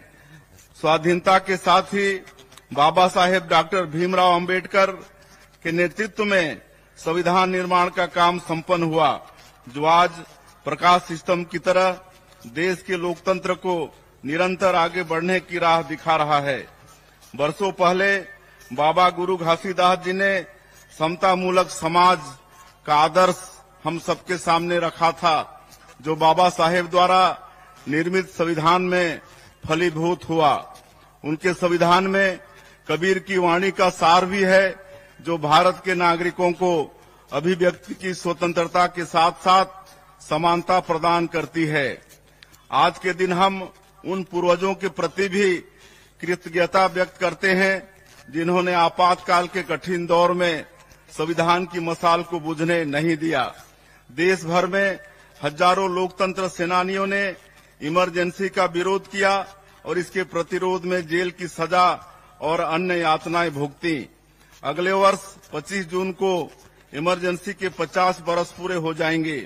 इस वर्ष आपातकाल स्मृति दिवस के अवसर पर 25 जून के दिन हमें अपने प्रदेश के लोकतंत्र सेनानियों का आशीर्वाद मिला है। मुझे यह कहते हुए प्रसन्नता हो रही है कि अपने लोकतंत्र सेनानियों के प्रति कृतज्ञता ज्ञापित करने हेतु पिछले 5 वर्षों से रुकी उनकी सम्मान निधि हमारी सरकार द्वारा पुनः प्रारंभ की गई है। आज के दिन हम अपने उन जवानों के प्रति भी कृतज्ञता व्यक्त करते हैं, जो हमारे प्रदेश में लोकतंत्र विरोधी नक्सलवादी आतंक से पूरे साहस और जज्बे के साथ मुकाबला कर रहे हैं। बीते 8 महीनों में हमारे जवानों ने अदम्य साहस का परिचय देते हुए 146 नक्सलियों को मार गिराया है। इस दौरान हमने 32 नए सुरक्षा कैंप खोले हैं और आने वाले दिनों में 29 नए कैंप शुरू करने जा रहे हैं। आज कई वर्षों बाद देश की जनता सुरक्षित महसूस कर रही है, जिसका कारण हमारे वीर जवानों की मेहनत व पराक्रम है। नक्सलवादी घटनाओं से निपटने के लिए अनुसंधान और अभियोजन की कार्यवाही और भी प्रभावी रूप से हो सके, इसके लिए हमने राज्य अन्वेषण एजेंसी SIA का गठन किया है। बस्तर की जनता नक्सलियों से त्रस्त हो चुकी है और विकास के मार्ग पर सरपट दौड़ने को तैयार है। अंदरूनी क्षेत्रों में नए कैंपों का विस्तार कर लोगों को आतंक से मुक्ति देने के साथ ही इन क्षेत्रों में बुनियादी सुविधाएं सुनिश्चित करने का काम भी युद्ध स्तर पर किया जा रहा है। इसके लिए हमने नियत नेलानार योजना शुरू की है। इस सब का अर्थ होता है आपका अच्छा गांव। विशेष पिछड़ी जनजातियों के हितग्राहियों के लिए आरंभ की गई PM जनमन योजना की तरह इस योजना से कैंपों के निकट 5 किलोमीटर की परिधि के गांवों में 17 विभागों की 53 हितग्राही मूलक योजनाओं एवं 28 सामुदायिक सुविधाओं का लाभ लोगों को दिया जा रहा है। इन गांवों में पहली बार लोगों के आयुष्मान कार्ड बने हैं। वे शिक्षा और स्वास्थ्य संबंधी सरकार की लोक हितकारी योजनाओं का लाभ अब उठा रहे हैं। उनके जीवन में सुशासन का नया सवेरा आया है। हमें अपने जवानों के साथ अपने किसानों पर भी गर्व है। उनके श्रम से छत्तीसगढ़ महतारी का धान का कटोरा भरा पूरा रहता है। प्रधानमंत्री मोदी जी की गारंटी के अनुरूप हमने अन्नदाताओं की सुख समृद्धि को सर्वोच्च प्राथमिकता में रखा है। पूर्व प्रधानमंत्री और हमारे प्रेरणा पुंज अटल जी के जन्मदिन सुशासन दिवस के अवसर पर हमने राज्य के 13 लाख किसानों के बैंक खाते में 3716 करोड़ रुपए का बकाया धान बोनस अंतरित किया है। हमने अपने वादों को पूरा करते हुए 3100 रुपए प्रति क्विंटल की दर से और 21 क्विंटल प्रति एकड़ के मान से धान खरीदी की है। प्रदेश में रिकॉर्ड 145 लाख मीट्रिक टन धान खरीदी की गई है। किसानों को समर्थन मूल्य की 32,000 करोड़ रुपए की राशि के साथ ही कृषक उन्नति योजना के अंतर्गत प्रदेश के 24,75,000 किसानों को अंतर की राशि 13,320 करोड़ रुपए अंतरित किए गए हैं। इस प्रकार हमारे अन्नदाताओं के खाते में सरकार ने धान खरीदी और बकाया बोनस मिलाकर लगभग 49,000 करोड़ रुपए अंतरित किए। भूमिहीन किसानों को हमने दीनदयाल उपाध्याय कृषि मजदूर कल्याण योजना के अंतर्गत 10,000 रुपए वार्षिक सहायता देने का निर्णय लिया है। प्रदेश में कृषि हितैषी नीतियों की वजह से खेती किसानी में रौनक लौट आई है और किसानों के चेहरों पर मुस्कान नजर आ रही है। आज हमारे गांव आर्थिक रूप से संपन्न नजर आ रहे हैं। एक लोक कल्याणकारी सरकार के लिए इससे बढ़कर संतोष की बात और कुछ भी नहीं हो सकती। छत्तीसगढ़ को गढ़ने और संवारने में मातृशक्ति की अहम भूमिका है। हम उनके योगदान का वंदन करते हैं। हमारे छत्तीसगढ़ में तीज त्योहारों की परंपरा है। तीजा के मौके पर भाई अपनी बहनों को भेंट देते हैं। प्रदेश की माता बहनों को महतारी बंधन योजना के रूप में यही भेंट हम प्रदान कर रहे हैं। 10 मार्च 2024 के दिन प्रधानमंत्री श्री नरेंद्र मोदी जी ने वर्चुअल समारोह में 70 लाख माता बहनों के खाते में महतारी बंधन योजना की पहली किस्त के रूप में 1,000 रुपए की राशि अंतरित की। अब तक इस योजना की 6 किस्त जारी की जा चुकी है। हमारी माताएं बहनें इससे आर्थिक रूप से सक्षम व आत्मनिर्भर हुई हैं। वो इस राशि का उपयोग अपनी इच्छानुसार बच्चों की पढ़ाई एवं घर के बजट को व्यवस्थित करने में कर रही हैं, जिससे उन्हें आर्थिक संबल मिल रहा है। जब हम बेटियों को मजबूत करते हैं तो पूरा परिवार मजबूत होता है और मजबूत परिवार से ही मजबूत समाज और मजबूत राष्ट्र का निर्माण होता है। महिलाओं के आर्थिक सामाजिक सशक्तिकरण से निश्चित ही विकसित छत्तीसगढ़ की आधारशिला मजबूत हो रही है। एकात्म मानववाद के प्रणेता पंडित दीनदयाल उपाध्याय ने हमारे समक्ष अंत्योदय के लिए कार्य करने का आदर्श रखा है। समाज के सबसे आखिरी व्यक्ति के उत्थान और विकास को सुनिश्चित करने के इसी लक्ष्य के अनुरूप हम अथक कार्य कर रहे हैं। अंत्योदय एवं प्राथमिकता राशन कार्ड धारी 68 लाख परिवारों को अगले 5 सालों तक निःशुल्क खाद्यान्न वितरण का निर्णय हमारी सरकार द्वारा लिया गया है। आर्थिक रूप से पिछड़े परिवारों को बुनियादी सुविधाएं उपलब्ध कराना हमारी सर्वोच्च प्राथमिकता है। इसमें सबसे पहले सबको आवास सुनिश्चित करने की जिम्मेदारी है। मैं पिछले 3 दशकों से विशेष पिछड़ी जनजाति पहाड़ी कोरवा के निकट संपर्क में रहा हूं। उनके करीब रहकर मैंने देखा है घास फूस के आवास में रहने वालों का दर्द क्या होता है। जब हमारे यशस्वी प्रधानमंत्री पीएम आवास योजना लेकर आए तो प्रदेश के लाखों परिवारों को उम्मीदें जगी, लेकिन पिछले 5 सालों में प्रदेश के 18 लाख जरूरतमंद परिवारों के आवास का सपना पूरा नहीं हो सका। हमने संकल्प लिया कि हम इन 18 लाख परिवारों की पीड़ा दूर करेंगे। शपथ लेने के अगले दिन ही हमारी सरकार ने इनके आवास के सपने को पूरा करने की राह खोल दी। इसके साथ ही सामाजिक आर्थिक सर्वेक्षण में चिन्हांकित 47,090 आवासहीन परिवारों को आवास स्वीकृत करने का निर्णय भी हमने मुख्यमंत्री आवास योजना के तहत लिया है। सबको आवास के साथ ही सबको शुद्ध पेयजल उपलब्ध कराने माननीय प्रधानमंत्री जी ने जल जीवन मिशन की आरंभ किया है। प्रदेश में इसके क्रियान्वयन की दिशा में हम तेजी से काम कर रहे हैं। इसके लिए हमने 4,500 करोड़ रुपए का बजट रखा है। प्रदेश में भूजल की समस्या वाले गांवों में जल जीवन मिशन के अंतर्गत मल्टी विलेज स्कीम के माध्यम से पेयजल आपूर्ति का काम शुरू हो गया है। फिलहाल राज्य के 18 जिलों में 70 मल्टी विलेज योजनाओं का काम आरंभ हो गया है। हमने छत्तीसगढ़ में 50 लाख ग्रामीण परिवारों को नल कनेक्शन प्रदान करने का लक्ष्य रखा था। मुझे खुशी है कि इसमें से 39,31,000 परिवारों में हम नल कनेक्शन उपलब्ध करा चुके हैं। हमारे ग्रंथों में सर्वे संतु निरामया की कामना की गई है। किसी तरह की बीमारी हो जाने पर सबसे ज्यादा चिंता आर्थिक रूप से कमजोर लोगों को उठानी पड़ती है।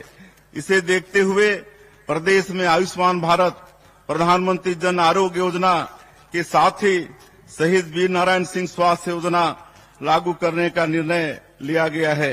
इन दोनों योजनाओं से छत्तीसगढ़ के 77,20,000 परिवारों को 5 लाख रुपए तक निःशुल्क स्वास्थ्य सेवाओं का लाभ मिल रहा है। वन अधिकार पत्र धारकों की मृत्यु हो जाने के पश्चात उनके वारिसों को वन अधिकार पत्र हस्तांतरित करने की प्रक्रिया का उल्लेख वन अधिकार नियमों में नहीं था। इस वजह से नामांतरण, सीमांकन, खाता विभाजन जैसे राजस्व संबंधी कार्य संभव नहीं थे। हमने अपने जनजाति और वनवासी भाइयों की पीड़ा को समझा। हमारी सरकार द्वारा उनके वारिसों को वन अधिकार पत्र हस्तांतरित करने का प्रावधान किया है। अब वन अधिकार पत्र धारण करने वाले हमारे जनजाति और वनवासी भाइयों के लिए सीमांकन, नामांतरण, खाता विभाजन जैसे कार्य सहज हो गए हैं। इन वन अधिकार पत्रों को डिजिटलाइज भी किया गया है। जनजातीय क्षेत्रों में वन धन केंद्रों के माध्यम से माननीय प्रधानमंत्री जी ने वनोपज संग्राहकों की आर्थिक तरक्की की नई राह खोली है। हमारी सरकार ने राज्य के तेंदुपत्ता संग्राहकों की पारिश्रमिक दर को 4,000 रुपए प्रति मानक बोरा से बढ़ाकर 5,500 रुपए कर दिया है। साथ ही तेंदुपत्ता संग्रहण समय सीमा में भी वृद्धि की गई है, जिससे हमारे भाई बहन अधिक समय तक तेंदुपत्ता संग्रहण कर बढ़ी हुई आय अर्जित कर पा रहे हैं। इस साल 13,05,000 तेंदुपत्ता संग्राहकों को कुल 855 करोड़ 80 लाख रुपए का भुगतान किया गया है। इनकी संख्या पिछले वर्ष की तुलना में 1,72,000 अधिक है। युवा हमारे भविष्य हैं। युवाओं को रोजगार के बेहतर अवसर मिले, उनकी उद्यमशीलता को बढ़ावा देने के लिए उपयुक्त वातावरण हो, इसके लिए हम प्राथमिकता से कार्य कर रहे हैं। हमारी सरकार यह मानती है कि भर्ती प्रक्रियाओं में की गई अनियमितताएं होनहार युवकों को रोजगार के अवसरों से वंचित तो करती ही है, साथ ही इससे सिविल सेवा की गुणवत्ता पर भी दुष्प्रभाव पड़ता है। हमारी सरकार द्वारा राज्य सिविल सेवा परीक्षा 2021 में हुई अनियमितता की जांच सीबीआई से कराने का निर्णय लिया है। हम युवाओं के लिए समान अवसर और पारदर्शी परीक्षा प्रणाली प्रदान करने के लिए कृत संकल्पित हैं। यूपीएससी जैसी परीक्षाओं में हमारे युवाओं की सफलता दर बढ़े, इसके लिए आदिम जाति एवं अनुसूचित जाति विभाग द्वारा नई दिल्ली में संचालित यूथ हॉस्टल में यूपीएससी की तैयारी के लिए अभ्यर्थियों के लिए सीटों की संख्या 50 से बढ़ाकर हमने 185 कर दी है। अब सिविल सेवाओं की तैयारी के लिए अनुसूचित जनजाति, अनुसूचित जाति एवं पिछड़ा वर्ग के चयनित युवा पूर्णतः निःशुल्क कोचिंग प्राप्त कर सकेंगे एवं दिल्ली में कहीं भी निवास करने पर उनको निर्धारित स्टाइपेंड भी प्राप्त होगा, जिससे उन्हें किराए के लिए भी प्रतिपूर्ति प्राप्त होती रहेगी। हमने शासकीय सेवाओं हेतु आयोजित परीक्षा में सम्मिलित होने की अधिकतम आयु सीमा में 5 वर्ष की छूट प्रदान की है। इससे प्रदेश के लाखों युवाओं को प्रतियोगी परीक्षा में सम्मिलित होने का अवसर प्राप्त हुआ है। राजधानी के नालंदा परिसर की तरह ही 13 और नगरीय निकायों में सर्व सुविधायुक्त लाइब्रेरी भी तैयार की जाएगी। युवाओं के लिए खेल की सर्वोत्तम अधोसंरचना तैयार करने की दिशा में हमारी सरकार द्वारा गहन प्रयास किया जा रहा है। साथ ही प्रदेश के पारंपरिक खेलों को बढ़ावा देने के लिए हमने छत्तीसगढ़ क्रीड़ा प्रोत्साहन योजना आरंभ करने का निर्णय लिया है। रायगढ़ जिले में इंडोर स्टेडियम कॉम्प्लेक्स, हॉकी स्टोटर मैदान एवं synthetic athletic track 31 crore 50 lakh रुपए की लागत से बनाया जाएगा। वहीं बलौदाबाजार जिले में 14 करोड़ रुपए की लागत से इंडोर स्टेडियम कॉम्प्लेक्स का निर्माण किया जाएगा। जसपुर जिले के कुनकुरी में 33 करोड़ 60 लाख रुपए की लागत से आधुनिक खेल स्टेडियम का निर्माण किया जाएगा। निश्चित रूप से हमारी सरकार युवाओं को उन्नति के लिए हर अवसर प्रदान करेगी, यह हमारा संकल्प है। रोजगार के बेहतर अवसर अच्छी शिक्षा से उत्पन्न होते हैं। प्रदेश की शिक्षा व्यवस्था की नींव को ठोस करने का काम हमने शुरू कर दिया है। इसके लिए प्रदेश में राष्ट्रीय शिक्षा नीति 2020 को लागू किया गया है। छत्तीसगढ़ अपनी बोली भाषा की विविधता से समृद्ध है। हमारे यहाँ कहावत प्रचलित है कि कोस कोस माँ पानी बदले, 4 कोस माँ बानी। प्रारंभिक आयु में बच्चे सबसे ज्यादा अपनी मातृभाषा में सीखते हैं। इसके चलते ही हमने नई शिक्षा नीति के तहत 18 स्थानीय भाषाओं में प्राइमरी स्कूल में पढ़ाई कराने का निर्णय लिया है। इससे बच्चों का अपनी भाषा से अनुराग भी बढ़ेगा तथा हमारी नई पीढ़ी अपनी जड़ों से भी जुड़ी रहेगी। स्कूलों की अधोसंरचना को बेहतर करने एवं यहाँ शैक्षणिक सुविधाओं के विस्तार के लिए प्रथम चरण में प्रदेश के 211 स्कूलों में पीएम श्री योजना प्रारंभ की गई है। इन स्कूलों को मॉडल स्कूल के रूप में विकसित किया जाएगा। तीसरे चरण में हमें 52 स्कूलों की स्वीकृति मिली है। हम ग्रीन स्कूल तैयार कर रहे हैं। स्कूलों में स्थानीय भाषाओं के साथ रोबोटिक्स, आर्टिफिशियल इंटेलिजेंस जैसे विषय भी पढ़ाए जा रहे हैं ताकि विद्यार्थी नए समय के अनुरूप स्वयं को तैयार कर सकें। प्रदेश के स्कूलों में न्योता भोज का आयोजन भी शुरू किया गया है। इसमें जन्मदिन जैसे विशेष अवसरों पर स्कूली बच्चों को पौष्टिक भोजन उपलब्ध कराने समाज की सहभागिता सुनिश्चित की गई है। इससे बच्चों का पोषण विकास तो होता ही है, सामुदायिक भावना का भी विकास होता है। पेरेंट्स टीचर मीटिंग के माध्यम से बच्चों के सर्वांगीण विकास की दिशा में हम काम कर रहे हैं। राष्ट्रीय शिक्षा नीति को हमने उच्च शिक्षा में भी अपनाया है। इसके चलते हमारे पाठ्यक्रम रचनात्मक होने के साथ ही रोजगार मूलक भी होंगे ताकि नए समय की जरूरतों के अनुरूप मानव संसाधन उपलब्ध कराए जा सकें और युवाओं को बेहतर रोजगार मिल सके। उच्च शिक्षा में गुणवत्ता सुनिश्चित करने एवं नवाचारों को बढ़ावा देने के लिए हमने छत्तीसगढ़ उच्च शिक्षा मिशन का गठन किया है। हम आईआईटी की तर्ज पर प्रदेश के हर लोकसभा क्षेत्र में प्रौद्योगिकी संस्थान आरंभ करने जा रहे हैं। इसके लिए पहले चरण में रायपुर, रायगढ़, बस्तर, कबीरधाम और जसपुर में भी इनकी स्थापना की जाएगी। प्रदेश में स्वास्थ्य सुविधाओं की स्थिति को मजबूत करने मेडिकल शिक्षा का लगातार विस्तार जरूरी है। हमने संभाग स्तर पर एम्स की तर्ज पर Chhattisgarh Institute of Medical Science CIMS आरंभ करने का निर्णय लिया है। रायपुर में मेकाहारा तथा बिलासपुर में सिम्स के भवन विस्तार तथा अन्य सुविधाओं पर काम प्रारंभ कर दिया है। युवाओं को बड़े पैमाने पर रोजगार प्रदान करते हुए अर्थव्यवस्था को तेज रफ्तार देने हेतु हम प्रदेश की नई उद्योग नीति तैयार कर रहे हैं। इसके लिए हम देश की जानी मानी विशेषज्ञ संस्थाओं तथा उद्योग संगठनों की सलाह लेकर कार्य कर रहे हैं। औद्योगिक अवसरों को आगे बढ़ाने देश दुनिया में जो नवाचार प्रारंभ किए गए हैं उन्हें राज्य की परिस्थिति के अनुरूप लागू करने छत्तीसगढ़ आर्थिक सलाहकार परिषद के गठन का निर्णय भी हमने लिया है। राज्य में निवेश का बेहतर माहौल हो, इसके लिए हमने सिंगल विंडो सिस्टम को नवीनीकृत किया है। इससे उद्यमियों को अनापत्ति प्रमाण पत्र तथा अन्य क्लियरेंस के लिए सरकारी कार्यालयों के चक्कर नहीं लगाने पड़ेंगे। प्रधानमंत्री श्री नरेंद्र मोदी जी के कार्यकाल में जिस तरह से छत्तीसगढ़ में नेशनल हाईवे, एयरपोर्ट और रेलवे कनेक्टिविटी के क्षेत्र में महत्वपूर्ण कार्य हुए हैं, उससे छत्तीसगढ़ अब निवेश के लिए सबसे आदर्श जगह बन गया है। यहाँ प्रचुर खनिज संसाधन, कानून व्यवस्था की बेहतर स्थिति और कुशल मानव संसाधन के बूते उद्योगों के फलने फूलने की प्रचुर संभावनाएं हैं। प्रदेश की भौगोलिक विविधता को देखते हुए हमने सभी क्षेत्रों के आर्थिक विकास के लिए रणनीति तैयार की है। बस्तर और सरगुजा में हम वनोपज प्रसंस्करण केंद्रों, इको टूरिज्म, नेचुरोपैथी आदि पर जोर दे रहे हैं। नवा रायपुर को हम आईटी हब तथा इनोवेशन हब के रूप में विकसित कर रहे हैं।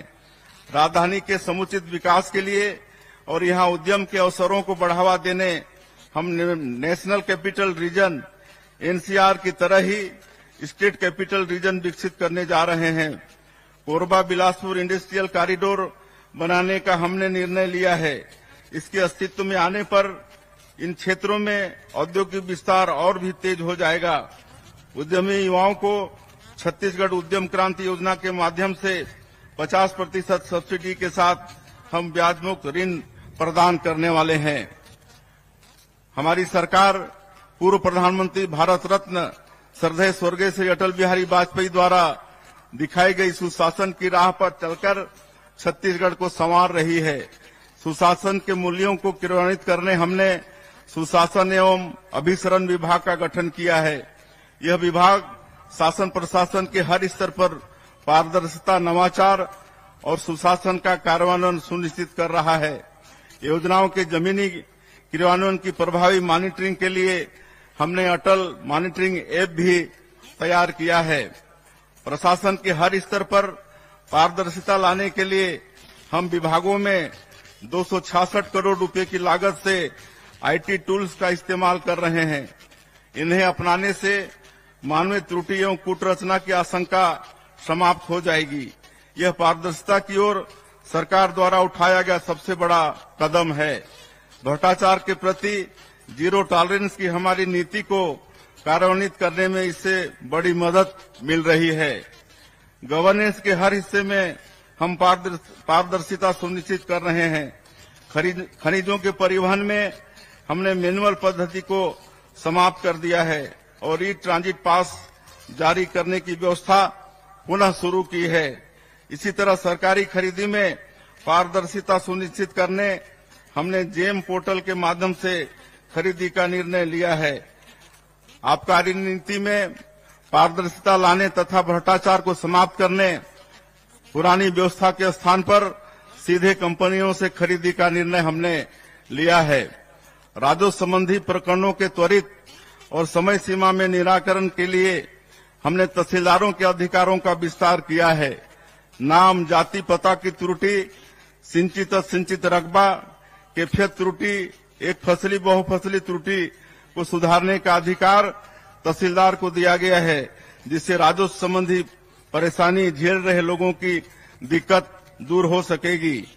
केंद्र की तर्ज पर राज्य नीति आयोग का गठन हमने किया है। हमारे यशस्वी प्रधानमंत्री श्री नरेंद्र मोदी जी ने आजादी के 100 वर्ष पूरे होने पर वर्ष 2047 तक देश को विकसित राष्ट्र बनाने का संकल्प लिया है और इसके लिए एक रोड मैप तैयार किया है। हमारी सरकार भी इससे कदम ताल करते हुए विकसित छत्तीसगढ़ का संकल्प लेकर आगे बढ़ रही है। इसके लिए राजनीति आयोग द्वारा अमृतकाल विजन 2047 तैयार किया जा रहा है। हमारी दिशा स्पष्ट है, नियत साफ है और हौसला पर्वत जैसा है।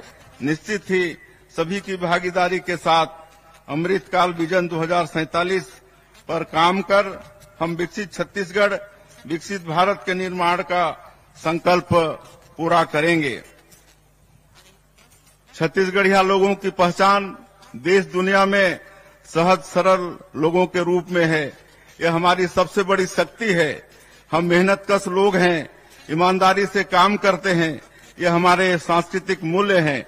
इन्हें सहेज कर रखना हमारी बड़ी जिम्मेदारी है।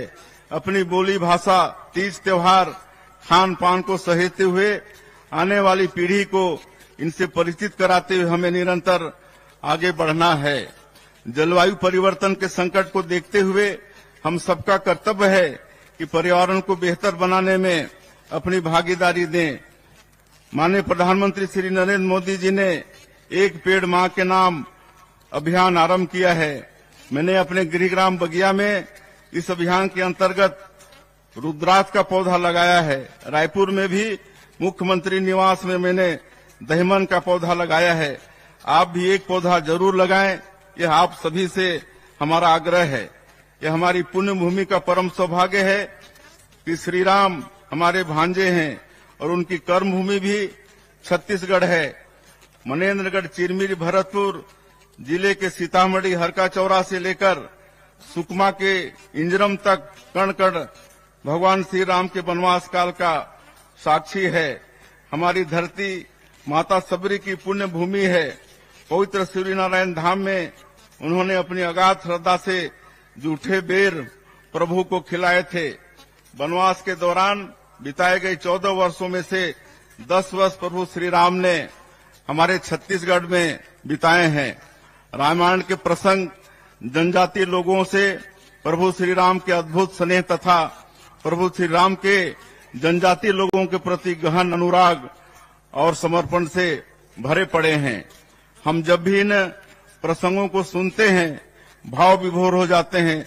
हम धन्य हैं कि हमारा जन्म इस पुण्य भूमि में हुआ है। यह सौभाग्य हमें श्री राम के आदर्शों पर चलकर निरंतर काम करने की प्रेरणा देता है। 500 वर्षों के अहिंसक संघर्ष की पूर्णाहुति अयोध्या धाम में श्री राम लला के भव्य मंदिर के निर्माण के रूप में हुई है। हम अपने भांचा राम के दर्शन के लिए छत्तीसगढ़ का हर नागरिक उत्सुक है। अयोध्या धाम श्री राम लला दर्शन योजना के माध्यम से हम हजारों राम भक्तों को उनके आराध्य के दर्शन के लिए पूर्णतः निःशुल्क भेजने का माध्यम बने हैं। यह पुण्य अवसर हमें श्री राम लला ने दिया है। तुलसीदास जी ने लिखा है, दैहिक दैविक भौतिक तापा, राम राज नहीं काहू व्यापा। भगवान श्री राम ने एक आदर्श राज की स्थापना की। आप सभी के सहयोग से हम अपने पूरे सामर्थ्य के साथ काम करते हुए छत्तीसगढ़ को सुखी समृद्ध राज्य बनाने की दिशा में काम करेंगे। बहनों एवं भाइयों, लोकतंत्र में भरोसे का संकट सबसे बड़ा संकट होता है। यह तंत्र निश्चित ही जनता का अपने प्रतिनिधियों पर भरोसा कायम रखने से ही चलता है। कार्यभार संभालने के बाद हमारी सबसे बड़ी चुनौती इसी भरोसे को बहाल करने की थी। हमें इस अवसर पर यह कहते हुए संतोष हो रहा है कि हमारी सरकार ने आपसे किए अधिकांश बड़े वायदों को पूरा कर इस विश्वास को फिर से स्थापित किया है। हमारे संविधान निर्माताओं का सपना ऐसे ही मजबूत लोकतंत्र का था, जहां जनता और उसकी चुनी सरकार भरोसे की ऐसे ही मजबूत डोर में बंधी रहे। वास्तव में यह लोकतंत्र का मजबूत रक्षा सूत्र है, जिसे कभी भी किसी भी लोक सेवक को कमजोर नहीं करना चाहिए। हमारे राज्य निर्माता भारत रत्न पूर्व प्रधानमंत्री श्रद्धेय स्वर्गीय अटल जी ने छत्तीसगढ़ का निर्माण प्रदेश के व्यापक आर्थिक विकास एवं प्रदेश की सुंदर संस्कृति के संरक्षण के लिए किया है। हमारा दायित्व है कि हमने ही बनाया है, हम ही संवारेंगे के संकल्प के साथ प्रदेश के नव निर्माण की महती कार्य में पूरी लगन से जुटकर अटल जी का सपना साकार करें। स्वतंत्रता दिवस का यह दिन हमें स्मरण कराता है कि हमें मिली आजादी बहुत बहुमूल्य है।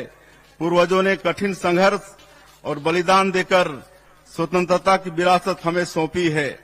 हमारे पूर्वजों ने भारत माता को परतंत्रता की बेड़ियों से आजाद कर देशभक्ति की अनुपम मिसाल प्रस्तुत की है।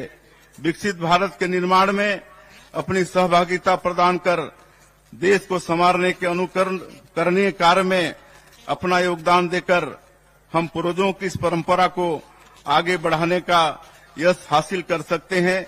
यही हमारा कर्तव्य भी है। आप सभी को पुनः स्वतंत्रता दिवस की बहुत बहुत बधाई। राम राम, जय जोहार, जय भारत, जय छत्तीसगढ़।